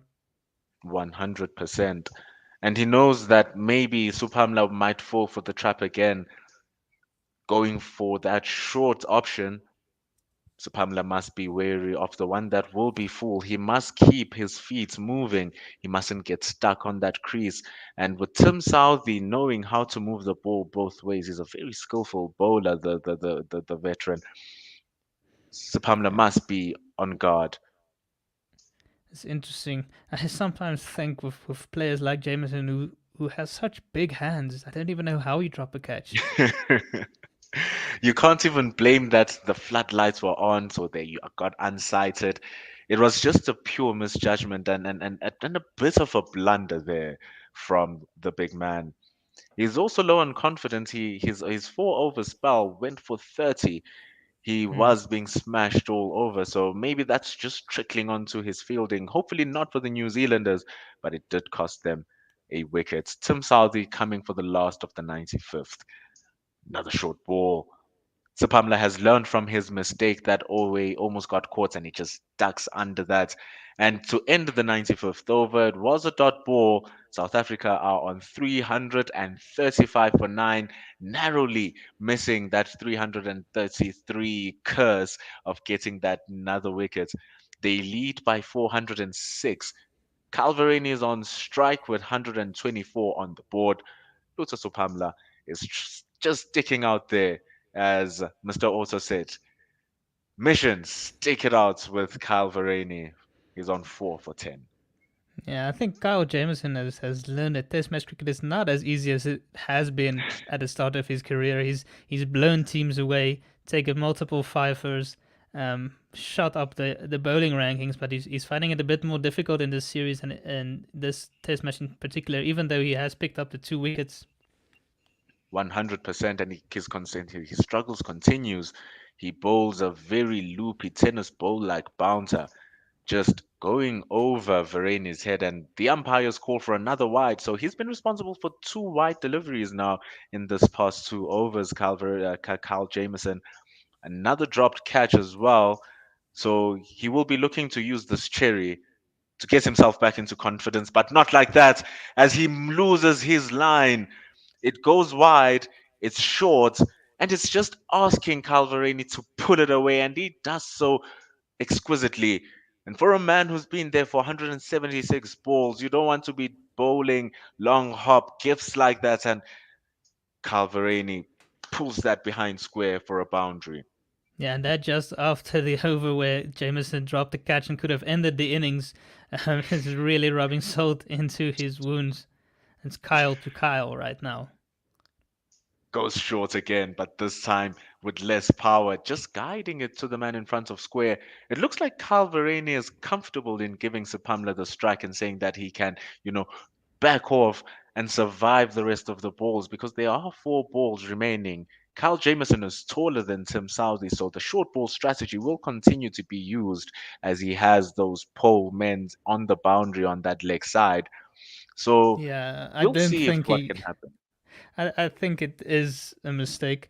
Kyle Jameson was able to wrap up that first innings and dismiss Sipamla quite early in his innings. So I don't think Verena should have taken that single, but we'll see how Sipamla handles it. Oh, he almost falls for it again. Magnificent bowling here from Kyle Jameson, rushing Sipamla. He ducks under it, but it maybe didn't rise as much as he thought it would. Clips the top of his bat or maybe his glove. He had no idea where that was. Magnificent bowling, and Blundell couldn't reach it. That's exactly the reason why I said it's probably not a good idea to give him too many balls to face off Kyle Jameson, who does have a very lethal bouncer, and Sipamla is not comfortable under it. Definitely not. And if there was a leg slip fielder, that might have been a chance, but the 4th ball for Kyle Jameson goes short again, and this time not going for the body at all. It's wide and short, and Sipamla lives to see another ball as he lets that go. 2 remaining on the 96th. The lead has now gone up to 416. The highest ever total chased is 418. So that is some stat, and will take some effort from New Zealand here. Even to try and bat out this test for a draw to win the series will be a challenge, as there is still so much time left. Kyle Jameson for the 5th. Sipamla doesn't even ask questions as Kyle Jameson is short. Sipamla goes under it and it goes over.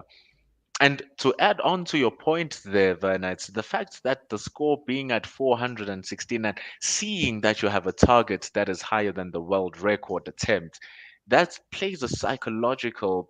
That's another psychological battle that the batting side has to take charge of. It can't not play a factor in how you strategize on how to whether win or draw the match. Yeah, I'm sure the New Zealand will still back themselves, but it is an uphill battle. Very much so, very much so. What will be needed is some grit that, like they showing, much like the likes of Suluto Sipamla, and some skillful batting that has been exhibited by Kyle Varane. The 96th over ends with a dot ball. It went for 10. South Africa are on 345 runs. They've lost 9 wickets. This partnership for the 10th wicket is now on 23. It is doing damage because any run being scored now just adds another scar, another gash onto the New Zealand Chargers. Indeed, and South Africa have now scored over 700 runs in this test match after not even making 200 in total in the first test match. Just to give you an idea, it's over 3 times the amount of runs they managed in that first test match. Tim Southey begins the 97th to Calverani. He looks like he's pushing for two, but he is not. Calverani is running away from the strike now, Werner. he gives the strike again to Luther Sepamla. Sepamla has faced 14 deliveries so far. I need to take a look at how many of those that Calverani has faced within this partnership. But I'm sure he would have wanted Sepamla to face far less deliveries, considering the fact that he was also on fire. He was starting to score a lot of runs, Verani. No, I'm not convinced. Not sure about this tactics by Kyle. I think he might have to take a rethink here. And given that fact, they had to rush the single off that second ball. Sipamla rocketing back on his back foot. He tries to punch that in front of square, but it has a thick edge as it goes to point. He's tried to stop at the point fielder, but it just parries that away, and they are able to exchange. And now Calverani is on strike. South Africa are on 347 for 9, and Verani has 4 balls in the over. Oh, needs to get his eye back in. Tim Southey getting that ball to jack back off the crease, just hitting Verani's hand. Good lens here. So imagine if Luther Sopamla was facing this. Yeah, so might be a blessing in disguise that there's a dot ball there. Verena not getting off strike immediately again. I do think it's something, but he'll learn in time. He's still young. I think I think he's 24, 25 right now. So he'll learn, but 130 you can't. Sorry. Exactly. No, I agree with you. He's been there for a very long time. He is playing like he's an experienced campaigner right now. He's showing that 50 average per match he has in first class cricket, finally showing his class in the big stage of the red ball game as he cut it that away. But unfortunately, there was a man sweeping that point boundary. Luther Sepamla is on strike for the last 2 balls. Rockets back onto the back foot as Tim Southey hits the back of the length outside the off stump. Not a very aggressive field. The slip fielders are no longer there in their intensity. It's not dense anymore. Luther Sepamla is there trying to just survive. Maybe they should be looking to attack him a little bit more because they've had so many chances to get him out. 16 balls to try get out the last man because Calverani looks a little bit impenetrable. And Sipamla was dropped by Jameson earlier. Exactly. The last ball of the 97th, Sipamla punches that to mid-off as Tim Southey dishes one very full. It's a dot ball to end the 97th over as Calverani is perched on 131 after facing 180 deliveries. South Africa now have got one up above the legendary 418 target that the teams need to get in order for them to have the highest run chase. Indeed, 348 for 9 after 97 overs. Some tired legs out there by the New Zealanders as we will be handing over to Anis and Tim. Welcome, guys. Hi. I think we enjoy it. Thank you. I think we're going to be either seeing South Africa getting bowled out or Dean Elgar actually calling for the declaration. Gentlemen, it's exciting cricket that you're going to be telling us. We hope that you have all the fun in the world. Blessings to all of you. Bless, gents. Cheers. As we see Neil Wagner coming into the attack. How are you doing, Tim? I'm doing, man. Good, man. I'm doing good. All good, man. All good. A slower ball outside leg stump from from Neil Wagner, first up to Calverena, who doesn't know too much about it. And there is the run. Score remains 348 for 9 after 97.1. This was a great counter attack from South Africa, reminding me sort of what South Africa did to Australia in Perth in, I think, 2014, as Wagner comes in This one, another slow one. Well, short of a length on middle stump, and it just pops gently over the stumps for no run. Deceived Calvarena twice. No, it's about could be some bowling from Wagner. Yeah, I think it's the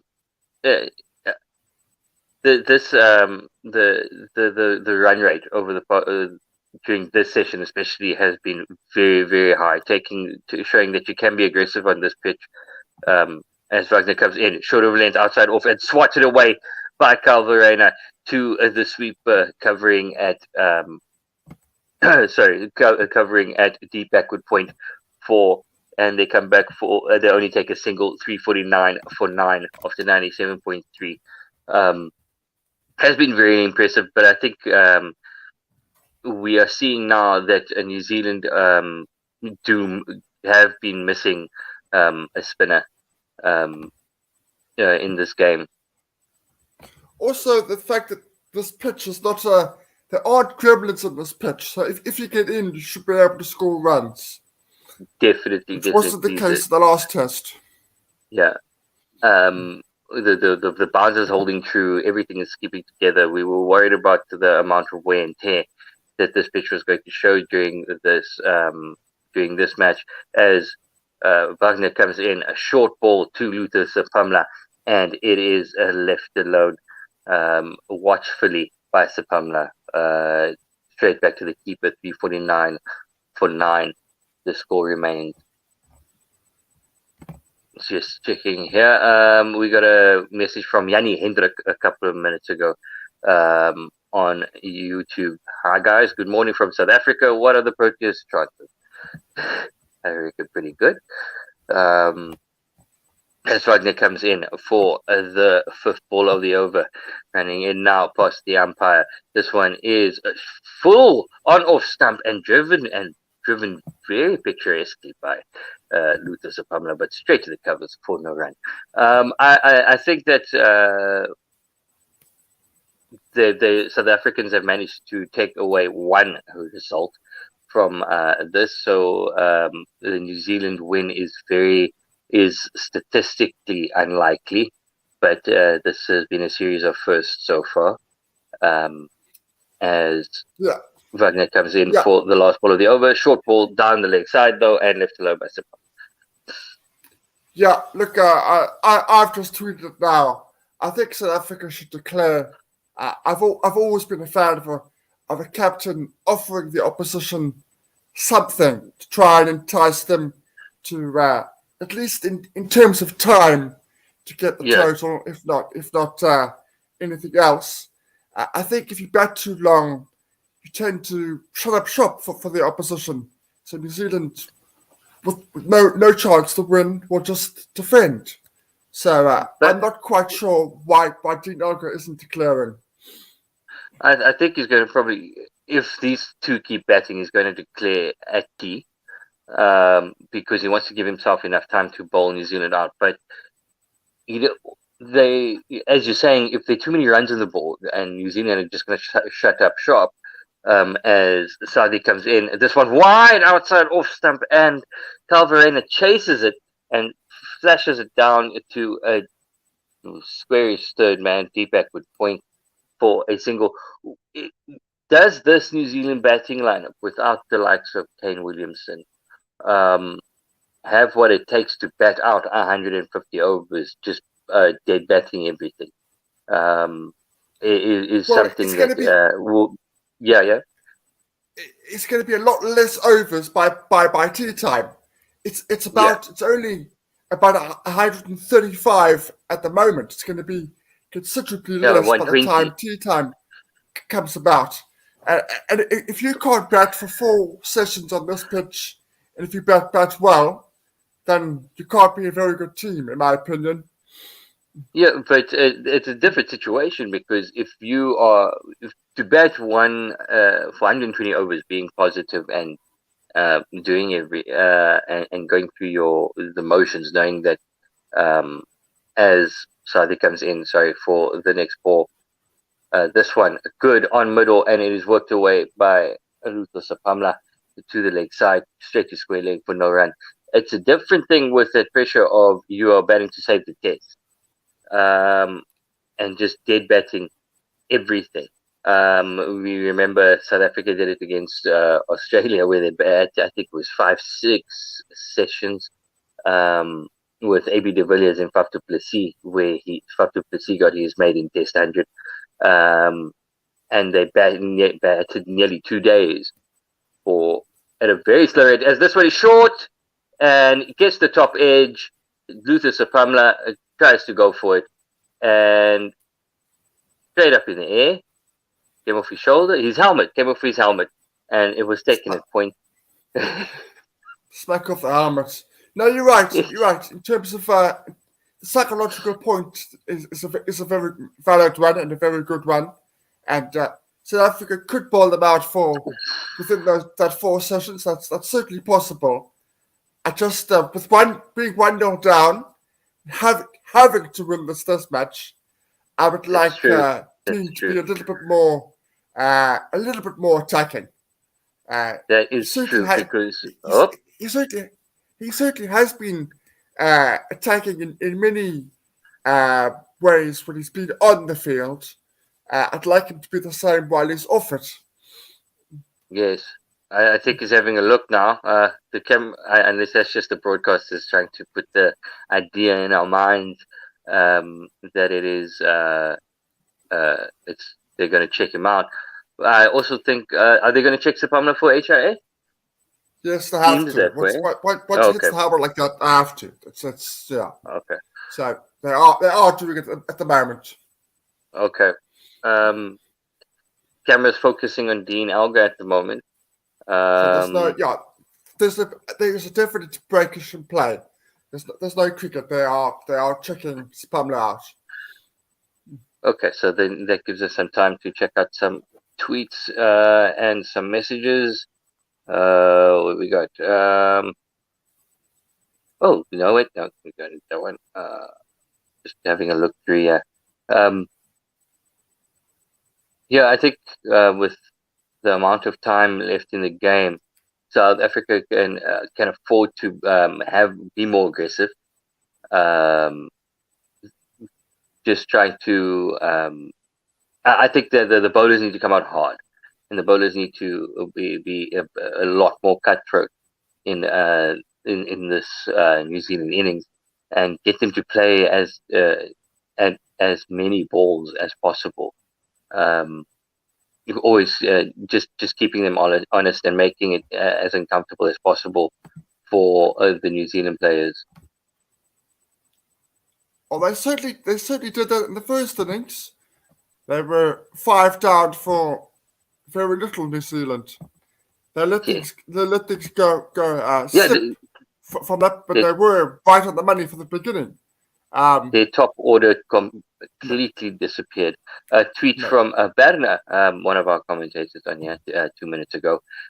What a privilege to have an extended commentary stint during the session with 1WSR, calling the Kyle Verreynne century and the KG Rabada counter-attack. What a marvelous turnaround from the first Test match.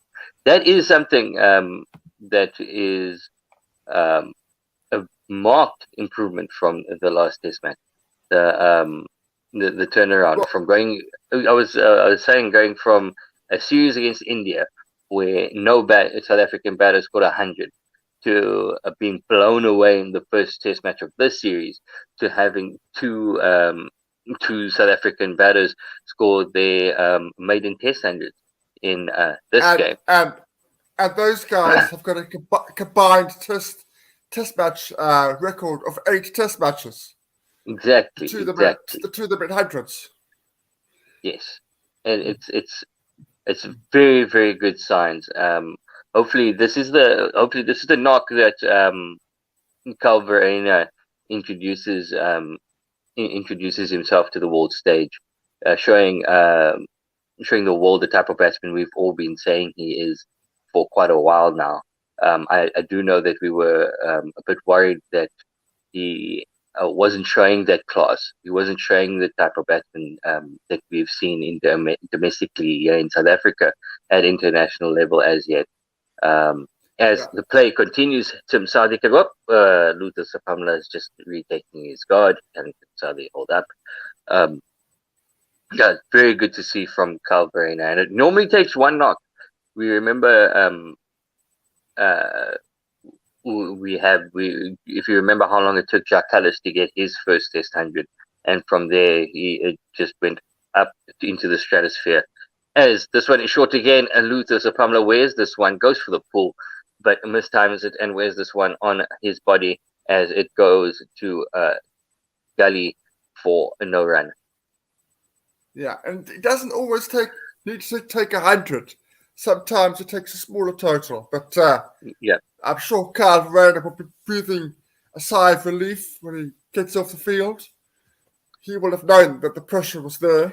Yeah, especially with he got hit on the helmet again. No, this time it was more the arm, but they are checking the helmet. Yeah, I'm not sure why they're checking the helmet because he was hit on the arm. I think. Oh no, they did hit him on the helmet. Oh, it hit him on the visor. Maybe the ball bounced off the arm into the visor. Ow. Oh, on the elbow. Oh. At least he's not rubbing it. He's showing the dedication. He's a tough guy. I think it's about 3 centimeters from the funny bone. I think if it was the funny bone, he would have been a lot more pain. Oh, that's getting hit is not pleasant. I'm starting to think now that Dean Alger's got his whites on. Yeah, I think that was Dean Alger sees what's happening, and he's like, yeah, no. Yeah, he doesn't want his fast bowler injured. That's also if you think of it, there's no fast bowlers club anymore, and they're just digging everything short. And Sadi comes in again at this one. Oh, well played. Nope, mistimes it. It looked for a moment. It looked like Luther Sapamla played a magnificent looking on drive, but he mistimed it and it just loops down innocuously to mid on for no run. The score remains 350 for 9 after 99 overs. I think that Dean Alger's got his whites on. It is now. Yeah. Has he called him? Okay. No, he hasn't. No, he hasn't. Okay. He's probably told Carl, you've got 6 balls. Hit everything into the crowd, and then get 150. Get 150, Carl. Oh, this is a fantastic knock from Carl Verena. But it's basically been today's been a tale of 2 pitches. If you look at how yesterday the South African batters were a bit as Wagner comes in and Carl Verena comes down the track and he whips this one to deep square leg for 2, which is well run by the guys. 352 for 9 after 99.1. So South Africans were very watchful yesterday when they came in, and they lost 5 for not too much. And then today, South Africa have come out looking a lot more positive, and it is very good signs as Wagner comes in, slower ball this time and a bit fuller as Carl Verena hits this one straight back to Neil Wagner, who does a fake shy at the stumps. Trying to show his aggression. Not as aggressive today as he was yesterday with his bombardment to Rassie van der Dussen, who got worked out, unfortunately trying to pull one from outside off instead of going for the cut. But he was Rassie was committed to their plan of action. As Wagner comes in, this one is slapped straight down the ground, but a long off covers it up, and they only take a single. Luther Sapamla to face Neil Wagner. The score moves to 353 for 9. Carl, he's batted a little bit strangely with Sapamla. It's been an in-between of I will trust you and I don't trust you at all.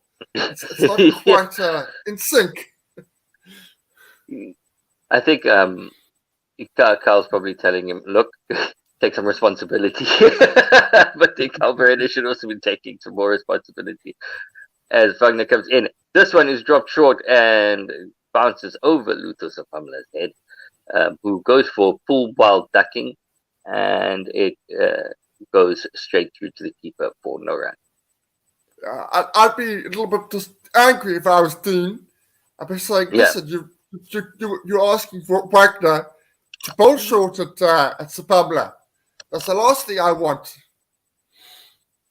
Luther Sapamla should actually use this as motivation, and but Neil Wagner's coming in a bit late. But unless Luther Sapamla is willing to take out his frustrations on the other New Zealand bowlers and just start peppering them, as Wagner comes in, and this one dropped short again. Luther Sapamla sees it early enough and ducks behind it. The score remains 353 for 9. That one went straight to the keeper for no run.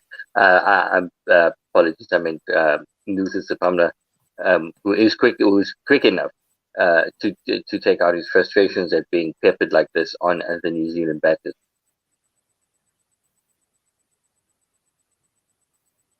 As Wagner comes in for the last ball of the over. And this one is short and it's taken on by Luther Sapamla. And it is played well and kept down and to a deep square leg. And that's the declaration as Dean Alga is calling his charges in. South Africa finish on 354 for 9 after 100 overs. Calverena on 136. Top scoring. Luther Sapamla there with him at the end with 10 not out. If we have a look, that leaves 131 overs for South Africa to get New Zealand out and to draw the series.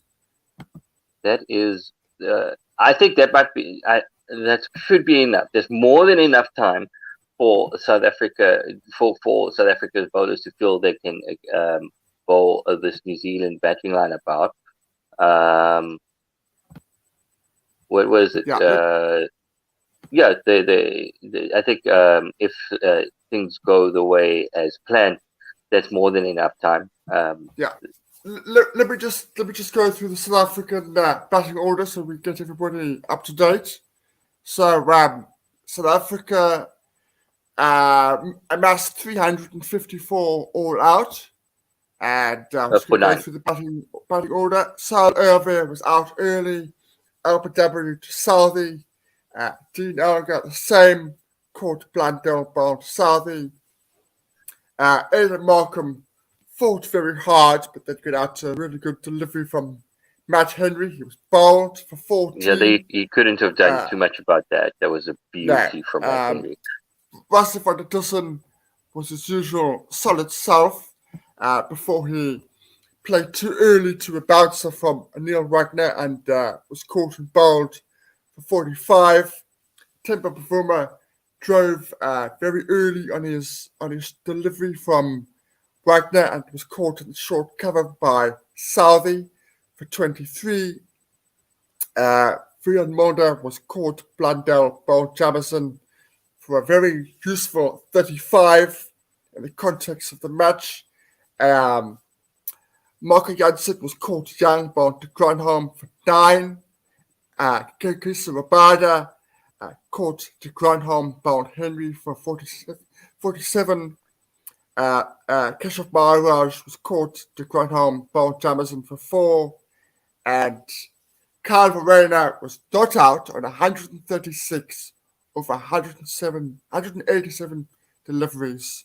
And Luther Sapamla was 10 not out of 28 deliveries.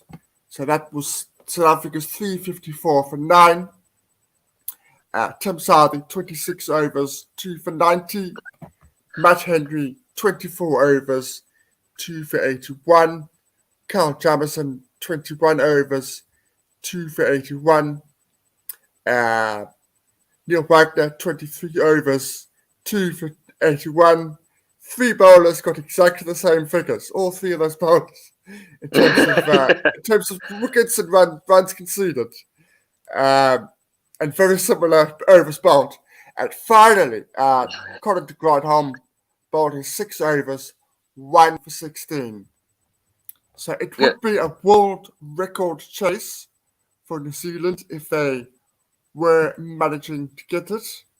131 overs to go, so still a lot of cricket to be played. Yeah. I think that New Zealand, we'll see when they come out.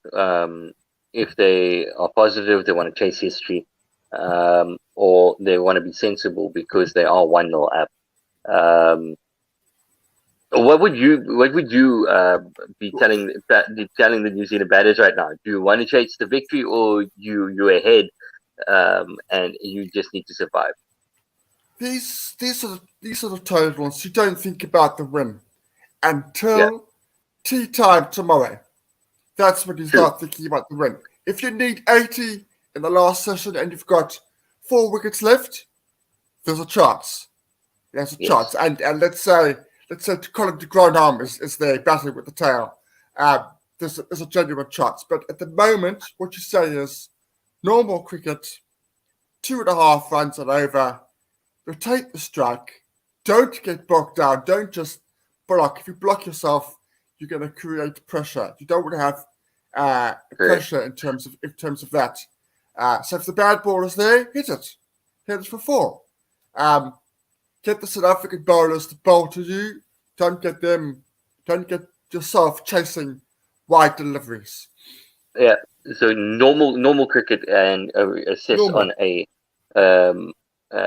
session by session basis or an hour by hour basis. Just break down the chase into in predetermined increments. Okay, cool. Every 50 runs, you reassess where we're sitting. Every hour, you reassess how we're looking.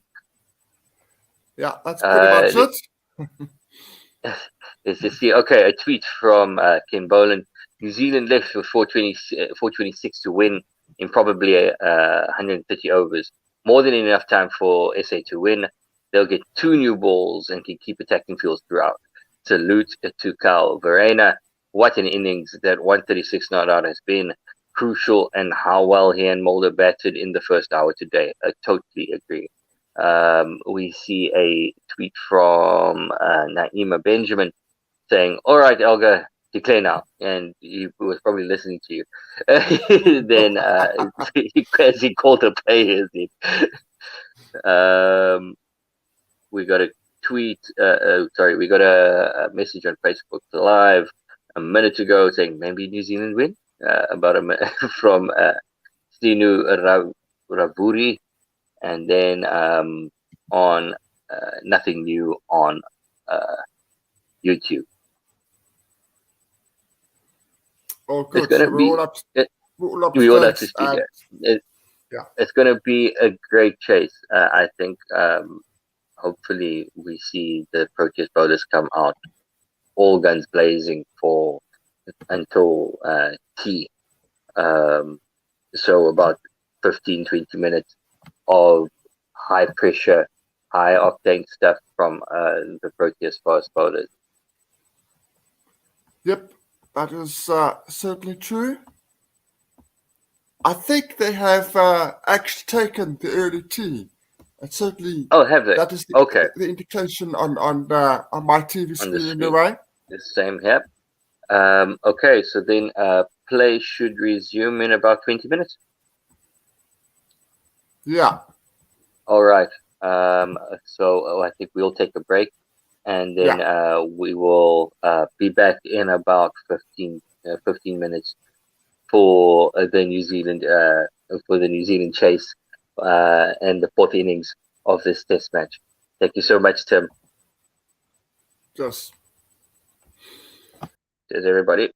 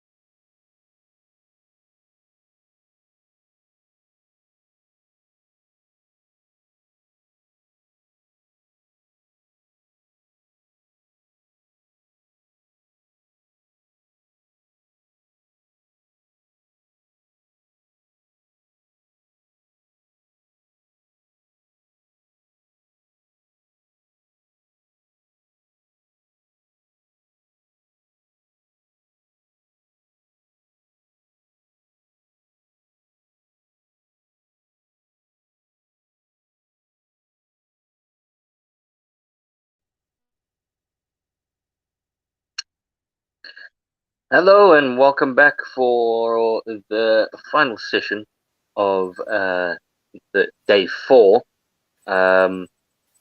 We have missed quite a bit. There was a breaking transmission from our local broadcaster, so we have a bit to catch up on. And welcome back to Tim. As we come back, as Kagiso Rabada gets Tom Latham caught at a short leg by Rassie van der Dussen. New Zealand are 7 for 2. All sorts of bother at the moment. It's a repeat of what happened at the first innings. Both openers being removed cheaply, and New Zealand are starting in trouble. Yeah, it's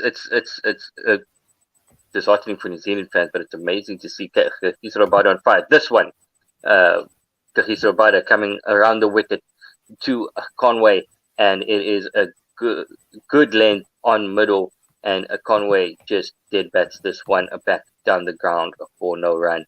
And Luther Sapamla cleans up and is shining the ball for his bowling partner, who is on fire. Kagiso Rabada, of course, started this innings on a hat-trick as he comes in for the last ball of this over, and this one is angled into Conway, who is well on top of that and just blocks that one to the covers for no run. An exciting first over from Kagiso Rabada. He started the innings on a hat-trick. The first ball that he bowled, Latham got a single from it, and then 2 balls later, Kagiso Rabada proceeded to get Will Young caught at gully, inducing the drive, and the catch was taken by Themba Bavuma. And the following over, bowled by Marco Jansen, was a maiden. Well bowled by him, as he is now at the top of his mark for his second over, the 4th of this innings for New Zealand, and the score is 7 for 2. Does this look like we were talking about how long New Zealand can survive, as Jansen comes in, this one down the leg side to Kyle Verreynne, and Nichols is not troubled by that one. As we were talking about earlier on about New Zealand surviving for 130 overs, and right now it doesn't seem like they're going to be able to do that. I'll come back to you after this delivery. As Jansen is running in. He's loping in like a baby giraffe past the umpire now. Outside off, much better line, and left by Nichols, and straight through to Kyle Verreynne. Yeah, look, it's not a good place where New Zealand are at the moment. But if there's one thing about this team that we've known for the last couple of years, is they really do fight. They won't just give it away. So yes. I think there's still a lot of cricket to be played. They still have the types of players that can bat long periods, but South Africa are definitely on top. As Jansen comes in for the third ball of the over, this one a good line, good length, just outside off stump, on about 4th stump, angling in, and it is left alone by Nichols, but it just misses past the off stump, and a lot of oohs and ahs by the South African players. But a good leave from Nichols, leaving on length, just showing that the bounce in this wicket is still true. As Jansen comes in for the 4th ball of the over, past the umpire now. This one is a bit shorter, and Nichols obliges and goes for the pull, a very well controlled pull. And Kagiso Rabada cleans up on the final boundary, and they get the single. Conway on strike. The score moves on to 8 for 2. Nicholas is definitely the key to the New Zealanders in this series. He's in every innings he's played, he's looked in form. He's looked good. Yeah. Obviously, he had that score with the first test, so he's in a good frame of mind.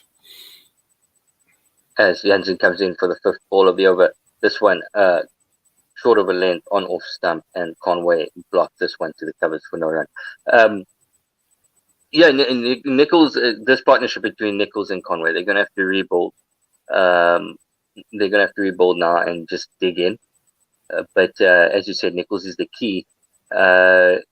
And he gave his wicket away in the previous innings, being strangled down leg. He'll hope to rectify that as Jansen comes in for the last ball of this over, short of a length, outside off, left alone by Conway, straight through to the keeper. Score remains 8 for 2. Whereas Conway has realised that this Test cricket malarkey is a little bit harder than his Test match average suggested when he came into the series. Yes. This is a completely the way South Africa, the Proteas hit these traps. This is they just coming in looking a completely different side. There's a bit of swagger now.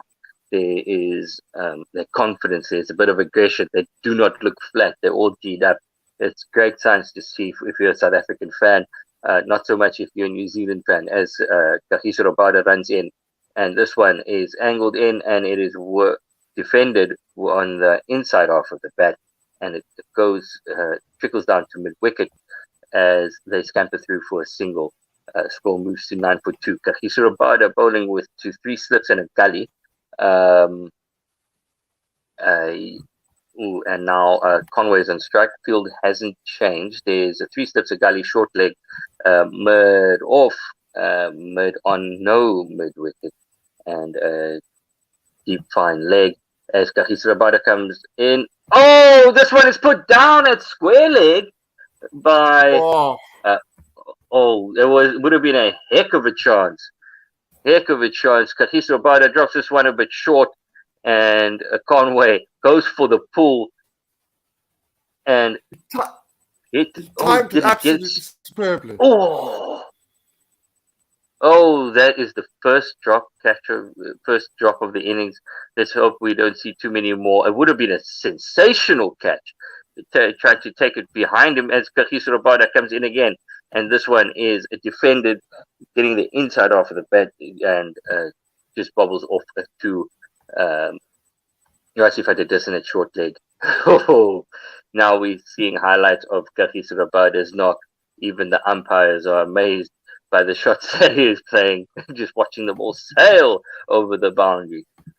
4 6s and 4 4s in his 47, looking like a proper batsman, saying, I'm just as good as anyone else. As Kagiso Rabada comes in for the 4th ball of the over. This one is angled in to Conway, and he plants his front foot and just defends it to the covers for no run. Yeah, Conway certainly has not had it all his own way in this Test series, but that was certainly a bit of luck for him.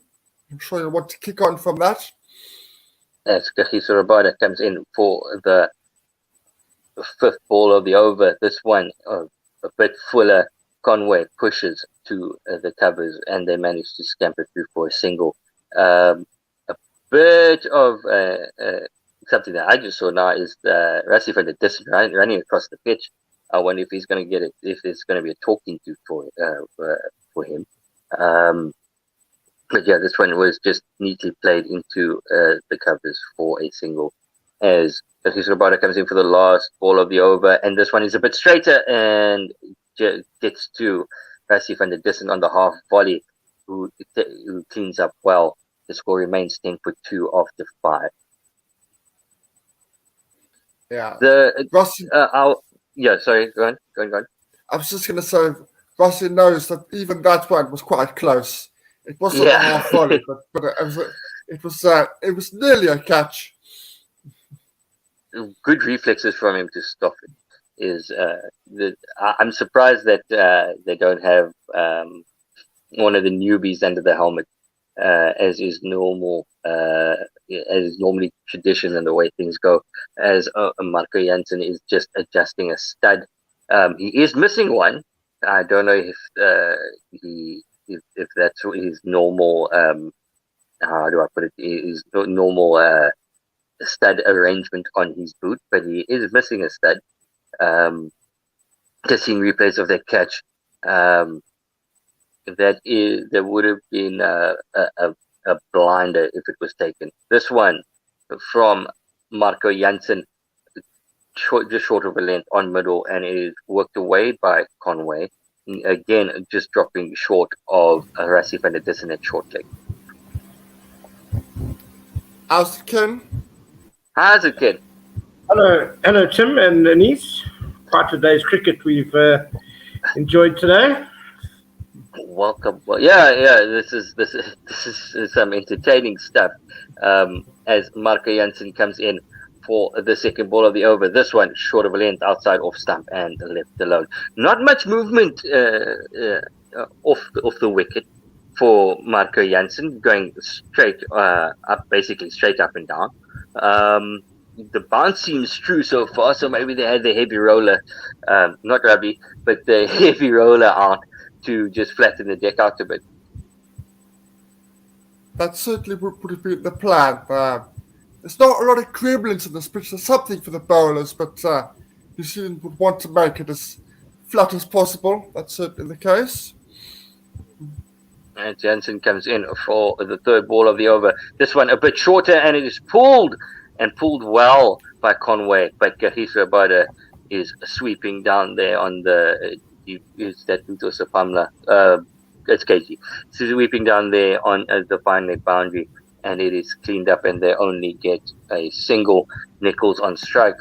Score moves to 11 for 2. Good. South Africa is striking early and striking twice, as Tom was saying, basically a repeat of the first innings, as Marco Jansen comes in for the fourth ball of the over. This one outside off, left alone, and straight through to Calverena.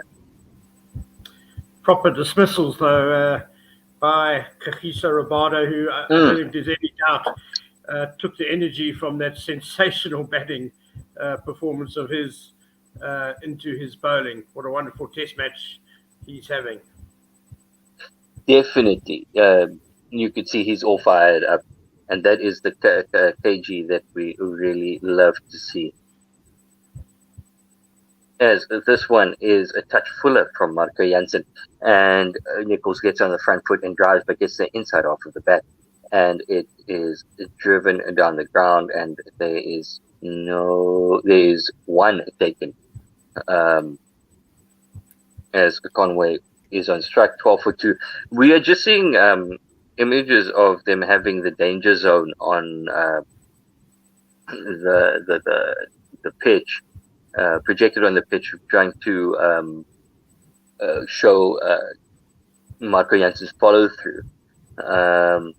Interesting tactic from the broadcasters, as we have Marco Jansen coming for the last ball of the over. This one outside off and left alone. We do know the controversy that India raised when they were touring in South Africa, saying that the broadcaster was a bit biased, and this is a common theme for all home broadcasters. Because I don't think that there would have been many people talking about Marco Jansen's follow through unless it was brought up specifically by the broadcaster, or brought to the attention of the officials.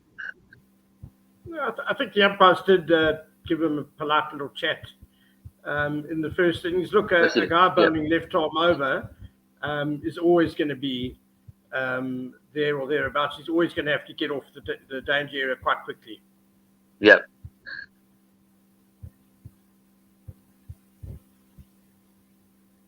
As Kagiso Rabada comes in, this one is yorked him very full, hits him on the pad, not out, says the umpire. There was an appeal for LBW.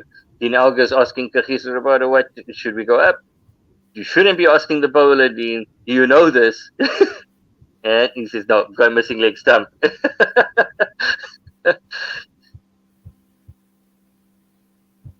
Yeah, I think there was too much swing into the that was missing.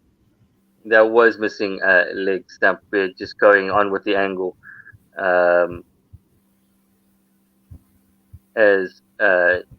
Dean Elgar had learned from the first innings, don't ask the bowler.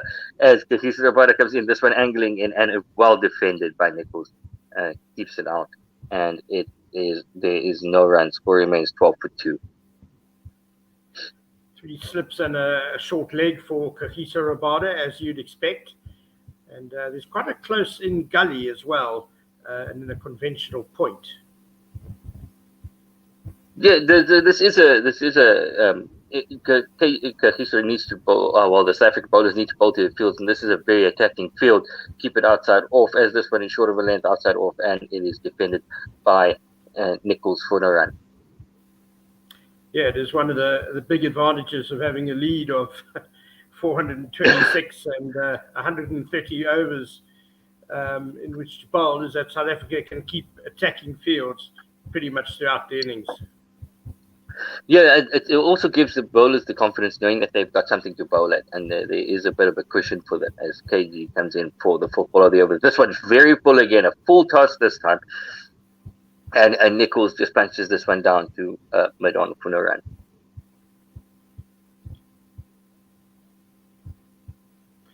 And also will help spinner Keshav Maharaj, who I think is going to have a key role to play in the second innings, to have a big score behind him.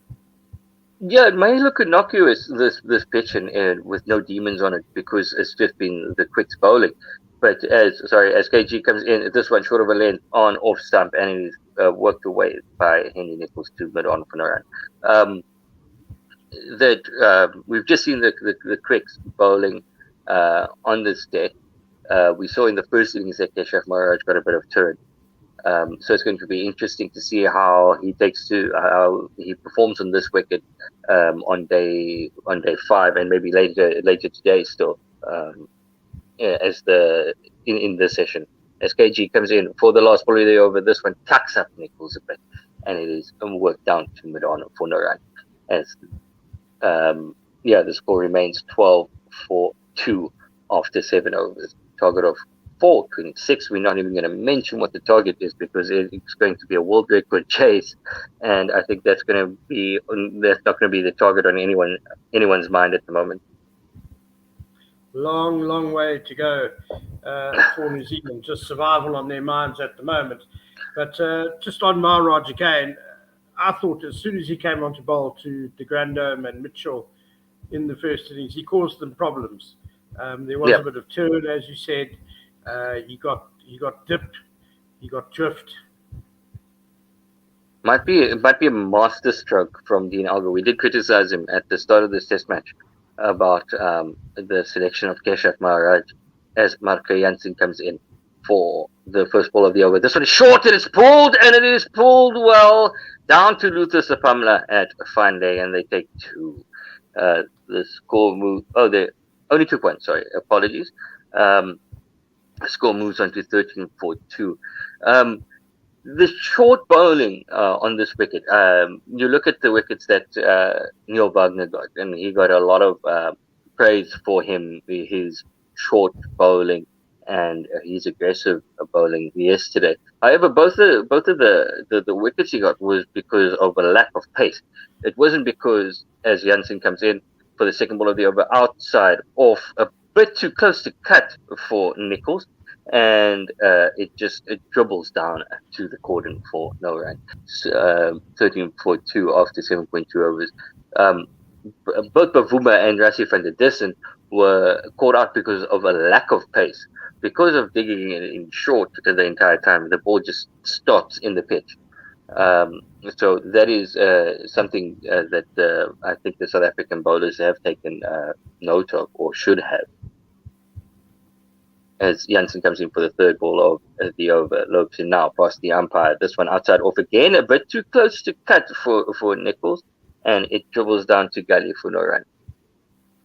Well, the slowness in the pitches is also why I hope you're using the royal we, or you're not using the royal we. And East, when you say we were critical of Maharaj being selected, I was delighted. I thought it was a fantastic decision, and because it's not the same pitch as we Yes. saw for the first test.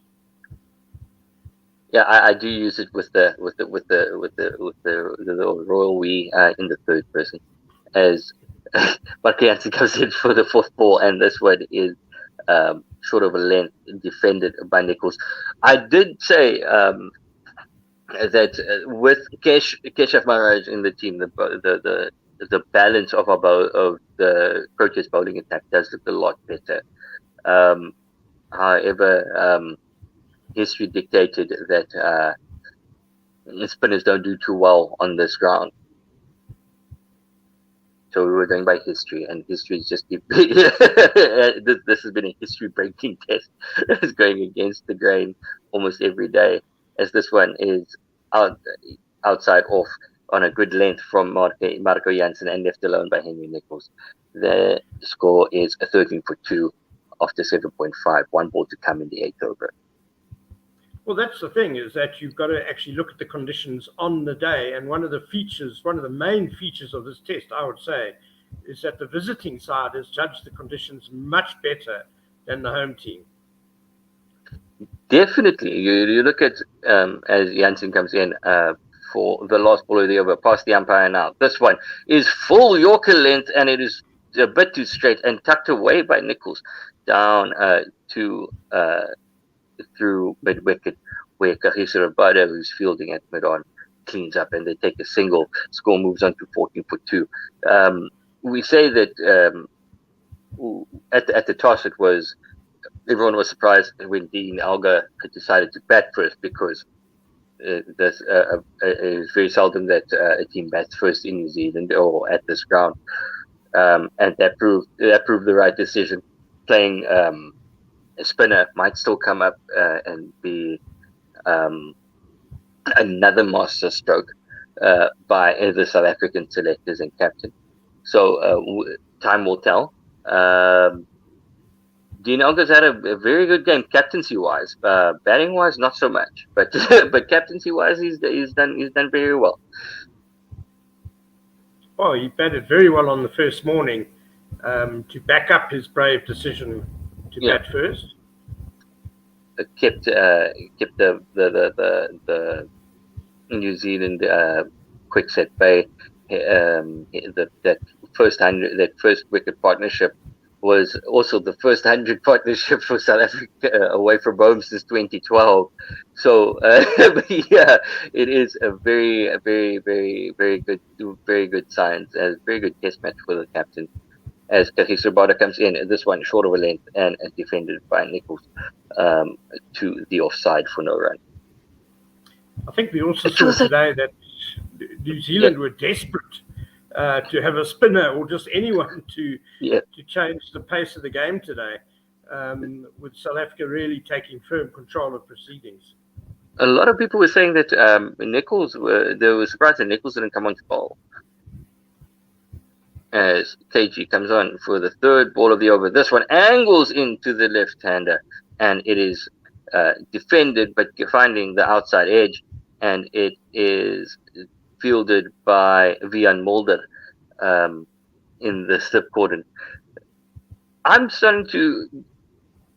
What are your thoughts on Vian Mulder's bowling? He's keeping it tight. Except he went for about 4 and over in the first inning, but he doesn't seem to have that penetration that we are looking for. Would he be just a holding bowler as Kagiso Rabada comes in? And this one is a bit straighter and worked off to the leg side by Nichols, just wide of Rassie van der Dussen, but it is cleaned up by mid-wicket.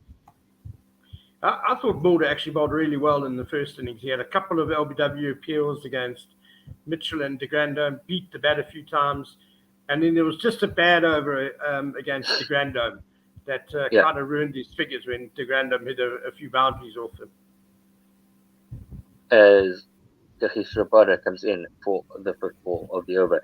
This one full on middle and driven down the ground, but straight to mid-on for no run. He did look like he was troubling the bowlers, the batters. Sorry, but he doesn't have the best of strike rates. But we've seen in New Zealand, he does have a bit of a golden arm at times, as Kagiso Rabada comes in again for the 5th ball of the over. This one angles in again to the left-hander, and it is defended and cleaned up by mid-wicket for no run. Score is 14 for 2 after 9. Yeah, I think as the 4th seamer, strike rate's not too important for Vian Moura. I think they would be more interested in his economy rate. Can he keep his end tight? Can he do that holding job? And I certainly think he can. And I think he's also looked good with the bat in both innings. His contribution this morning was absolutely crucial in scoring those 35 runs and really starting the day well for South Africa with Kyle Verreynne. He's playing as what did Otis Gibson say, and what did the rest of the team say? That he's a more of a batting all rounder, which I'm not sure. I'm not that too sold on at the moment. I would rather have him. And as you said, he did show great concentration, but he's still young, I guess. And as Marco Jansen comes in for the 1st ball of the over, and this one is a straighter line fielded by square leg for no run. He's been part of the setup for quite a while. He was one of Otis Gibson, the former coach's favorites. But we're still waiting for that breakout innings from him.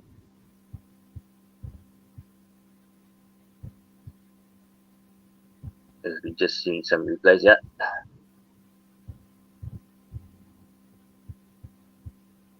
As Jansen comes in for the 2nd ball of the over. This one is short, and it is left alone by Conway. Down the leg side, straight to Kyle Verreynne for no run.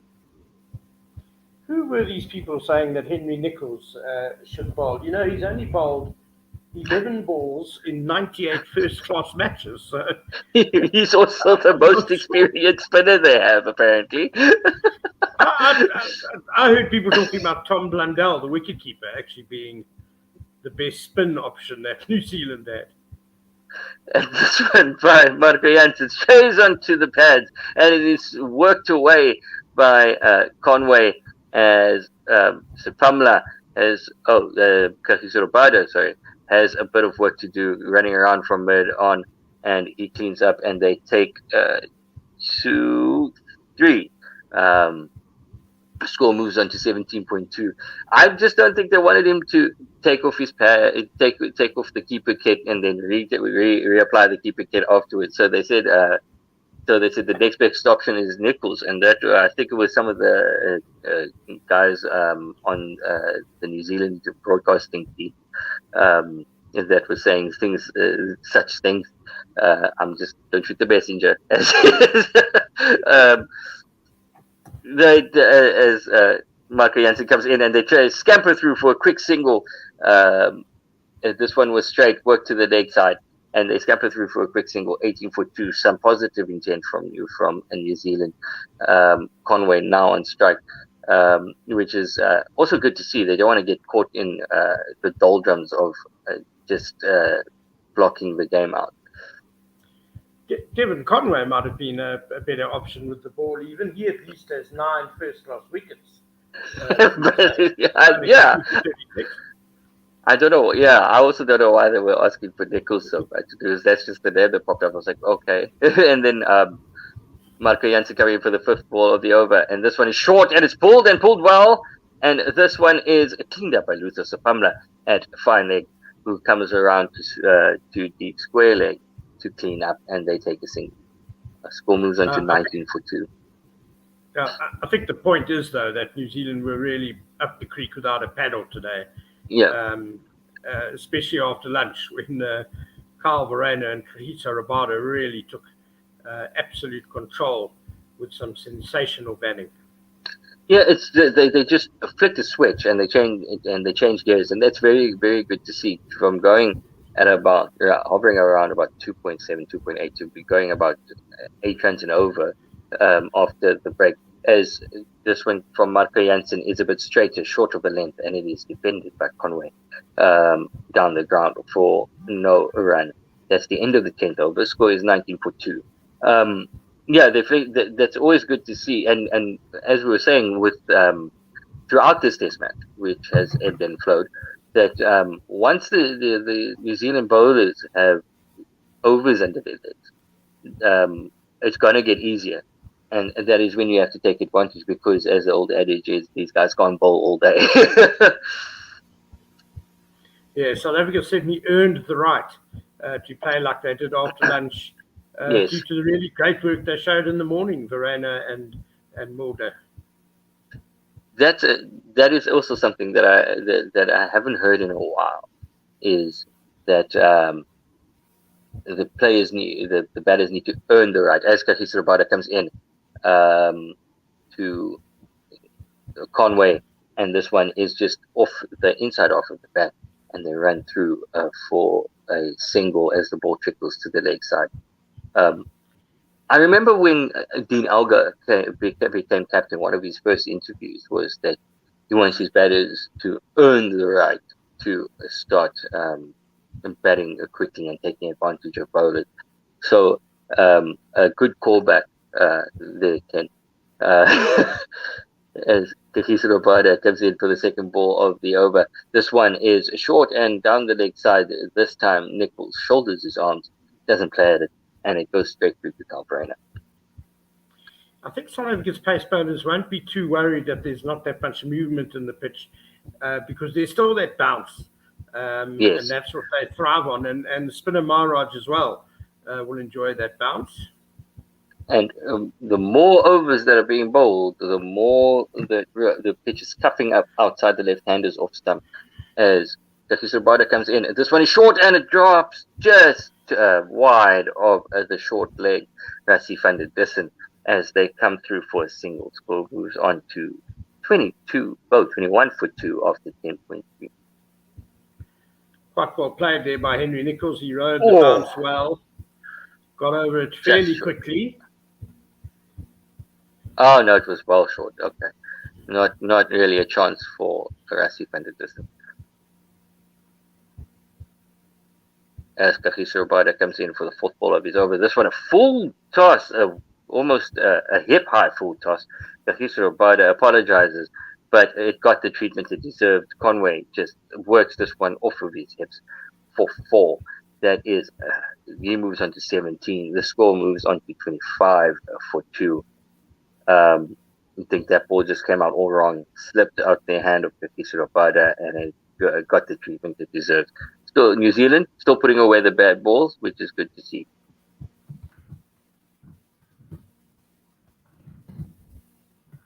As we lose our pictures from the ground.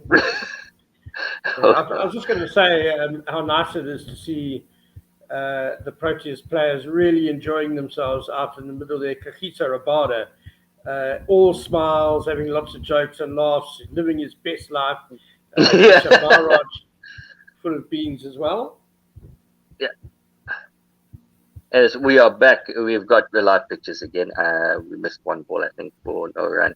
As Kagiso Rabada at the top of his mark, running in now. This one on off stump and driven well and driven confidently, but cleaned up at a wideish mid off. Sorry, by Kagiso Rabada, by Keshav Maharaj, who has to dive onto the square. Oh, this is an interesting move. He's taking off of his jersey, and it seems like Keshav Maharaj might be introduced into the attack. I like it. You'll have a nice hard ball to bowl with. Very interesting. 12th over the innings, and Keshav Maharaj up already. This is good to see. King, will you take over ball by ball for a bit? Sure. No worries. Okay.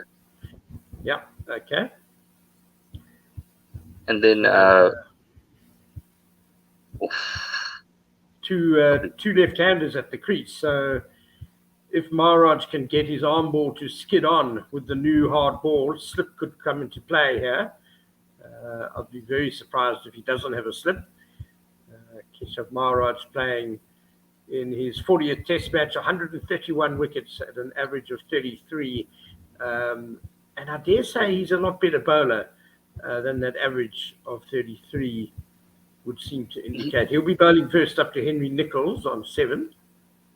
He also has the disadvantage of being based in South Africa, where spinners don't have much, don't get much love on South African wickets. Even though the past couple of seasons, spinners have been the highest wicket takers in the domestic game. But then I've always made the argument that spinners get to bowl a lot more overs than the quicks, so they have more opportunity. Keshav Maharaj into Henry Nicholls with a slip and a short leg. Nicholls just goes back and defends the first delivery, no run. Nisa, I think it's going to be interesting, the Bangladesh series coming up, because those tests are in Durban and Port Elizabeth, and I think those pitches could well help spin a bit. Maharaj in again, but Fuller, Nicholls is on the back foot and he's bowled. Beautiful delivery by Maharaj, totally deceiving Nicholls in the flight. He was on the back foot. It was way too short.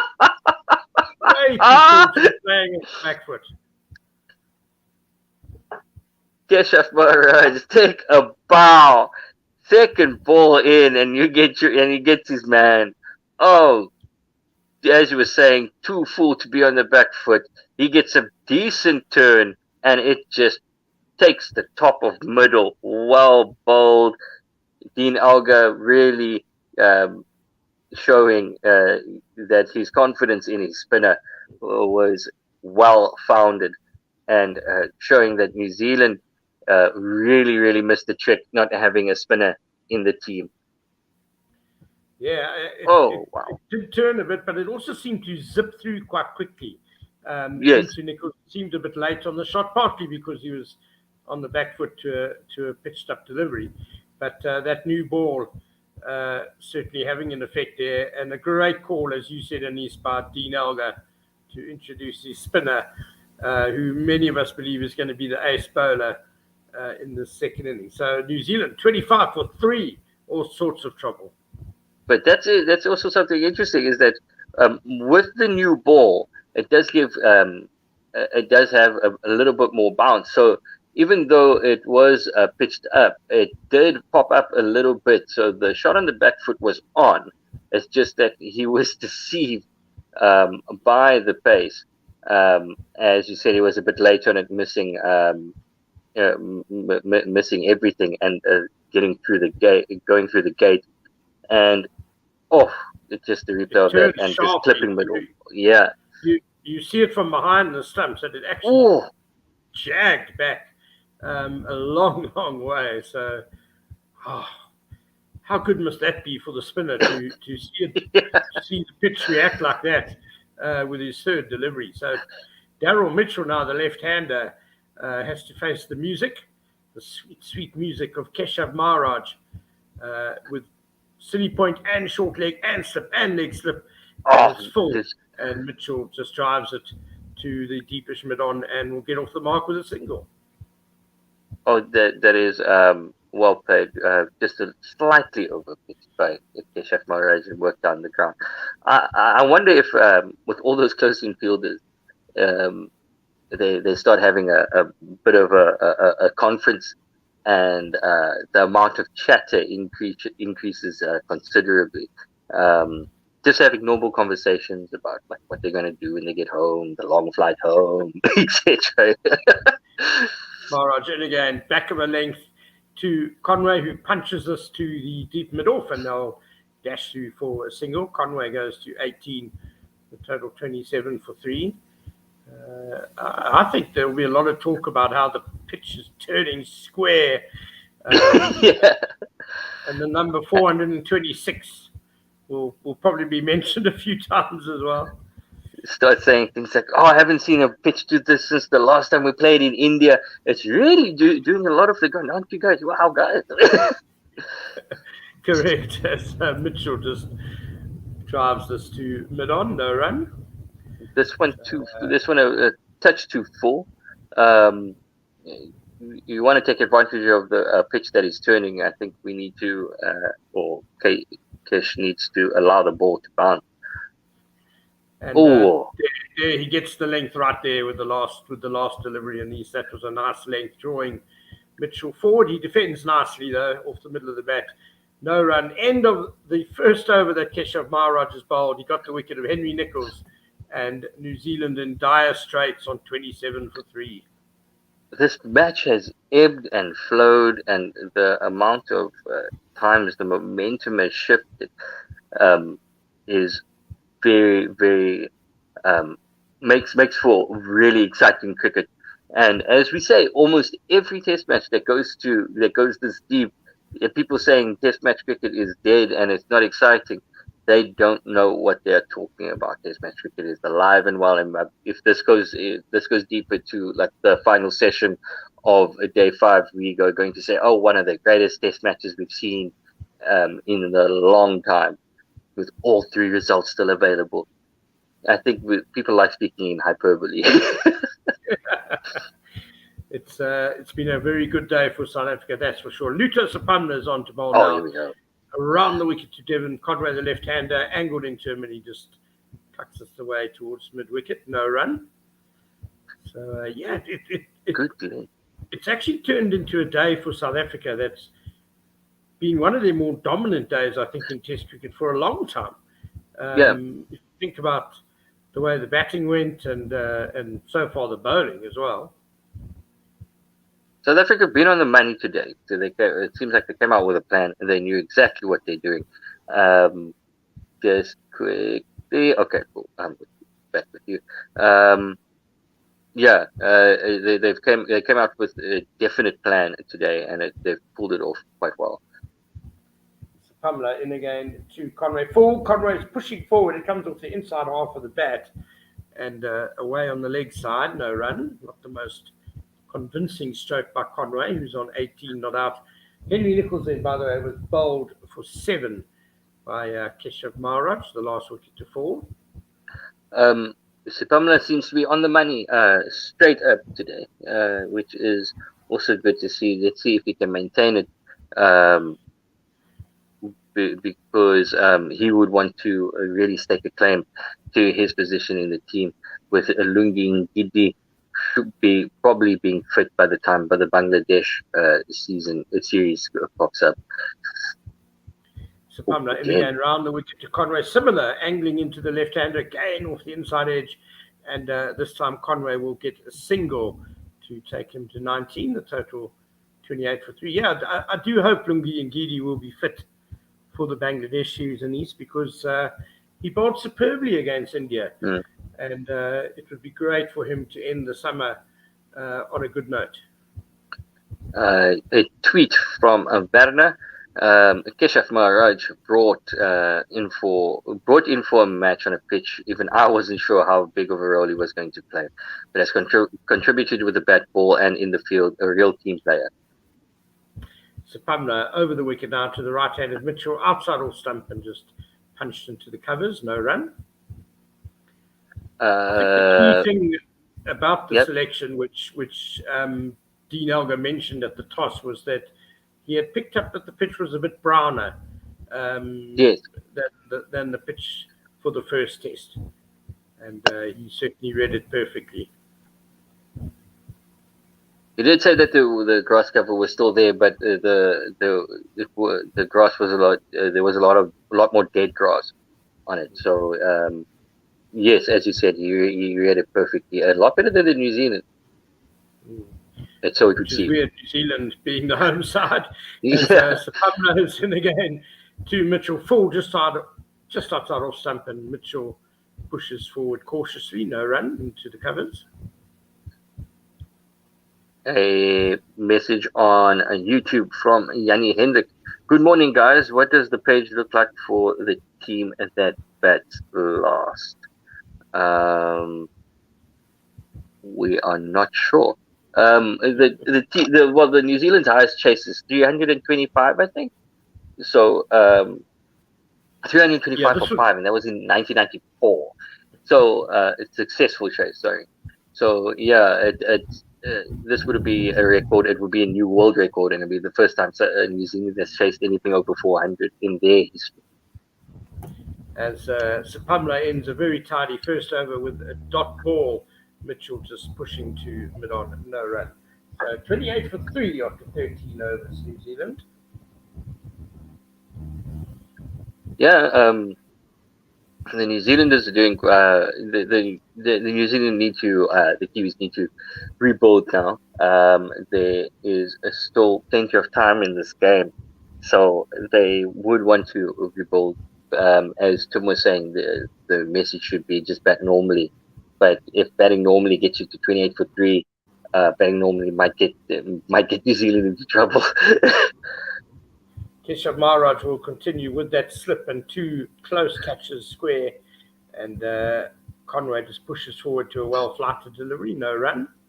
Captain Dean Elgar leading from the front, one of the close catches in there. Interesting note, Kagiso Rabada is the highest wicket taker. Where is that stat? Is the highest wicket taker in Test cricket in the last 12 months.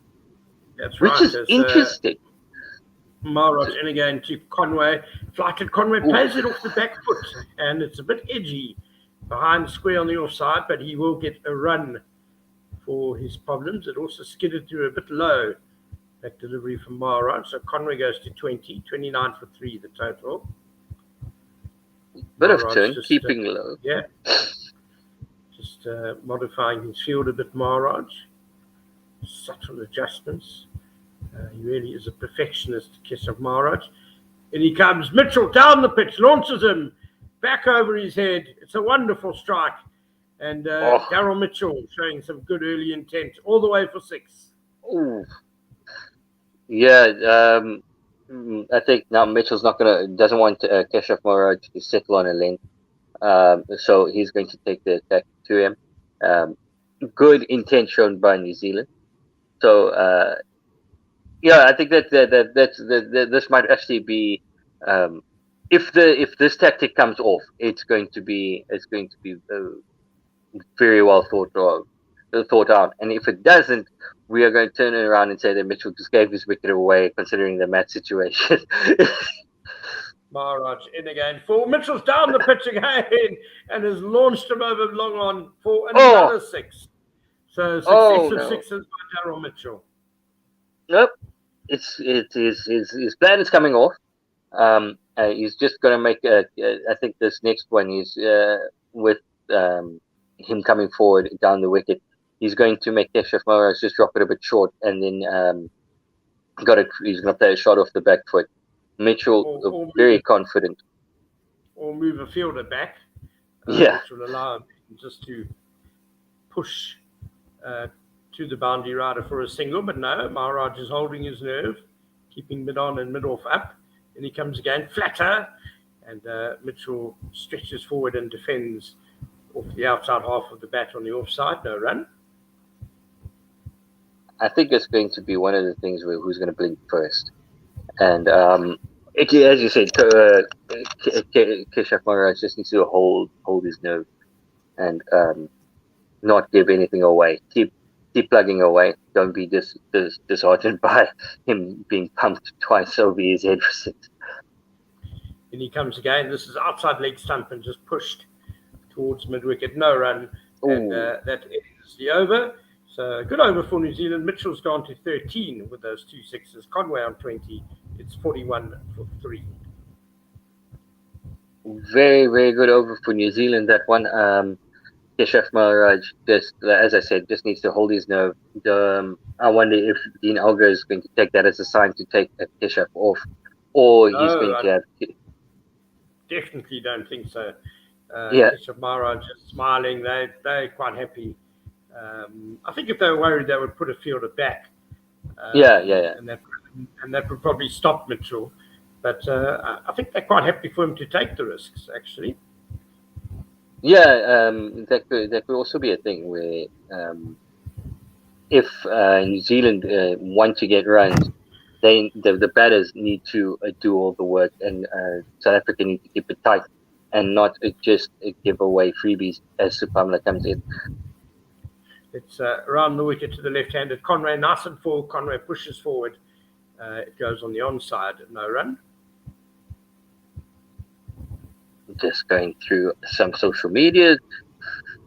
Where are we? As the South African public starts waking up for their day, 20 to 6 in the morning. Great day. They've Yeah. missed for the Proteas. Sapumla in again to Conway, back of the length. Conway tucks this off his hip, but he can't beat mid-wicket, no run. Keeping it tight is Luther Sapumla. Make South Africa play as much as possible. Make the New Zealanders play at balls as much as possible. You notice that the leave percentage for New Zealand in this innings compared to the first one is way down, which is good to see. South Africa's got their lines right, got their lengths right. So thus far, this session. Yeah, it does seem a sort of pitch where you want to be quite straight. As Sapumla with 2 slips in the gully, back of a leg, angling in to the left hand. It's a good lead by Conway, but a bit of excitement behind the stumps there, as it came back quite a long way towards off stump. Well, some movement on just a little bit of nip, but coming in with the angle. That's with the right hander coming around the wicket is to be expected. Yeah, I think Luther Sapumla, his last spell of the first innings was very tidy, very accurate, and he's picked up from where he left off there. He's bowled 9 balls and just conceded a single. It's been a very good start for him today. He's in again to Conway, back of a leg. Conway blocked awkwardly from the crease. As again, Sapumla targeting the pads. Conway a bit caught in the crease there. Oh, and it's coming down quite late. Making it seem as if making it look more difficult than playing that ball was, feet in the toilet, as they say, and just jabbing his bat down.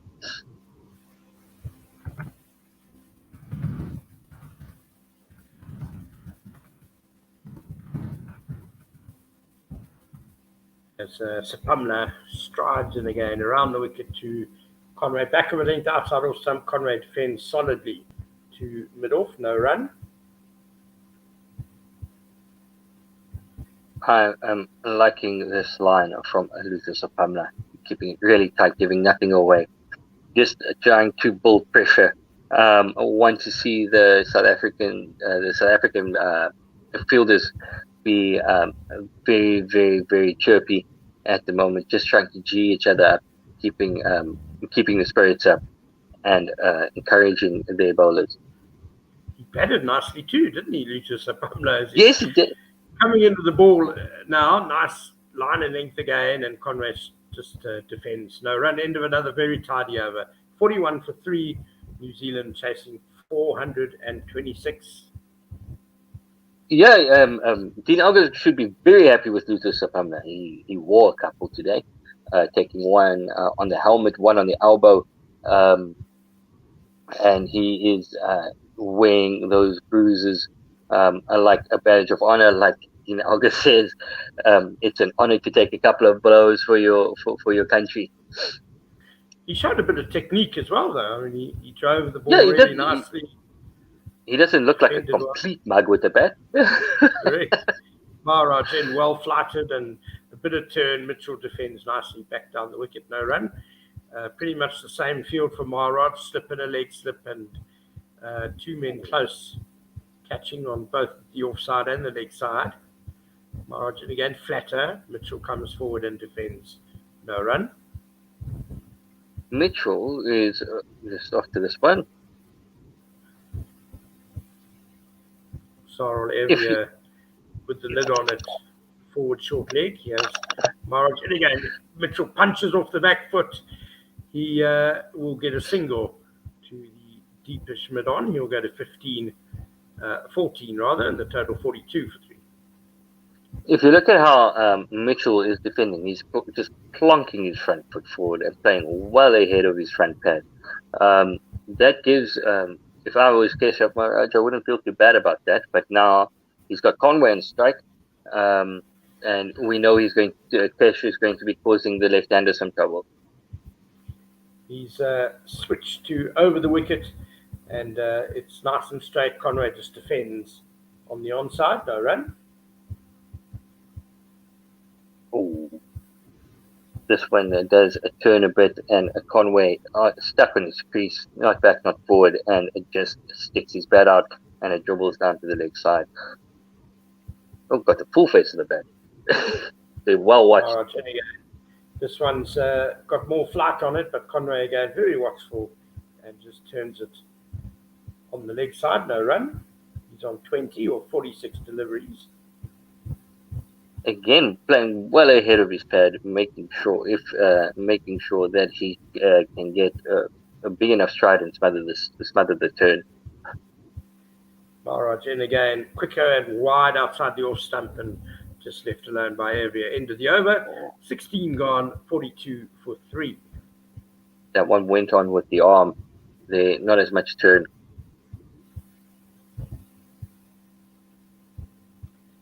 As we are nearly coming to the end of our stint in East. Yep. With South Africa in firm control, 3 early wickets.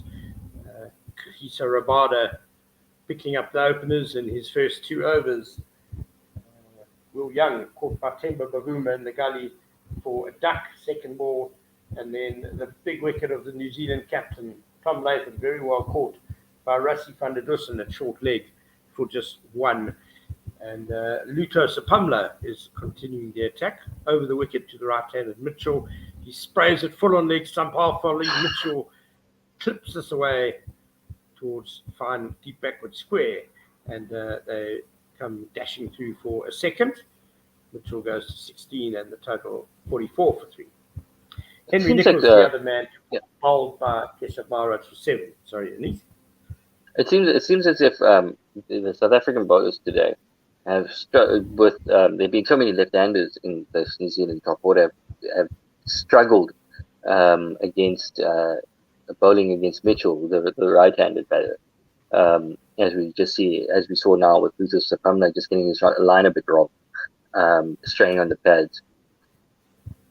Sapamla, and again he's got this one right. It's back just outside of the stump, good length, and Mitchell defends into the covers. No run. That is a much better line.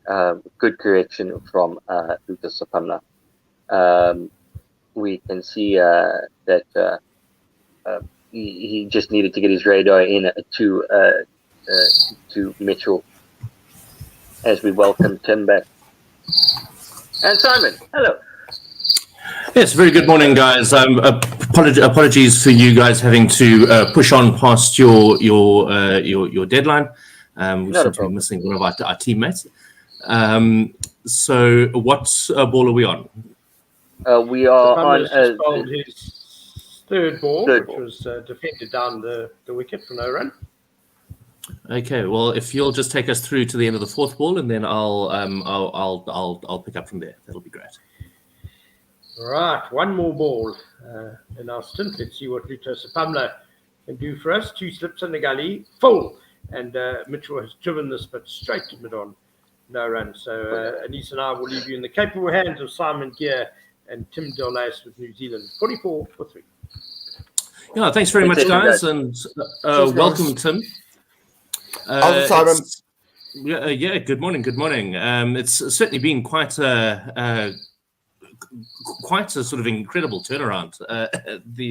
I didn't expect South Africa to put up the target that they did, as Sapamla comes in right arm over past the outside edge of Mitchell, goes through to the keeper, no run. New Zealand are 44 for 3 at the moment. The target is 426. The 2 men at the crease, Mitchell, he's on a 16, and Conway is there on 20. Luto Sapamla currently bowling. He's in his 3rd over, no wicket for 3 runs at the moment. Tim, you saw quite a lot of the cricket sort of through the night. Your impressions? Oh, this is the best day of the tour so far for South Africa in all departments. It's been a much better improvement from what we saw at the first test. Much more of what we would expect from South Africa. Indeed, and I think very much with the bat as much as anything else.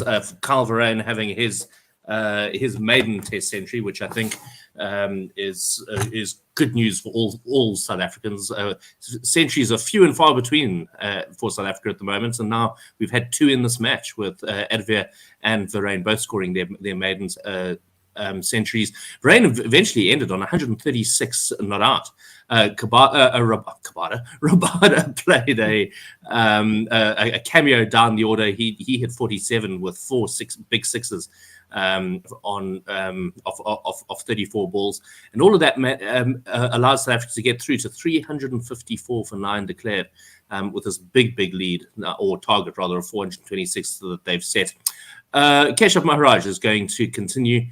He's bowling left arm over the wickets and into the left-handed Conway, who just defends into the offside. Very, very attacking field. They've got the keeper standing up, obviously. There's a man at slip. There's a man at silly point, who is Dean Elgar without a helmet on. And there is a man at forward short leg, as this one is defended into the onside, and Temper Pavuma does the fielding. Yeah, so the two Centurions, the fact that it's what's most impressive, like I come to after this delivery. Left load outside the off stump, no run. Is that both of them have played 8 test matches between them. So they're very inexperienced at this level, and yet they've shown that they have genuine ability, and they are the ones that have made the test match hundreds in this series, which is hugely impressive. The next ball from Maharaj spins out of the rough and spits a little bit as well. The batter playing with soft hands. Conway just, in fact, I think he misses it, hits his back pad, and there seems by the reactions that there might have been a bit of a scratch on that as well, because Dean Elgar dived forward trying to, yes, indeed, there was an inside edge onto the front pad, onto the back pad, and then it pretty much just died and dropped into the dirt at his feet. But Dean Elgar diving forward and taking it one hand, one bounce. The next ball is just knocked into the onside, and they jog through for a single. Conway is going to spend some time watching the action from the non-striker's end, which is often where you want to be when the pressure's on. Yeah, I think he'll be much happier at the non-striker's end at the moment. Yeah, Maharaj clearly using the rough there that has been created by the right-hand bowlers, and getting a bit of turn into the left-hander. He's going to be left arm around to the right-handed Mitchell. Curious field with a silly mid-on and a forward short leg and a leg slip for Mitchell. That's the end of that over. 45 for 3. Maharaj 1 for 17 off his 4. And the other thing that's been impressive from a South African perspective is the contributions from the two chaps that were brought in for this test match, Vian Mulder and Keshav Maharaj. Both have had crucial contributions with the bat at the first innings, and now Keshav is contributing very importantly with the ball in the second. Yeah, guys who have two very, very different places in the team. Maharaj is very much the incumbent in his role, and I don't think feels any particular pressure. He's part of the leadership group, all of those sort of things. Vian Mulder must feel like he is constantly on the edge of this team.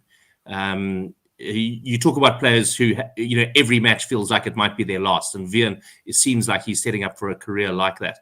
So Pamela to start his fourth over, and just defended off the front foot by Conway, no run.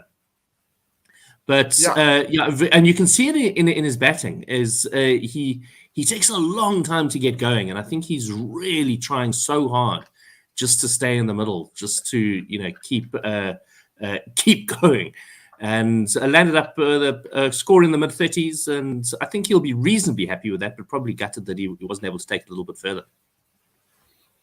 Yeah, I think in the context of the game, I think the 35 was very important, even if he would like to have got a few more. Defended into the onside, no run. Yeah, I mean, what are your views of Vian? You're a very, very exciting youngster. We were all aware of him when he was still a schoolboy. I mean, are you? We know he hasn't quite fired at this level. I mean, what are your general views on him?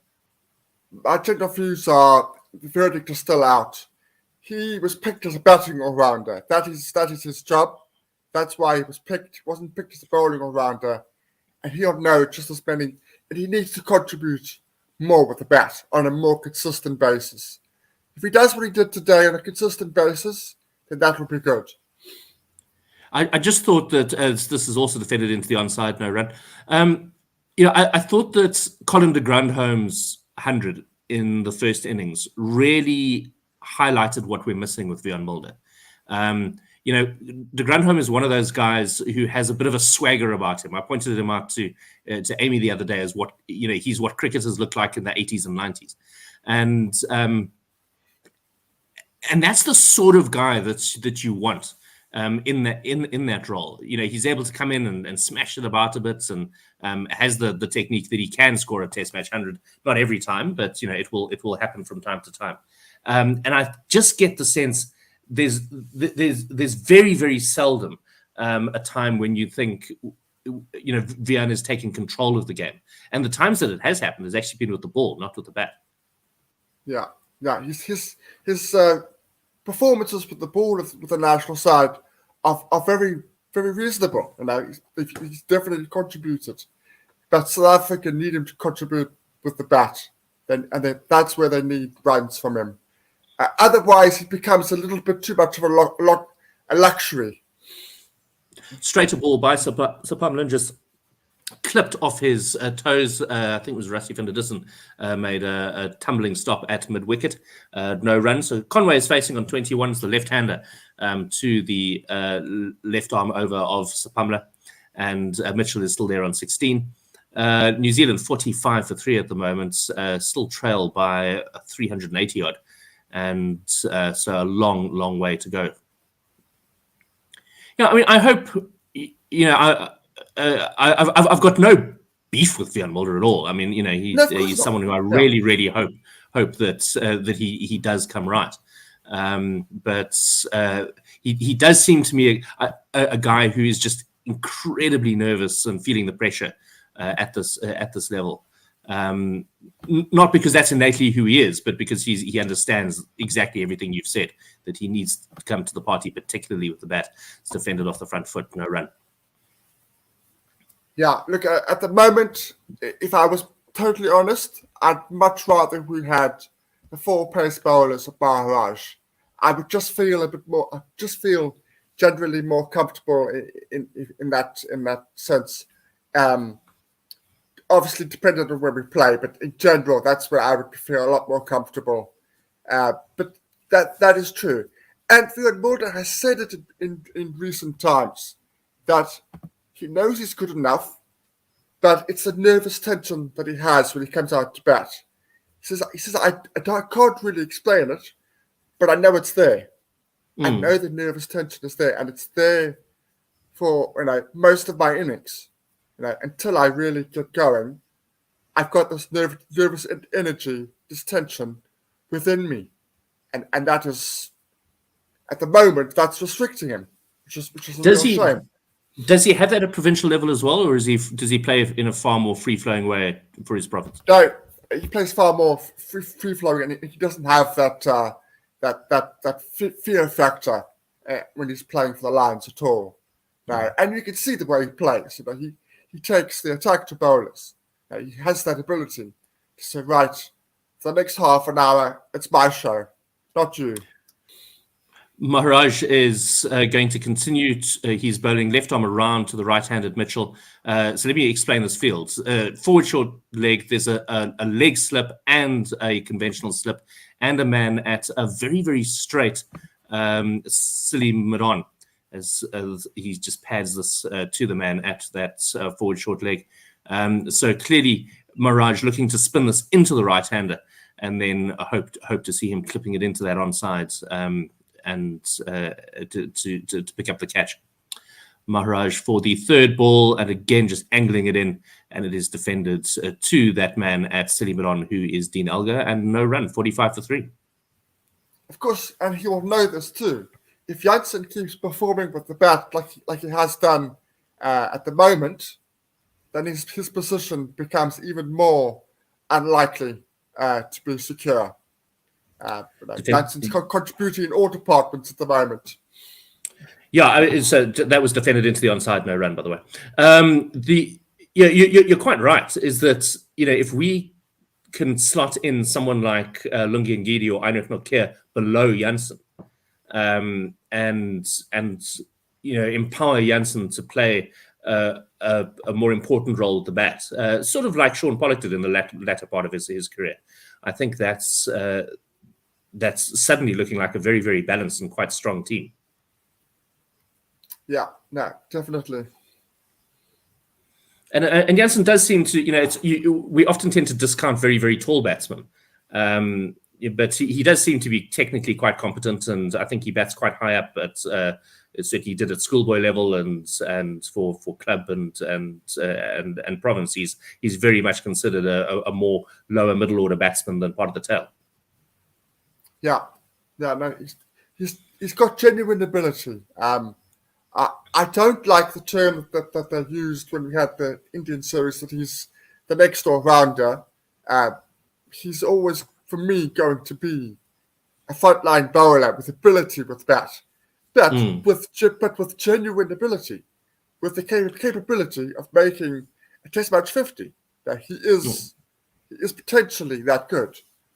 He's essentially going to be a similar sort of batsman to someone like Pat Cummins, isn't he? Yeah. Yes. Yeah. So sort of gets through with a career average in the low 20s, and occasionally just comes in and really smashes one about. Sapamla to resume. He's right arm around the wicket and angling it into Devon Conway, and no run. It's a very, very quiet period here at the moment. I think we've had about 2 runs in the period you and I have been on air. Just trying to see what the last 10 overs have been. I can't find that on Cricinfo at the moment. The last 10 overs, 25 for 1. Which actually isn't that bad, although I think that does include quite a big over against Maharaj a few overs ago. But certainly for the time being, this is a very, very watchful New Zealand. Lots of guys in the sort of catching mid-wicket regions as Sapamla is trying to angle it into the left-hander, but this time Conway is able to drive him through the offside, and that is going to run all the way down to the boundary for 4. That takes New Zealand through to 49 for 3, Conway to 25. And a really, really good quality shot here. Yeah. Lost his shape a little bit at the last second, but it didn't matter. Nicely driven. Didn't time it as well as he would have liked. It did sort of trickle towards the boundary in the last little bit, but a good shot nevertheless.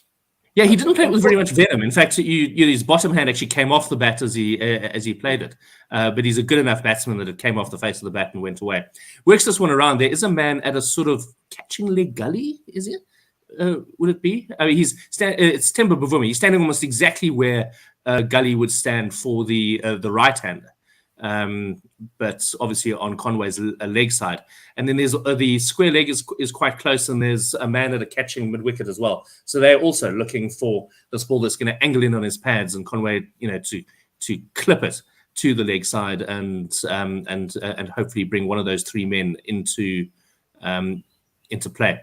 So Pamela in again, the 4th ball of his over, and just defended into the offside, no run. It's been a feature of Dean Elgar's captaincy, I think, is we've often see quite interesting field placings under him, which I really enjoy. Yes, he's been a very much a proactive captain on the field, which is why I was getting just a tiny bit irritable with the declaration. I mean, it's a decent declaration, but I think I would have declared maybe 10 overs beforehand. But otherwise, I think he's been very good. I think he's been very proactive, looking to keep things fresh, which is very, very a good thing from a captain's point of view. Defended into the offside, no run. New Zealand 49 for 3. Conway is on 25. Mitchell on 16. Yeah, he's. I don't have a very, very clear sense of the mood in the camp around Elgar versus around Mark Boucher at the moment. So I think it's probably socially quite a complex space. But I imagine Elgar quite a business-like guy who's really able to keep the focus on the cricket and not get too overly involved in all of the smoke that's sort of swirling around him. Yeah, no, I tend to agree. Also, I think if there was a genuine problem with Elgar we would know about it. We know about an awful lot that's going on at the moment. I think we would have heard the odd rumour here and there. That is Drinks, and so at Drinks, New Zealand are 49 for 3. The two men at the crease are Daryl Mitchell, he's on 16. Devon Conway, he's on 25. And it has very much been South Africa's afternoon, having batted for most of the day, largely under the guiding hand of Kyle Verreynne for his maiden century. He went through to 136 not out. South Africa did eventually declare, and I don't know if you've got access to the Cricket Info scorecard. Mine seems to have frozen. Tim, if you want to take us through some of the things that have happened through the session. Right, let me just get there. Okay, so Tom Latham was caught for the distance by Rabada 1. Will Young was caught to perform by Rabada for naught. New Zealand were 6 for 2 at that stage, and all sorts of bother. Henry Nicholas, who's been in good form this series, was bowled by Maharaj for 7, and at the moment it's a good partnership of about 24 between Conway and Mitchell. Conway's got 25 and Mitchell's got 16. And the wicket takers for South Africa are 2 for Rabada, 2 for 15 and 6, and Maharaj 1 for 17 and 5.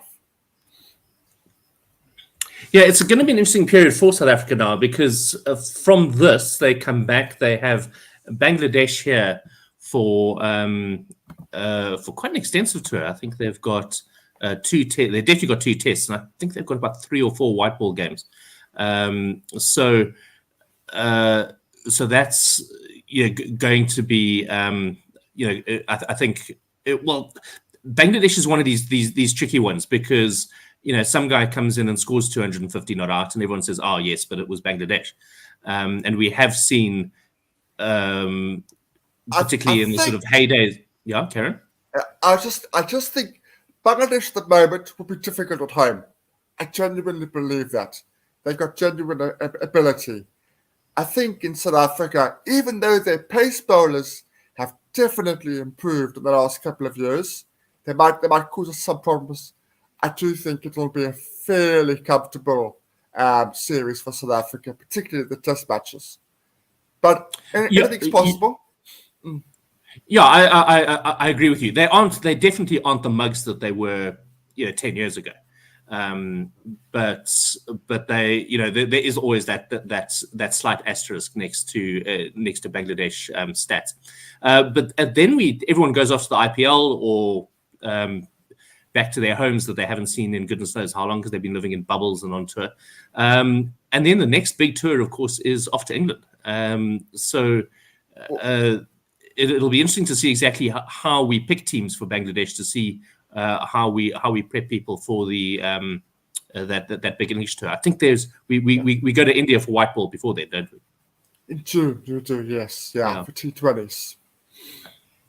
Just on that, it's a very, very important thing. I'll come back to you after this delivery in terms of that England series. Maharaj is worked into the onside by Mitchell, but there's no run. Carry on. And Linda. Tell you what, you talk. If there's anything other than a dot ball, then I'll jump. Okay, all right. Okay. So George Linder, who else? Bjorn Hendricks, Keegan Peterson are all playing county stints this season. Hugely important for people like George Linder, Vian Mulder, and Keegan Peterson. Those 3, hugely important. Prior to the England series, they're going to be playing county cricket in England. So that's going to give them really good exposure before that series. It'll be very interesting to see how Bjorn Hendricks does in the UK. He strikes me as a guy who's maybe not quite got enough gas to really terrify people in South African conditions. But you might find he's the sort of bowler that does quite well in England. Yeah, I think he's going to be a very, very good signing. He's also going to be playing in Division 2 over there, which is not quite as strong as Division 1. So I think he'll be very good.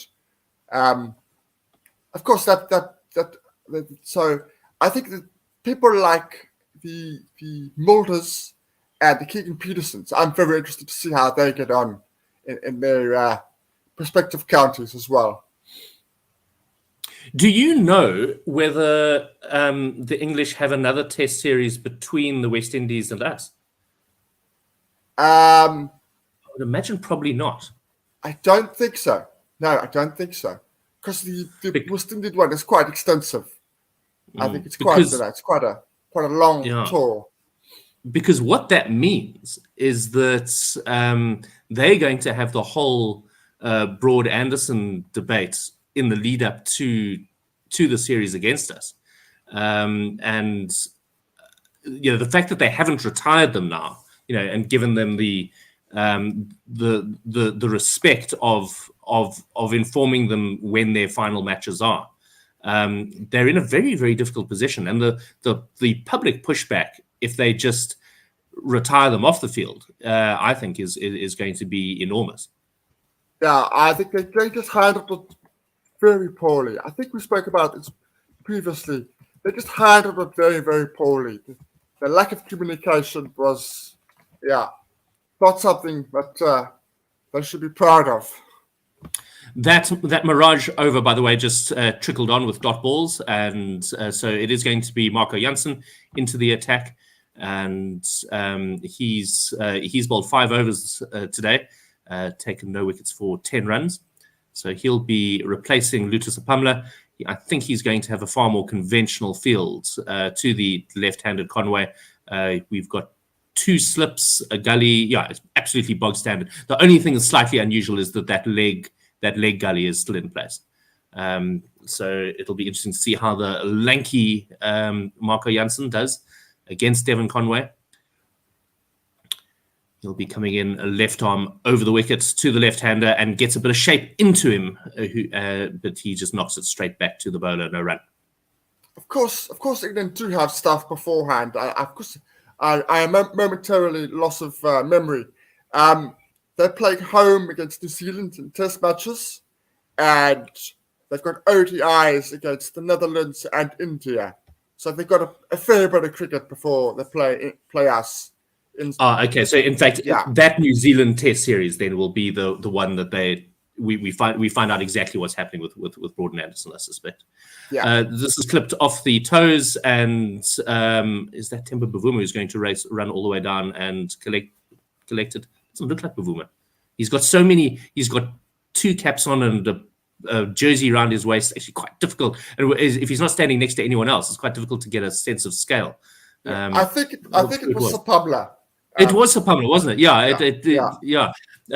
With dark glasses on as well. I was really struggling to figure out who it was. Yeah, okay. So that New Zealand series will then be the defining one for Broad and Anderson's careers, and I would not be surprised if they are both brought in and told that is their swan song, either that or ours, I suspect. Right, Marco Jansen in again, just the 1 slip in place. I don't know what happened to the other one. He was taken out for whatever reason, defended down the pitch and no run. But it's certainly going to be an interesting one for England. But because they're both still good enough to play. It's not as if they've lost form or anything. I mean, I've continued to think about it since you and I spoke about it the other night, and I'm absolutely certain they are being punished for something that happened in Australia. Something went down. There was obviously a major blow up in the dressing room or something like that, and they're being punished for it. There's no cricketing reason for them to have been dropped. As this is punched through the offside and a really, really good shot. There's a dive in the covers, but it's going to run away for much more aggressive shot than the previous one that Conway hit. And in fact, it was really, really well timed. So that runs away for 431 Conway, and that brings up in fact, more than brings up the New Zealand 50. New Zealand on 55 now. Yeah, lovely shot. Really good over the ball, beautifully. That was timed exceptionally. That was once it got through the fielder, it was always going to be a boundary. Yeah, really, really top shot. 55 for 3. It's a shorter one, and this time he hooks at it, and very, very safe shot as well. No chance of it going into the hands of the deep fine leg that is there. That also hits the boundary, and so Conway suddenly on to 39, and New Zealand racing along to 59 for 3. Sorry, I think that brings him to 35, does it?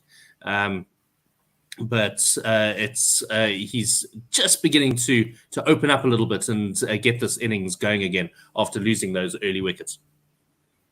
Yeah, the drop catch was proving a little bit costly.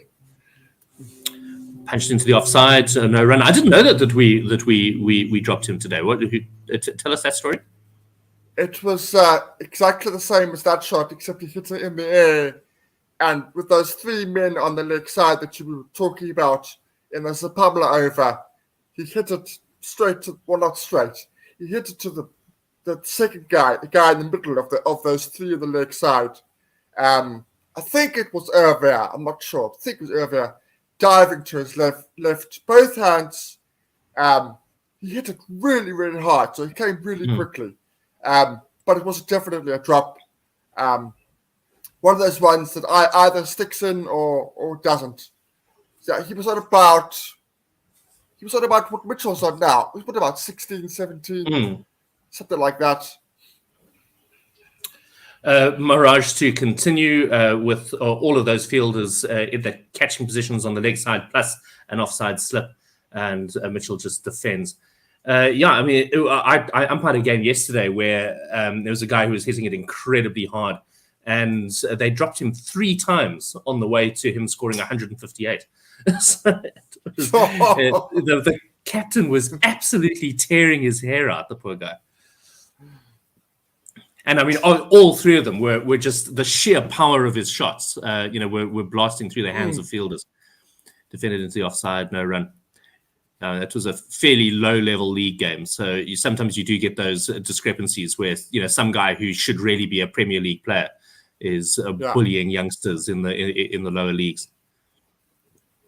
Yeah. He lost 3 balls as well into the railway tracks that are worked into the onside, no run. 59 for 3 on New Zealand. Mitchell is on 16. Conway is batting very, very nicely for his 35. And sort of a bit of a game of wait and see for South Africa here. Largely just waiting for the batsman to make a mistake. But Mitchell has been very, very solid while we've been watching him. I don't think he scored a run in the 40 minutes that we've been on air. He's still on 16 and hasn't tried to do anything more aggressive than just knock it back up the pitch to the bowler. Probably our last ball of our stint, because I see the guys are in the waiting room. So that is the end of Maharaj's over. Tim, thanks very much. Always lovely to chat to you, mate. And trust you will have a good morning. Down coming into us are Werner Erasmus and the Evergreen Depot Taylor. Thank you, Simon. Thank you, Tim. There was Tepo. When I tried to add Tepo, instead I removed our Mac from the right, guys. There you go. Have a really good morning. Thank you, Simon. How are you, Tepo? I'm like a Werner, in a much better place. I feel like every time we come together, South Africa are in a better position. Right now, New Zealand 59 for 3 with a target, a mammoth target, I must say, for 426 in the second test match.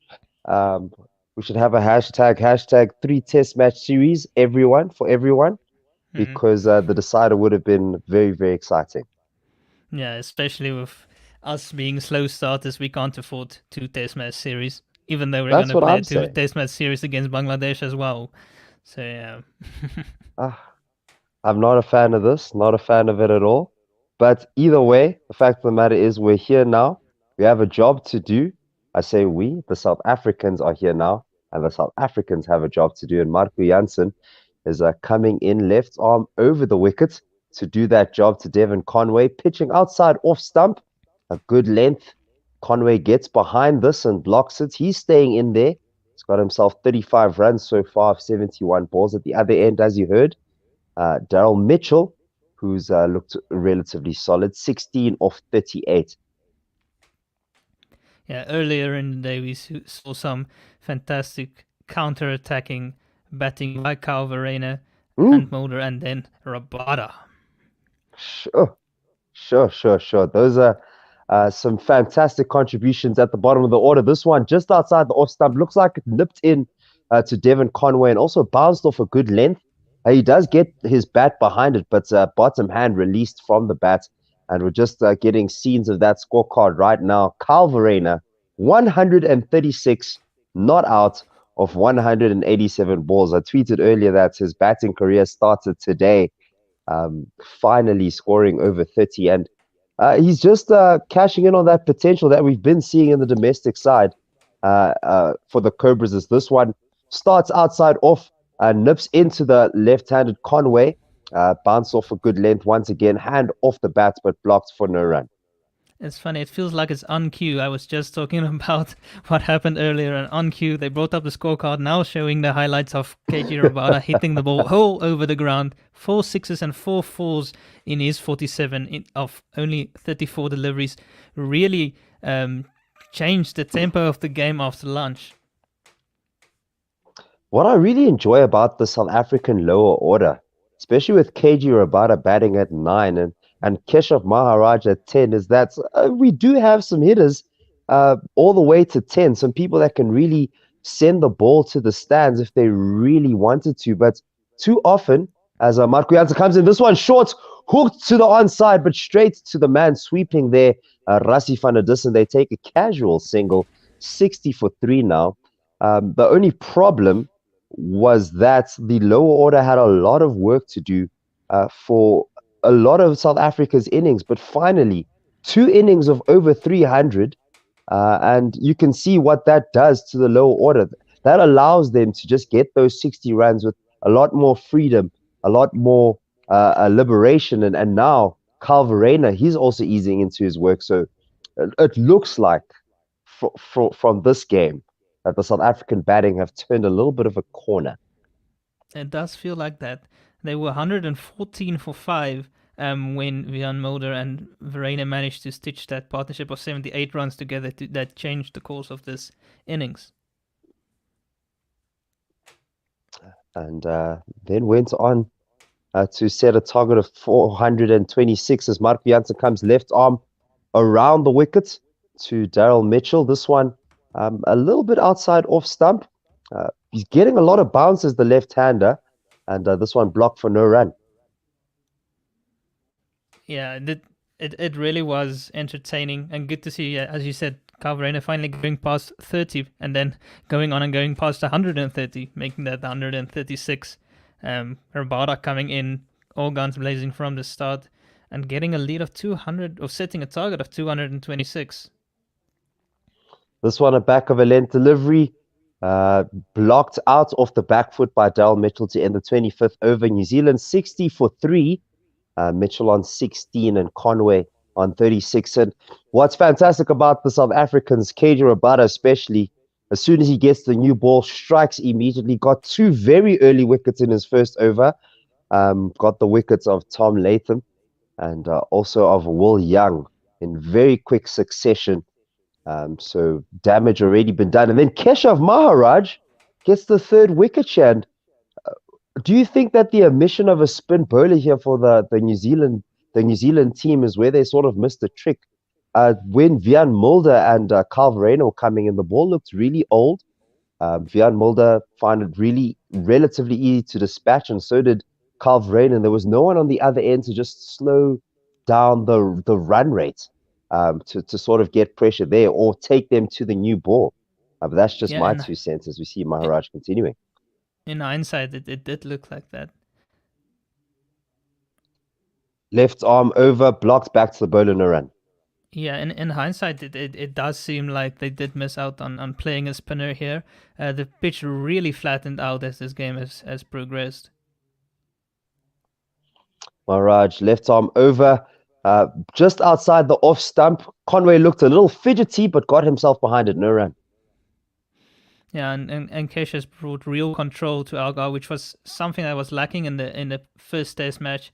Really, everything is a complete 180, complete turnaround from the first test match. As a Keshav Maharaj fan, I want to say that it's all because of Keshav. Truly, he did well with the bat in the first innings. As this one looked like it got a little bit of drift, pitched outside off stump. Conway stepped forward, but then stepped back to whip this to the onside for no run. Yeah, Kesh is a contributor all round, bat, ball, and in the field. Especially in the field if he's not doing it with bat and ball. Once again, a similar delivery, played off the back foot, beats the man at mid wicket, but goes to the man at long on for a single, moving the score to 61 for 3. Yeah, Conway had a early let off by Saro Arvia, a difficult catch. It was travelling quickly and he was quite close in at almost a short gully region. But it was a let off and he's gone up to 37 of 78 deliveries, making it count. And that's not someone you want to be letting off. As Maharaj comes left arm around, flighted full, blocked. Back to Maharaj, no run there. Yeah, definitely. Conway has started like a steam train in his career across formats. Definitely a South African born. Another one that some would say we have missed out on as South Africans. This final delivery, just pitching in line with off stump. It's a good full ball. It's blocked, but back to the bowler for no run. Only one run off this over. New Zealand, 61 for 3 after 26. Yeah, the target is some way off. I don't see New Zealand going for this. They're 1-0 up in the series, so if they can eke out a draw here, they will take the series, which would be historic for them against South Africa. Yeah, it will be the first time that New Zealand have won a series ever against South Africa. It'll be a big series to win as well in the World Test Championship era. It will make a big difference here. But South Africa, both teams actually would, New Zealand's going to be tough for them to get the 12 points here, but 12 points are necessary. You need to win every game you can in the World Test Championship to become one of the top 2 teams to play in the final. Marco Jansen, left arm over. It's short and it's hooked. And it's hooked all the way to the square leg boundary for 4. Backward of square, in fact. A beautiful shot by Devon Conway. Yeah, he was in full control there. He had no issues. Jansen didn't get that one quite high enough, but that was very well played by Conway. Not too bad a short ball, but he placed that one very well.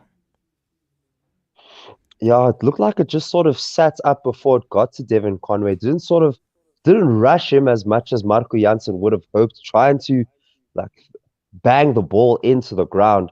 But that way, it sort of sat up relatively comfortably for Devon Conway to control, get backward of square to get a boundary. So leaking runs here, but as you said, there are a lot of runs to play with. There's a lot of runs to defend, so won't be too bothered as this one a lot fuller outside off stump. Still back of a length and blocked to the offside for no run.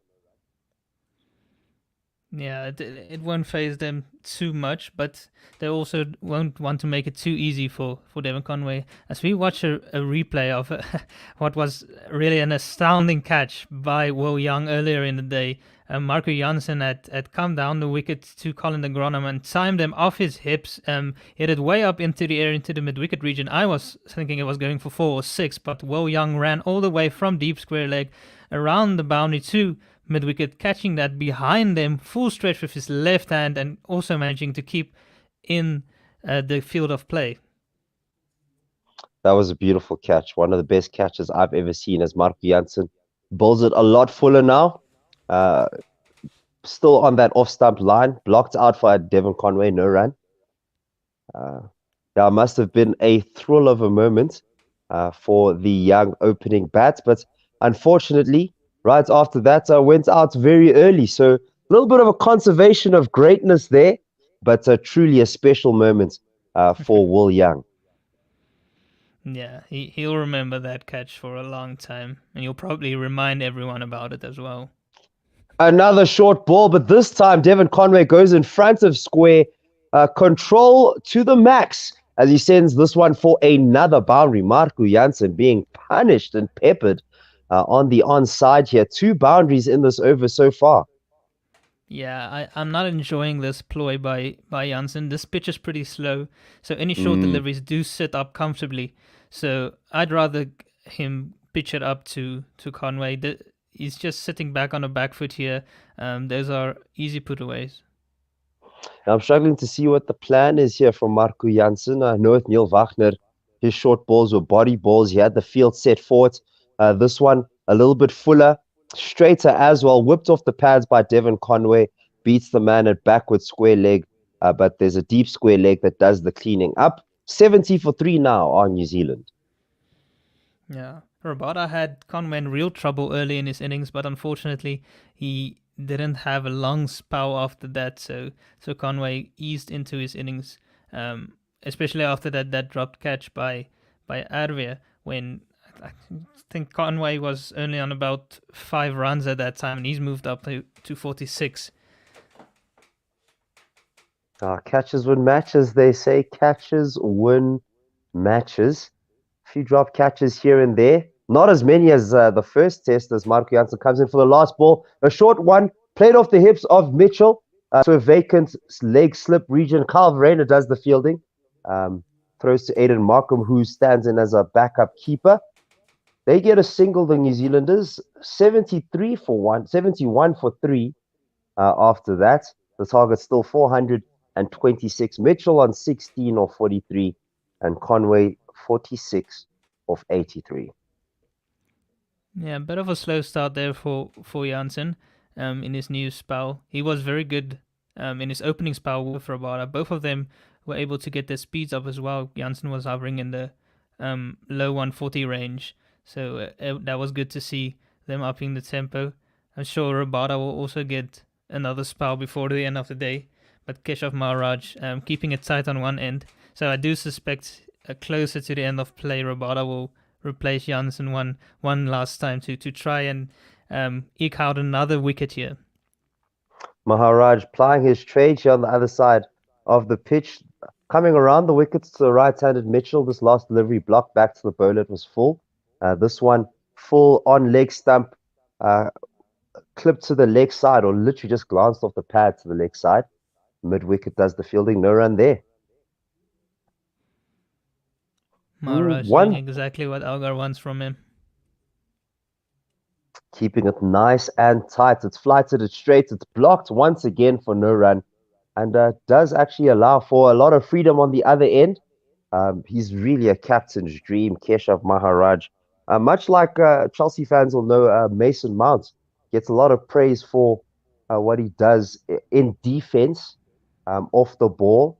A manager's dream, can be very versatile, can sort of be a little bit of a striker, so you can get Keshav Maharaj possibly getting wickets, but more often than not, he's relatively defensive, and he's very good at his job. That must be said. He is, and I think, as we talked about on day one as well, he's a leader within the team, a real thinker of the game. He knows exactly what needs to be done. He comes up with some of his own plans as well. Keep it very tight. Even though the pitch is not turning a lot, it's just doing a little bit. It is a bit of slow turn, so it is more of a holding job. But he did get that crucial wicket of Henry Nicholls. Sorry about the delay here. Dulux, the sponsors, got their sponsors up on the wrong side screen. So Devon Mitchell just sent that away.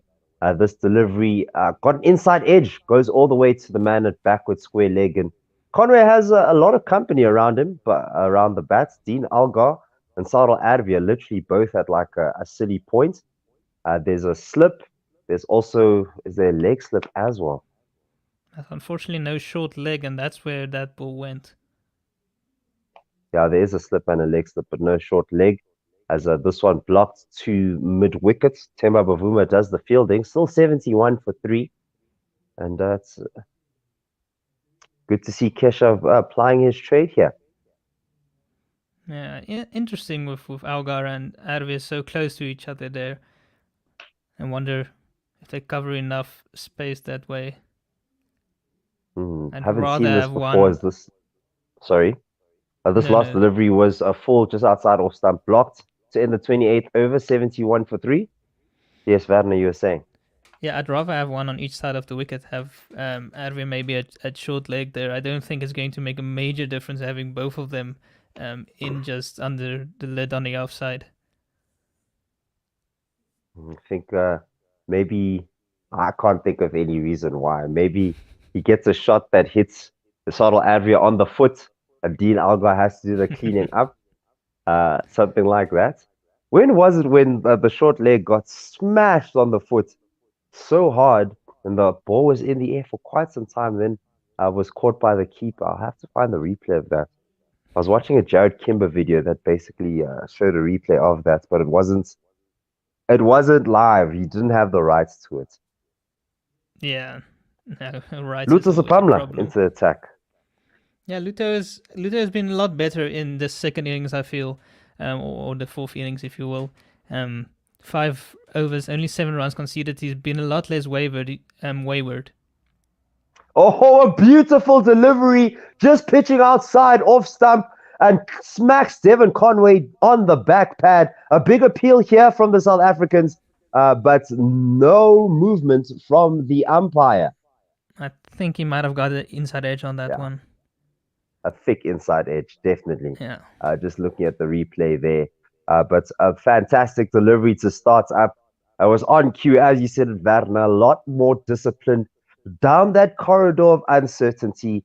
That is perfect test match bowling for anything to happen. He's coming around the wicket, so creating an angle in here for the left-hander. So that LBW definitely coming into play. This one outside the off stump again. Perfect line, perfect length. And the same result, blocked for no runs, still 71 for 3.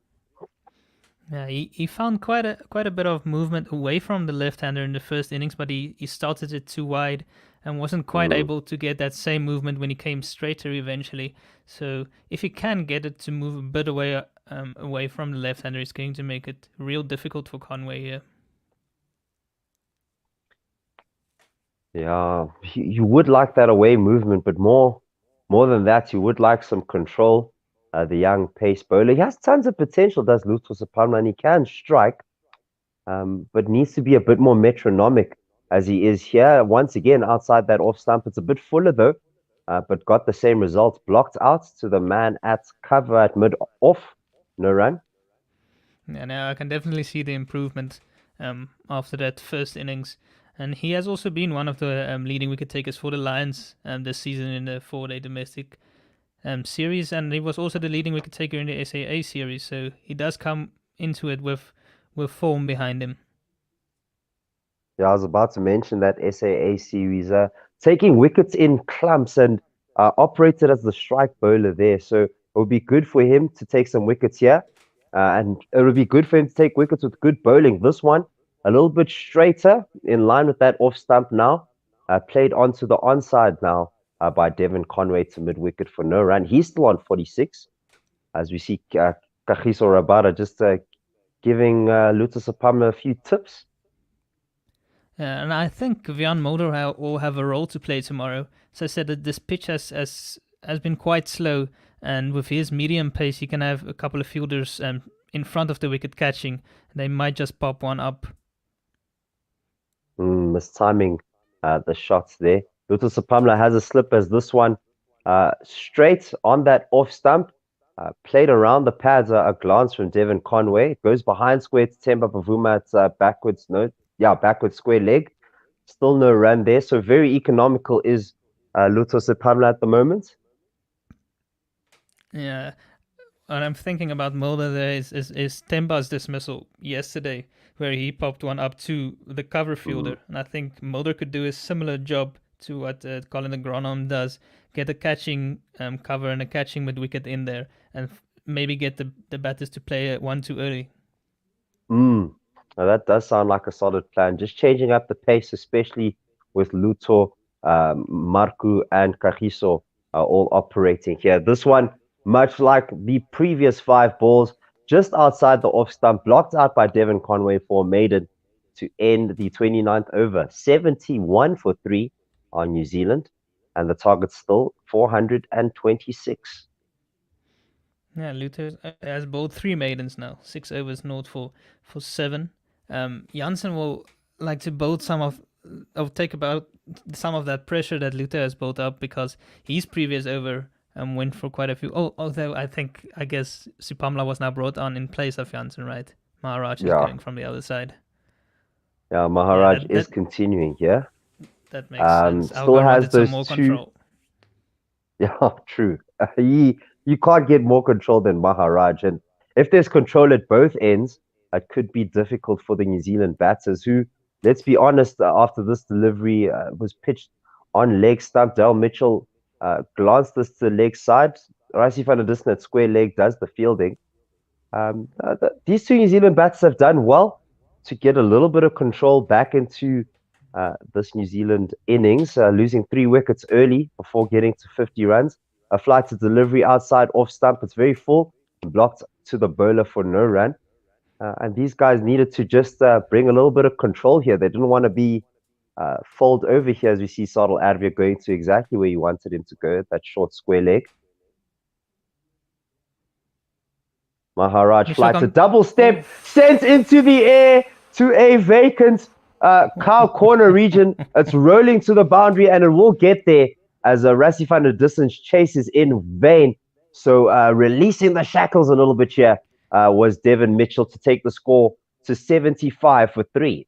That will please Maharaj. He had no control over that one. He wanted to go down the ground, but his wrist broke, his bat turned in his hand, and it just looped over the mid-wicket region in the end and trickled away for 4. But Maharaj will enjoy that one. That's good to see. It does bring up the 50 partnership here for New Zealand. Devon Conway contributing 29 or 57. Maharaj flights to the leg side, a thick inside edge. The leg slip diving. But he wasn't close enough. So a fantastic response here from Maharaj. Kagiso Rabada, is that? No, it's Vian Mulder. Vian senior player Mulder not being able to stick that one. So an opportunity gone begging again. Woo. I think was just a little bit too fine, but I still remember Keshav Maharaj taking that hat-trick against the West Indies, and Mulder taking that stunner to his right-hand side, and that was reminiscent of that delivery. It looks like Vian Mulder's coming a little bit closer now. After that, Keshav Maharaj, a flight delivery blocked back to him. No run there. Devon Mitchell, 2 fortunate boundaries that take New Zealand to 79 for 3. Maharaj still has 1 ball left in his over. And Devon Mitchell keen to get onto the attack here. Gets a block, an inside edge that goes to Raisi van der Dussen at square leg to end the 30th over. 79 for 3 now after 30 overs. Yeah, the target's still a long way away. Maharaj making things happen in that over. A couple of close calls there for Daryl Mitchell. There were tons of dot balls being built up. Maharaj bowled a maiden. Then Luta Sapamla bowled a maiden. So something had to give in that very next over. It was either going to be a boundary or it was going to be a wicket. And it was the former. Fortunate nonetheless, but a boundary. Fortunate, but a boundary nonetheless. As a Devon Conway will face up to Luto Sapamla now. He'll be continuing here. He'll be keen to keep it nice and tight on this end. Yeah, New Zealand will be happy to be past that new ball now. The old ball not doing as much. Yeah, New Zealand have a big job to do as Luto Sapamla just continues being metronomic outside that off stump, full and straight. But yeah, New Zealand have a job to do. Look, it's not impossible to get 426 runs, but you do need a solid foundation. The 3 wickets that have fallen weren't ideal so far. Not the best start, but they have two batters still in at the moment. They still have their top order, or or the top order batter of Conway and Mitchell in the middle order. So they're going to have to step up here to make things happen. As Luther comes right arm around. This one a little bit too straight, back of a length, hooked backward of square straight to Marco Jansen and fine leg to take the score to 80 for 3 with that single. I think the only player that would maybe go for the score and pose a threat will be Colin de Granholm. He'll play his normal game, probably that is naturally attacking. He likes to impose himself, take the bowlers on. So if they are to get anywhere close to this mammoth total, I think a lot will come down to him. Yeah, no, he does tend to make big scores. There's Devon Conway. I mean, even debuted with a double century. Who could say that? That's crazy. And Luther Sapalma coming right arm around. Who has 2 slips in place, just beating the off stump as Daryl Mitchell shoulders arms this one to shoulders arms it, and Calvareda picks it up. Yeah, Luther not bowling with a lot of pace, but bowling with a lot more control in this innings. We saw a replay of that previous over, how he strung those 6 balls together, and starting this over in a similar vein, Conway just managing to get one down to fine leg, but a good follower ball to Mitchell. As remaining in those channels, he has 6 men on the onside, 2 slips a gully. A beautiful delivery just outside off stump. He's metronomic now, as this one was full outside off stump, blocked by Daryl Mitchell. For no run. And as said, yes, 2 slips, gully. There's a man at point, cover, and mid off on the offside. A lot warmer day there at the Agley Oval. People not as warmly dressed as yesterday, and the wind is not blowing as much either. So a nice day for some cricket and for the spectators. Could be good signs for the South Africans as this one. Similar line outside the off stump, but the length pulled back a little bit. So back foot block. Same result, no run there. But encouraging signs for the South Africans as they came prepared with the spinner. So just hoping that the heat could just dry up the pitch as much as possible, get a little bit of pitch deterioration. So Keshav Maharaj can start to strike, get into a few scuff marks, get things going. Yeah. Unfortunately, the pitches in New Zealand don't deteriorate a lot, but we have seen it become slower, and he gets some purchase. A little bit of pace off the ball here from Luther Sapamla, but a lot fuller, straighter, and blocked out for no run to the man at cover to end the 31st over. 80 for 3, only the 1 run off it. Yeah, just going to run quickly through the bowling figures so far. Kagiso Rabada has bowled 6 overs, 2 maidens. He's picked up 2 for 15. Marco Jansen has bowled 8, 1 maiden, 0 for 30. Keshav Maharaj, 10 overs, 4 maidens, 1 for 26. And Luther Sapamla, as metronomical as Chepo has been saying, 7 overs, 3 maidens, 0 for only the 8 runs. Sure. Metronomical indeed. And while the players are taking a drinks break, a brief one. Don't forget, we do have a Patreon. So if you want to help us keep doing what we're doing, get us to the stadiums and get some new blood in here, do contribute on Patreon to keep us going. We'd really appreciate that. And you'll be doing it. You'll be giving it to a good cause here. Some people need to eat. Some people love cricket, and will help us focus and get better at what we do here. So yeah. Do check out that Patreon. Chris Teebs in the comment section saying, not sure if it's been mentioned, but I think that was South Africa's first declaration since 2018. A flight to delivery from Keshav Maharaj. He's coming left arm over to Devon Conway, blocked out, no run. And yeah, I mean, this batting performance is something that South African fans will not be used to. 2 scores, not just 1, but 2 scores over 300 as Keshav Maharaj pitching this one outside off stump, blocked straight to the man at short point for no run. Maybe even a short cover.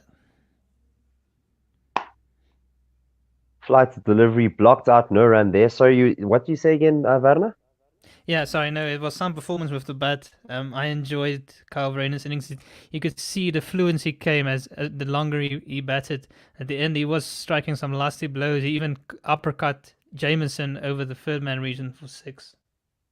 Flight delivery outside off stump, an edge. Oh, and Kyle Verreynn has it to hand. It wasn't an edge. It looked like an edge. The South Africans were up, but it looked like it just beat the outside edge. What bowling here from Keshav Maharaj. It looked like there was a little bit of drift and a little bit of turn as well, but it was a bum ball that went straight into the ground. It was actually a solid shot from Devon, a solid block from Devon Conway, but it went behind him, just beat the outside of the off stump. Maharaj continuing a flight delivery, whipped to Themba Bavuma at mid wicket. Goodness gracious, fantastic bowling here. Ooh. Yeah, Keshav has been in the game the whole time. You can see he blocked that one and it just missed the stumps. That's why they got so excited about it. Keshav's been in it the whole time, even though there's not been a lot of purchase. He's had so much control. He's used his drift and flight and dip to great effect. Literally, we saw drift in that ball, sharp. So it was drifting away from the left-hander as Dean Algar moves to a short third man, a catching third, fine leg rather, and Vian Mulder steps into leg slip as this one pitched on the pads and played straight to Dean Algar, where he has moved himself to end the over. Was a maiden as New Zealand still 80 for 3, and yeah, some fantastic bowling here from Keshav Maharaj. Drift away from the left-hander, turn into him, and Devon Conway was beaten all ends up, lucky to survive. I find it interesting that shortly after that he's decided to come around the wicket after just beating Conway over the wicket. So I guess he's looking to get an LBW coming around the wicket, just drifting it across him and turning it back in. I guess that's the route he is going for, and maybe get one to straighten and take the edge to slip. Mistiming his shot could be detrimental to Devon Conway. With all the fielders around him. Luther Sapana will be continuing same field as the last over on the onside, a mid wicket and a fine leg. It's full. It's just outside the off stump. It's beautiful bowling here from Luther Sapamla, right in the right channels, down that corridor of uncertainty. If he gets a little bit of movement, the 2 slips and gully will be in play. Yeah, this pitch has lost its life from the first couple of days. It's become very flat for the pace bowlers. Hence why we've seen batting become easier, and the way Kyle and Mulder batted showed that. Luther Sapamla continuing. He's powering in. This one not as straight outside the off stumper. Back of a length delivery. Punched off the back foot by Mitchell. But punched straight to the man at mid-on. Still no run, 80 for 3. Yeah, but good partnership here from New Zealand. They've really rescued the innings here from... They were down... When did the third wicket foul? It foul at 25 runs. 25, yeah. Yeah, so the partnership's gone up to 55, with both showing some good intent here.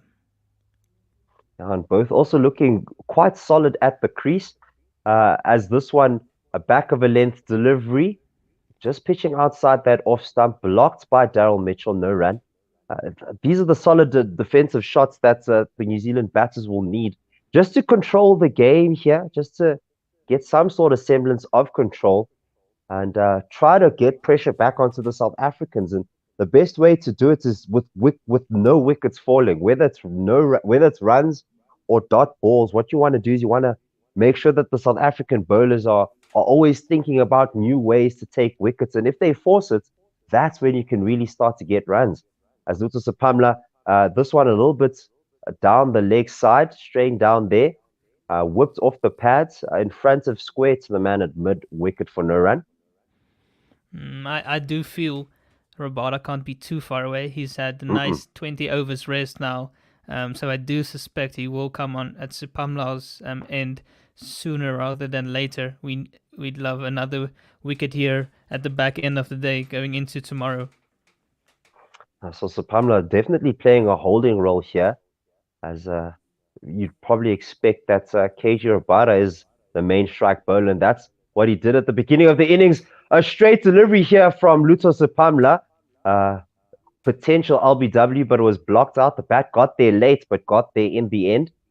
So yeah, no, definitely been doing a good holding job here, Sapamla. So it does allow for Kagiso Rabada to come in with a whole lot less pressure on his back.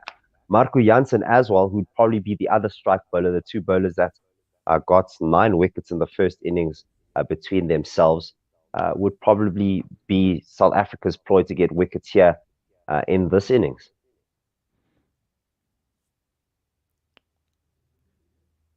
So Pamela right arm over, good length delivery outside the off stump, blocked for no run to end another maiden here. 80 for 3 after 33. The target's still 426. Mitchell 24, Conway 47. What I've liked about Luto's spell here is he's made the batters play all the time. He hasn't given easy deliveries to leave alone, so he's made sure he makes them play. He gets it nice and straight, so no rest for the batters. Couldn't agree more with you, Wagner.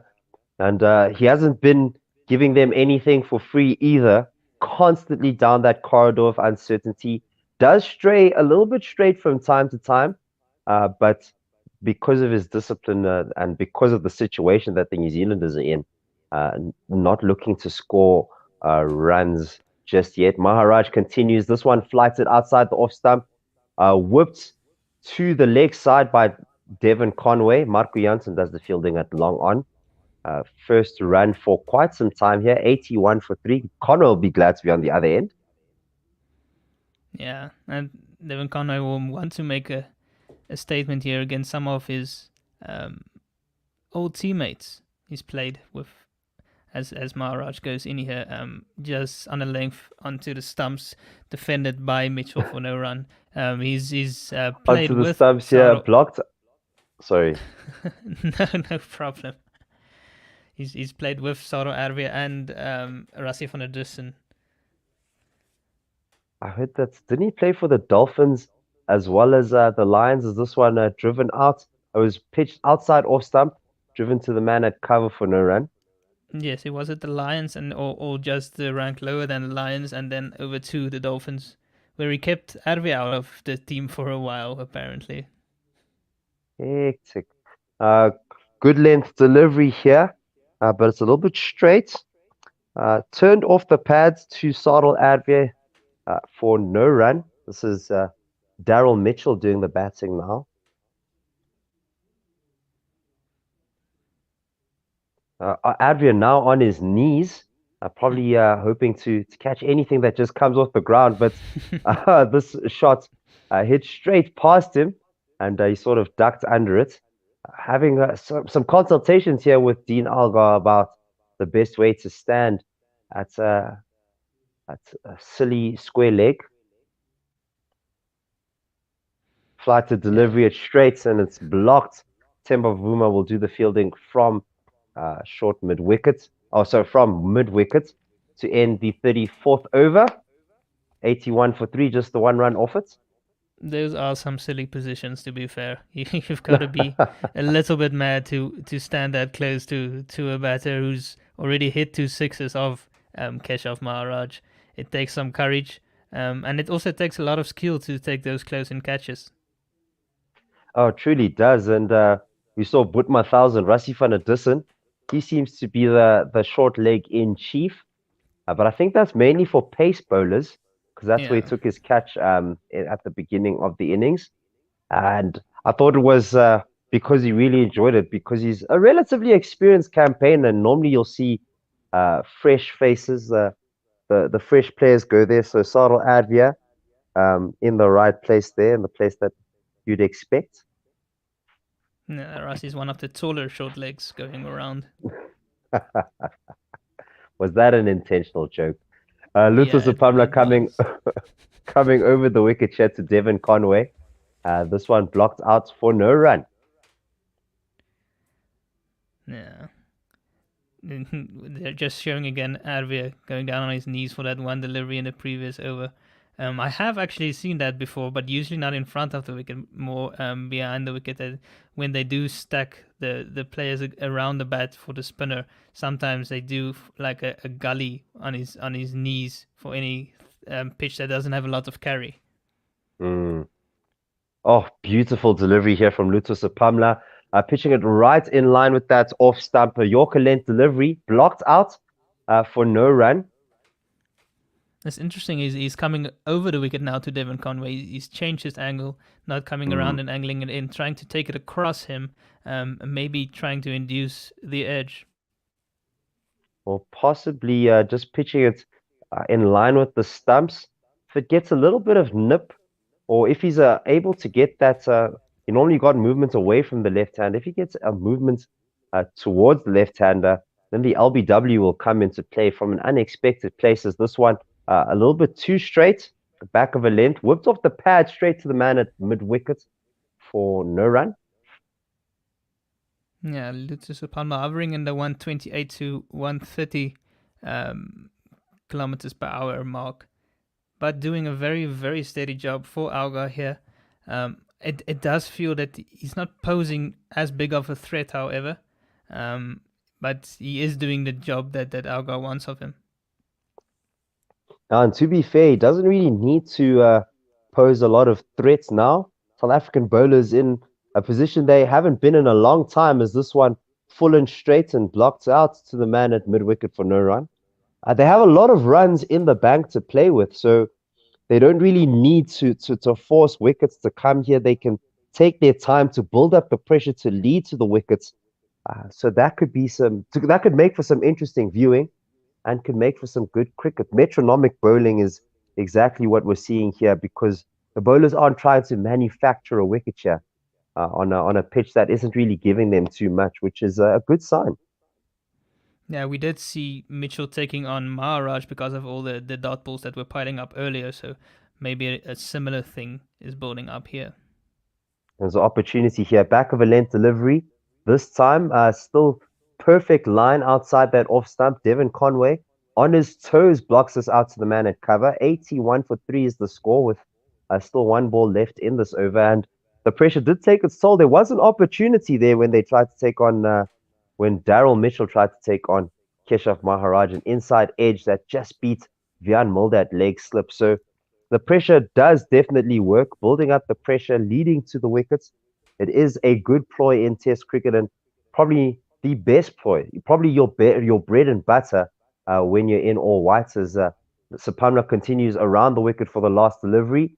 This one pitching outside off stump. He's not pleased with that delivery, but still a dot ball. 81 for 3 after 35 overs. Another maiden. That's now only one run after the last 4 overs with 3 maidens. So that pressure is definitely building up. Not that I feel that New Zealand are going for the target right now. They might not be too phased, but every batter does like to feel some bat and ball and get a boundary away every now and then. And to be fair, how the New Zealanders can also sort of put the pressure on the South Africans is with dot balls, or at least balls that aren't wickets. They need to make sure that they maintain their wickets and preserve their wickets. So you're not seeing a lot of aggressive shots, as you said. The game well out of reach for them here. So they might not be going for it. They might just be comfortable with the draw. So don't want to do anything too brash as a Maharaj continues. This one just back of a good length, whipped off the pads of Daryl Mitchell to the man at a backward square leg for no run. Yeah, dot ball after dot ball. We'll see if it leads to something. Oh, he's got him! Keshav Maharaj has gone through the god of Daryl Mitchell. The breakthrough has come. And it's literally, as you said it, Wagner, dot ball after dot ball, and the pressure finally takes its toll. Yeah, that negative mindset in the end has got them out, and this very tight bowling. Keshav gets this one to drift in beautifully, and it just straightens enough. It doesn't do much. It just goes past the outside edge into middle and off, just enough to go past his defenses. And Keshav Maharaj now with his second wicket, having a major impact in this game. First with his 30 odd in the first innings and his wicket in the first innings, and now with his 2 wickets here. New Zealand 81 for 4 after 35.2 overs. A very handy strike going towards the end of the day here. And that sees the end of Daryl Mitchell. He got 27, and he was bowled by Keshav Maharaj. Brings to the crease Tom Blundell, who actually used to play under 19 cricket with Tom Latham in that New Zealand World Cup. So Tom and Tom here. Tom has a job to do. Yeah, he does. Conway has looked settled, but Maharaj bowled a really beautiful delivery there. I believe Mitchell was the sole wicket Maharaj got in the first innings as well. So he did have the wood over him a bit there. Despite, actually, that's a good thing to point out. He's won that battle because Mitchell hit him for 2 sixes early in his innings, and Keshav has now gotten some sweet revenge. Were they 6s? I thought they were just 4s. No, Mitchell hit 2 big sixes against Maharaj. Yo, I was sleeping. Hectic. So yes, he did win this battle. Keshav Maharaj, you beauty. Honestly, I don't know why we don't tour with him more often. The more he bowls, the better he gets. And honestly, he did well in New Zealand in the last tour. Here, was it his debut? When we toured here, when South Africa toured New Zealand in 2017. I think he made his debut in Australia. I'm not sure, but he had an exceptional series against New Zealand. Yes. He's continuing his exceptional form here. Flight to delivery, it's full on that off stump, and it's blocked out by Tom Blundell.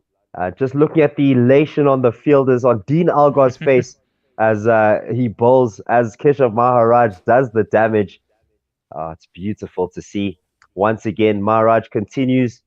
Looked like he was looking for an LBW appeal, as the shot was relatively late from Tom Blundell, but he did get bat on it just in time.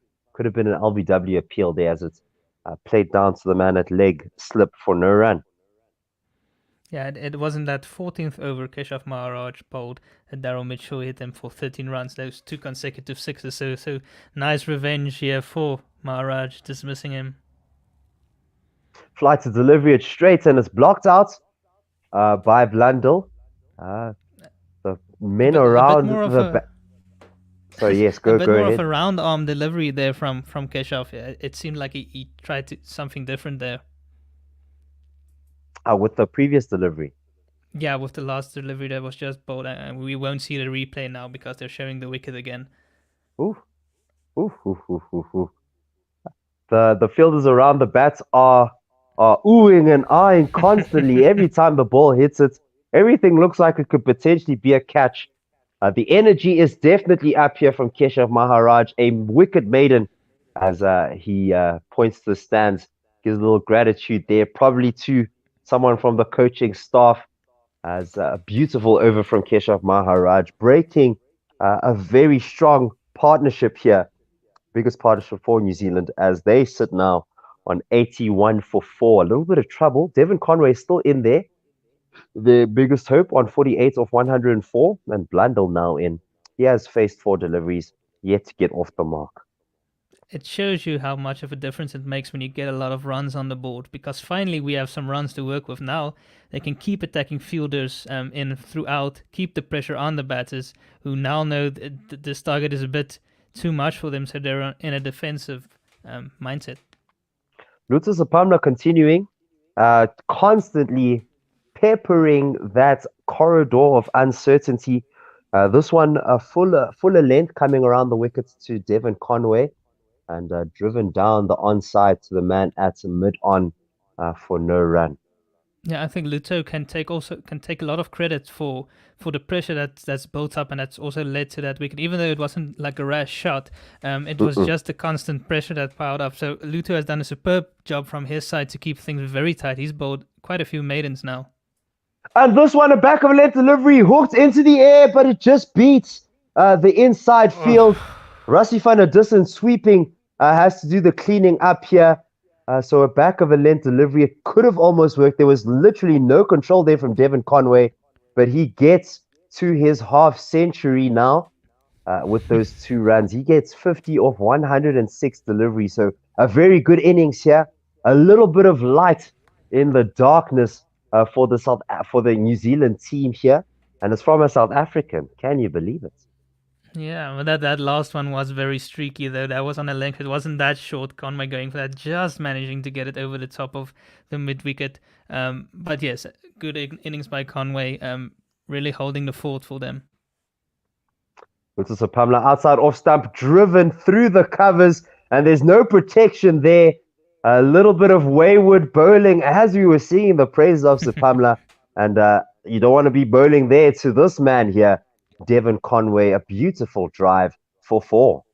Yeah, a bit of overcompensation there from Luto. I actually think that previous one wasn't a bad ball at all. He could have probably sticked with that one, but he might have felt it was a little bit too short because Devon Conway pulled it and now drifted that one too full.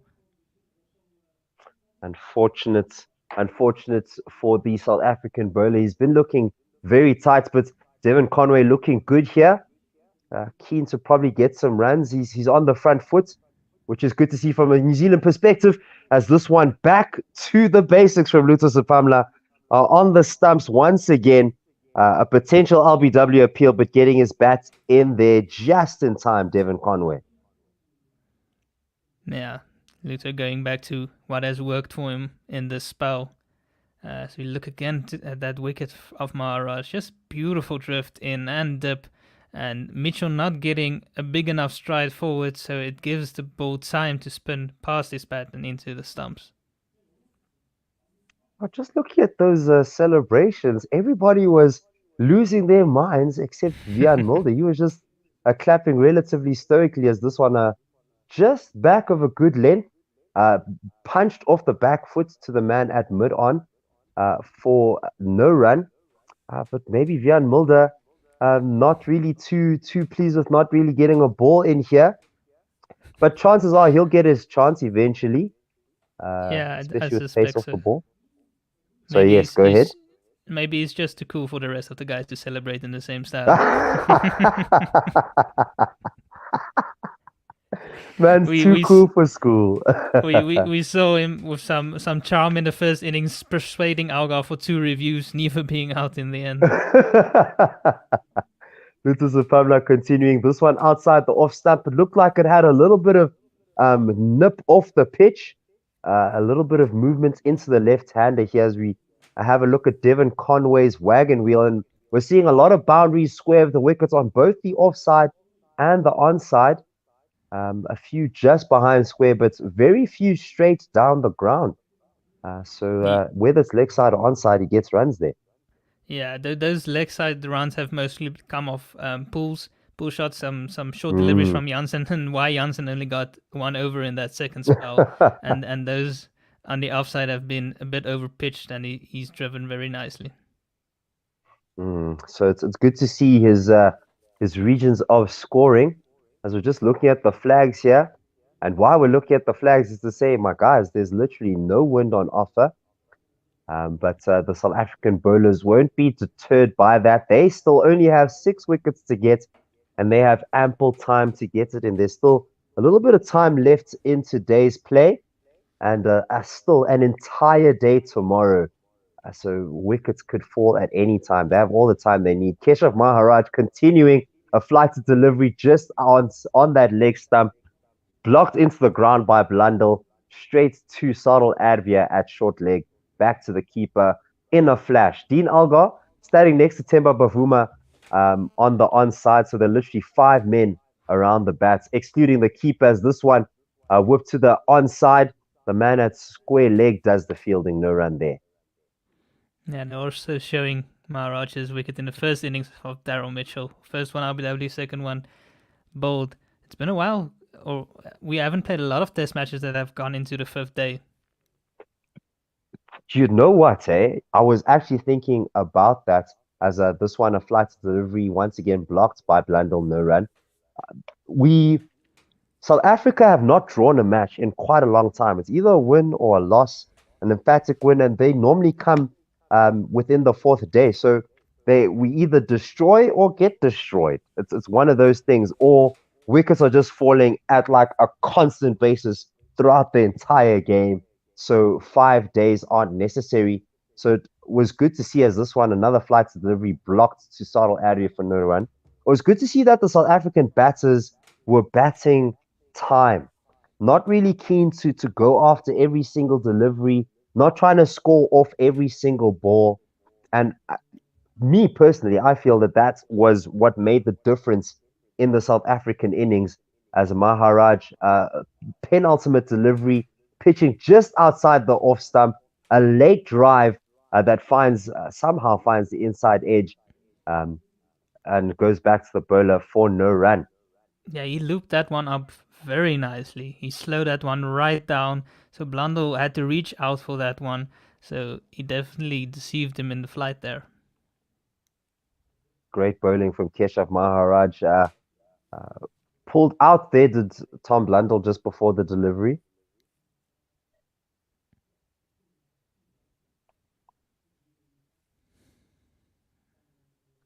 Flight to delivery on the off stump and blocked for no run. That ends the 38th over.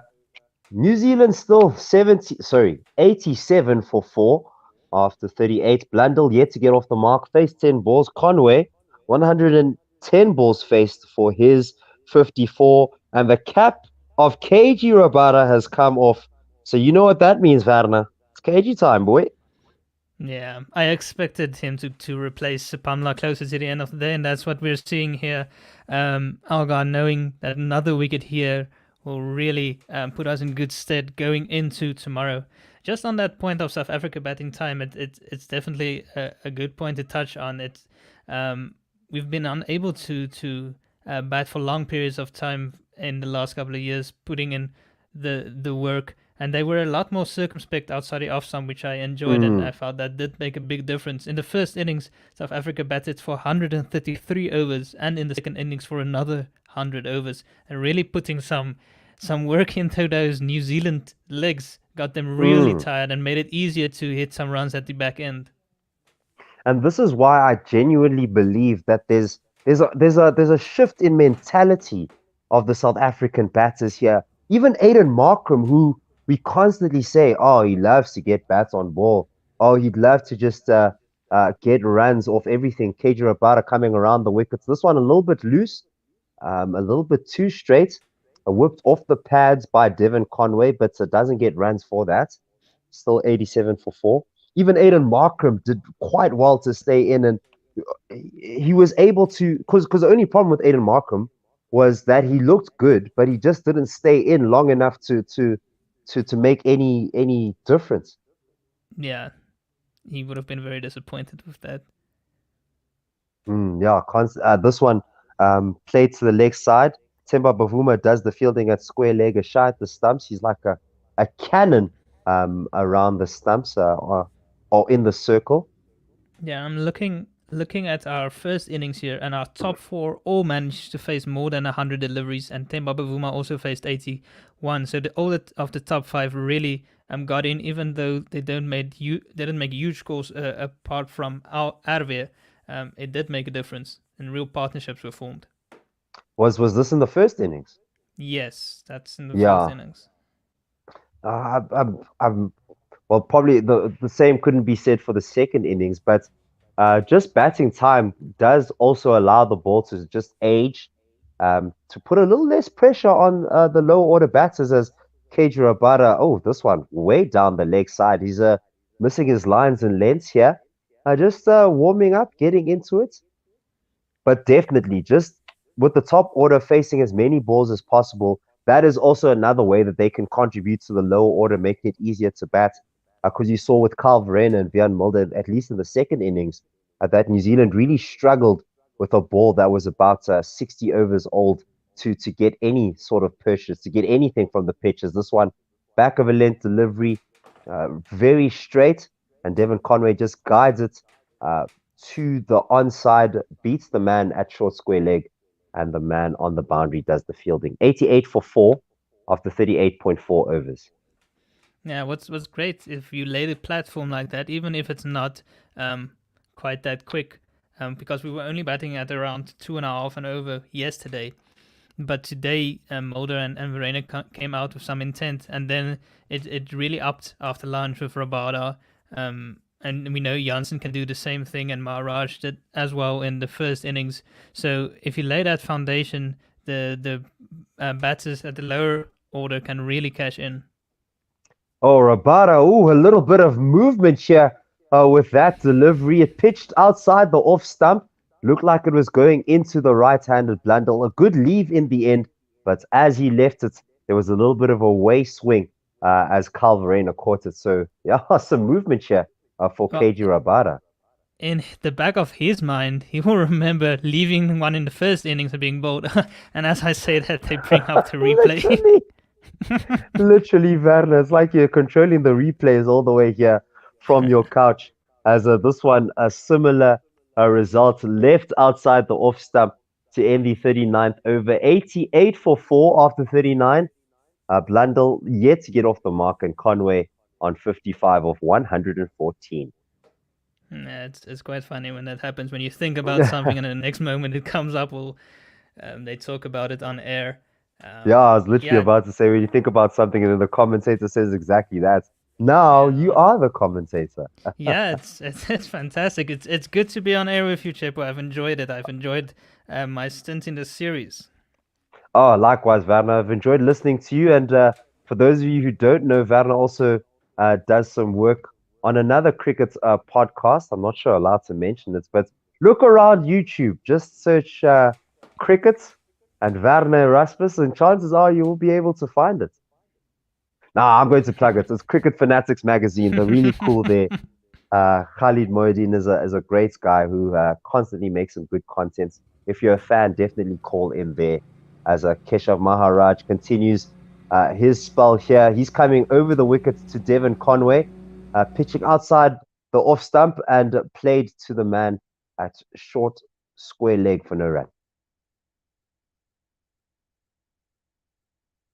Sounds like there's a vacuum cleaner where Werner is, so I'll do most of the commentary here. As this one a little bit further outside the off stump, Devon Conway gets the pitch of that and blocks it.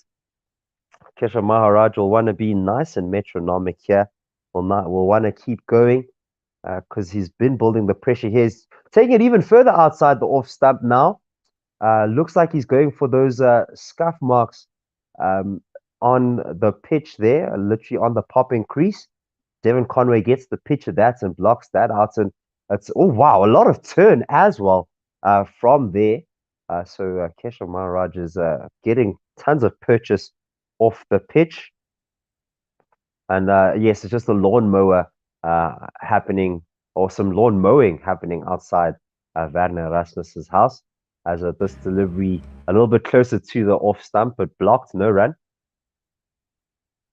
The perils of commentating from home.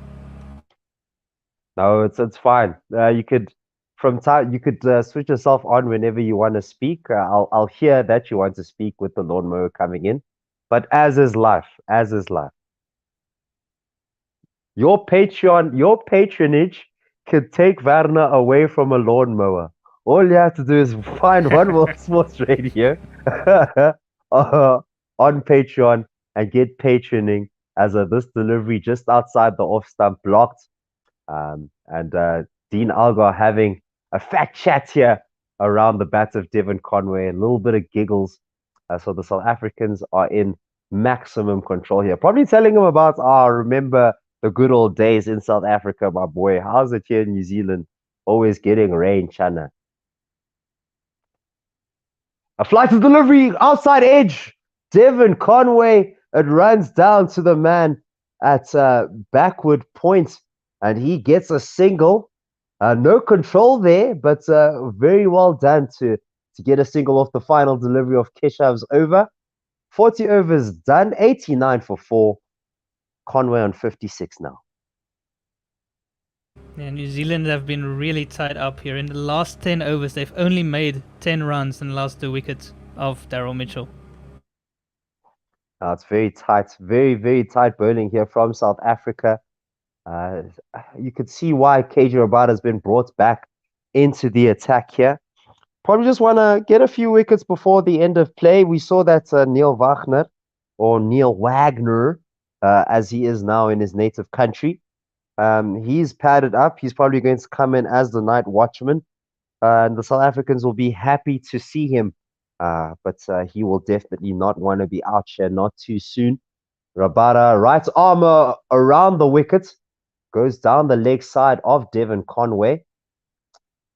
That's the way Conway was dismissed in the first innings. He'd hate to go down the same route. He definitely would hate to go down the same route.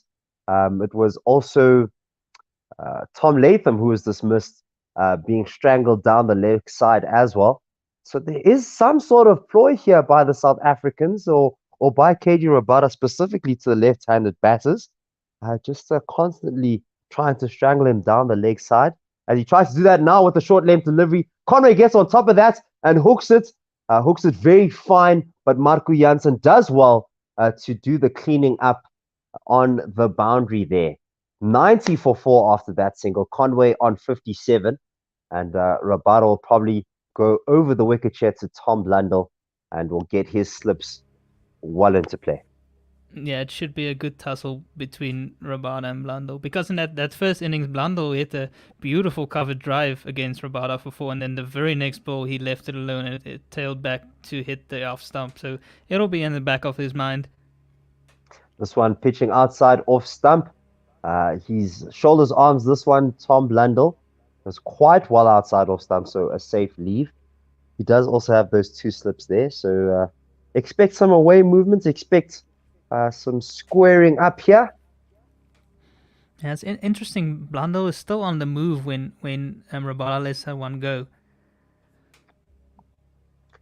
As in, like, has a trigger movement, or this one a little bit closer. Looks like it's nipping in a little bit to the right-hander, but shoulders, arms once again by Blundell. Yeah, what I mean is when he's leaving, he's like leaving on the move. So his front leg is only coming across as he leaves it. So he's not in position beforehand. So in that first innings as well, his front foot only came across after he'd left the ball and it already went past him and hit the off stump. Interesting. That's very interesting. Wouldn't be beneficial. And this one, a back of a length delivery on that off stump, blocked out. And just looking at his stance, Tom Blundell's stance, his front foot is at an angle, sort of towards the leg side, sort of a one-day international stance to allow him to free up some room, or maybe even to heave it onto the onside. So that's probably the reason why his front foot comes a little bit late. Yeah, it'll be interesting to see if that changes as his innings progresses. It looks like a natural movement. It looks like something that Carl Verena also struggled with here, as this one outside the off stump. He's fishing for the deliveries here. Not a lot of footwork, but getting the bat behind it to end the 41st over with a dot ball. It is 90 for 4 after that. Yeah, as I said, the runs have really dried up here. South Africa has kept it tight, kept the pressure on, not made it easy for New Zealand here. Conway, almost the lone ranger so far in this innings. He's made 57 of the 90 runs, more than half of the runs coming from his bat. And Maharaj doing a sterling job from the other end. He's picked up 2 for 28 of his 15 overs, keeping it tight and also picking up wickets, exactly what you'd want from your spinner in the 4th innings. There's literally no reason to take Keshav Maharaj off. He could literally bowl for the rest of the test match at this rate. It was a very good call by Argyle to get him into the attack early on. I think he came on in the 13th over or thereabouts. I wonder what actually got him thinking that to get Keshav Maharaj in so early, use him as a strike bowler with a relatively new ball, as coming left arm over the wicket to Devon Conway, pitching this one just outside that leg stump, blocked for no run. Sometimes the spinners are brought on a bit earlier with the new ball to see if they might get a bit of extra bounce and a bit of purchase with the proud seam. Flights outside the off stump and it's blocked. But straight to the man straight to Dean Algar. He was turning around. He would have been out.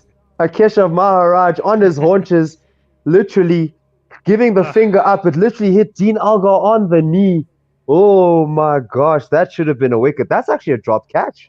Yeah, he was turning to evade that one. He should have kept low there. Difficult, but in that position, that's what's required of you. You need to stay low and stay in position as long as you can. It wasn't hit particularly hard, so Algar taking evasive action was not the right route.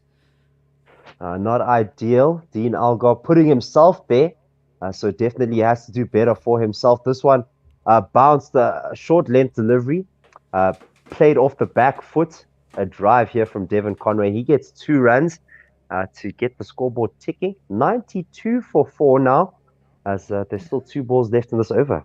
To be fair to Algar, that one was played right off the middle of the bat, so that those ones are never easy. The short infielders are usually there for one that pops off of the inside half of the bat or the outside half and takes a pad or something like that. Yeah, that was from the middle of the bat, like blocked straight to Dean Algar. Devon Conway off the shortish delivery from Keshav Maharaj, plays it off the back foot to the man at cover for a single. 93 for 4 now, 41.5 overs. An opportunity nonetheless, and an opportunity to get the main run scorer here for New Zealand out. Probably should have put his helmets on, but then there would have been so many helmets, so many lids on the ground. It's interesting that he's the one there without a helmet. I don't know if it's brave or stupid. He's the one of 5, which has now turned into 6 players around the bat. Him Both of and them on I their believe knees on the leg side. At leg slip, yes. That is remarkable. Dejan Mulder's now on his haunches as this one on the pads. Play to vacant square leg region where they take a quick single shot at the stumps. There's backup there, and Blundell is finally off the mark. 94 for 4 at the end of the 42nd over. Yeah, South Africa in full control here. Rabala coming on at the other end. Is that the end of the day? It looks like it. It looks like it's the end of the day. That is stumps. Stumps at the end of day 4. South Africa haven't taken full control of this test match. After starting the day with a lead of 201, they managed to set New Zealand a target of 436, with Kyle Verreynne making his best score, comfortably making his maiden century, 136 of 187 deliveries. Kagiso Rabada with a quick fire, 47 of 34 before coming in and also taking 2 early wickets. He's bowled 8 overs, 2 maidens, 2 for 17. Marco Jansen 8 overs, 1 maiden, 0 for 30. Keshav Maharaj, he's bowled very well as well. He's taken 2 wickets, 16 overs, 2 for 32 with 7 maidens. And Lutus Pamla has been very economical and bowled well in partnership with Maharaj to pile on the pressure. He bowled 10 overs, 5 maidens, naught for 14. So only the 4 bowlers used, Mulder not being used so far, not being needed so far. And what is also good to see is there's only been the solitary extra. Literally only 1 extra here. It's a good sign here for the South Africans as New Zealand 94 for 4. They still need 332 runs to win this game. And they have 6 wickets in hand. South Africa needs 6 wickets to win this game. And only time will tell. And time will be tomorrow. We'll be here same time, midnight South African time, probably 10 o'clock New Zealand time. So please do join us for the very last day of the very last test match here in New Zealand. From me and Wagner, thank you very much for listening, and we will see you tomorrow. Thank you.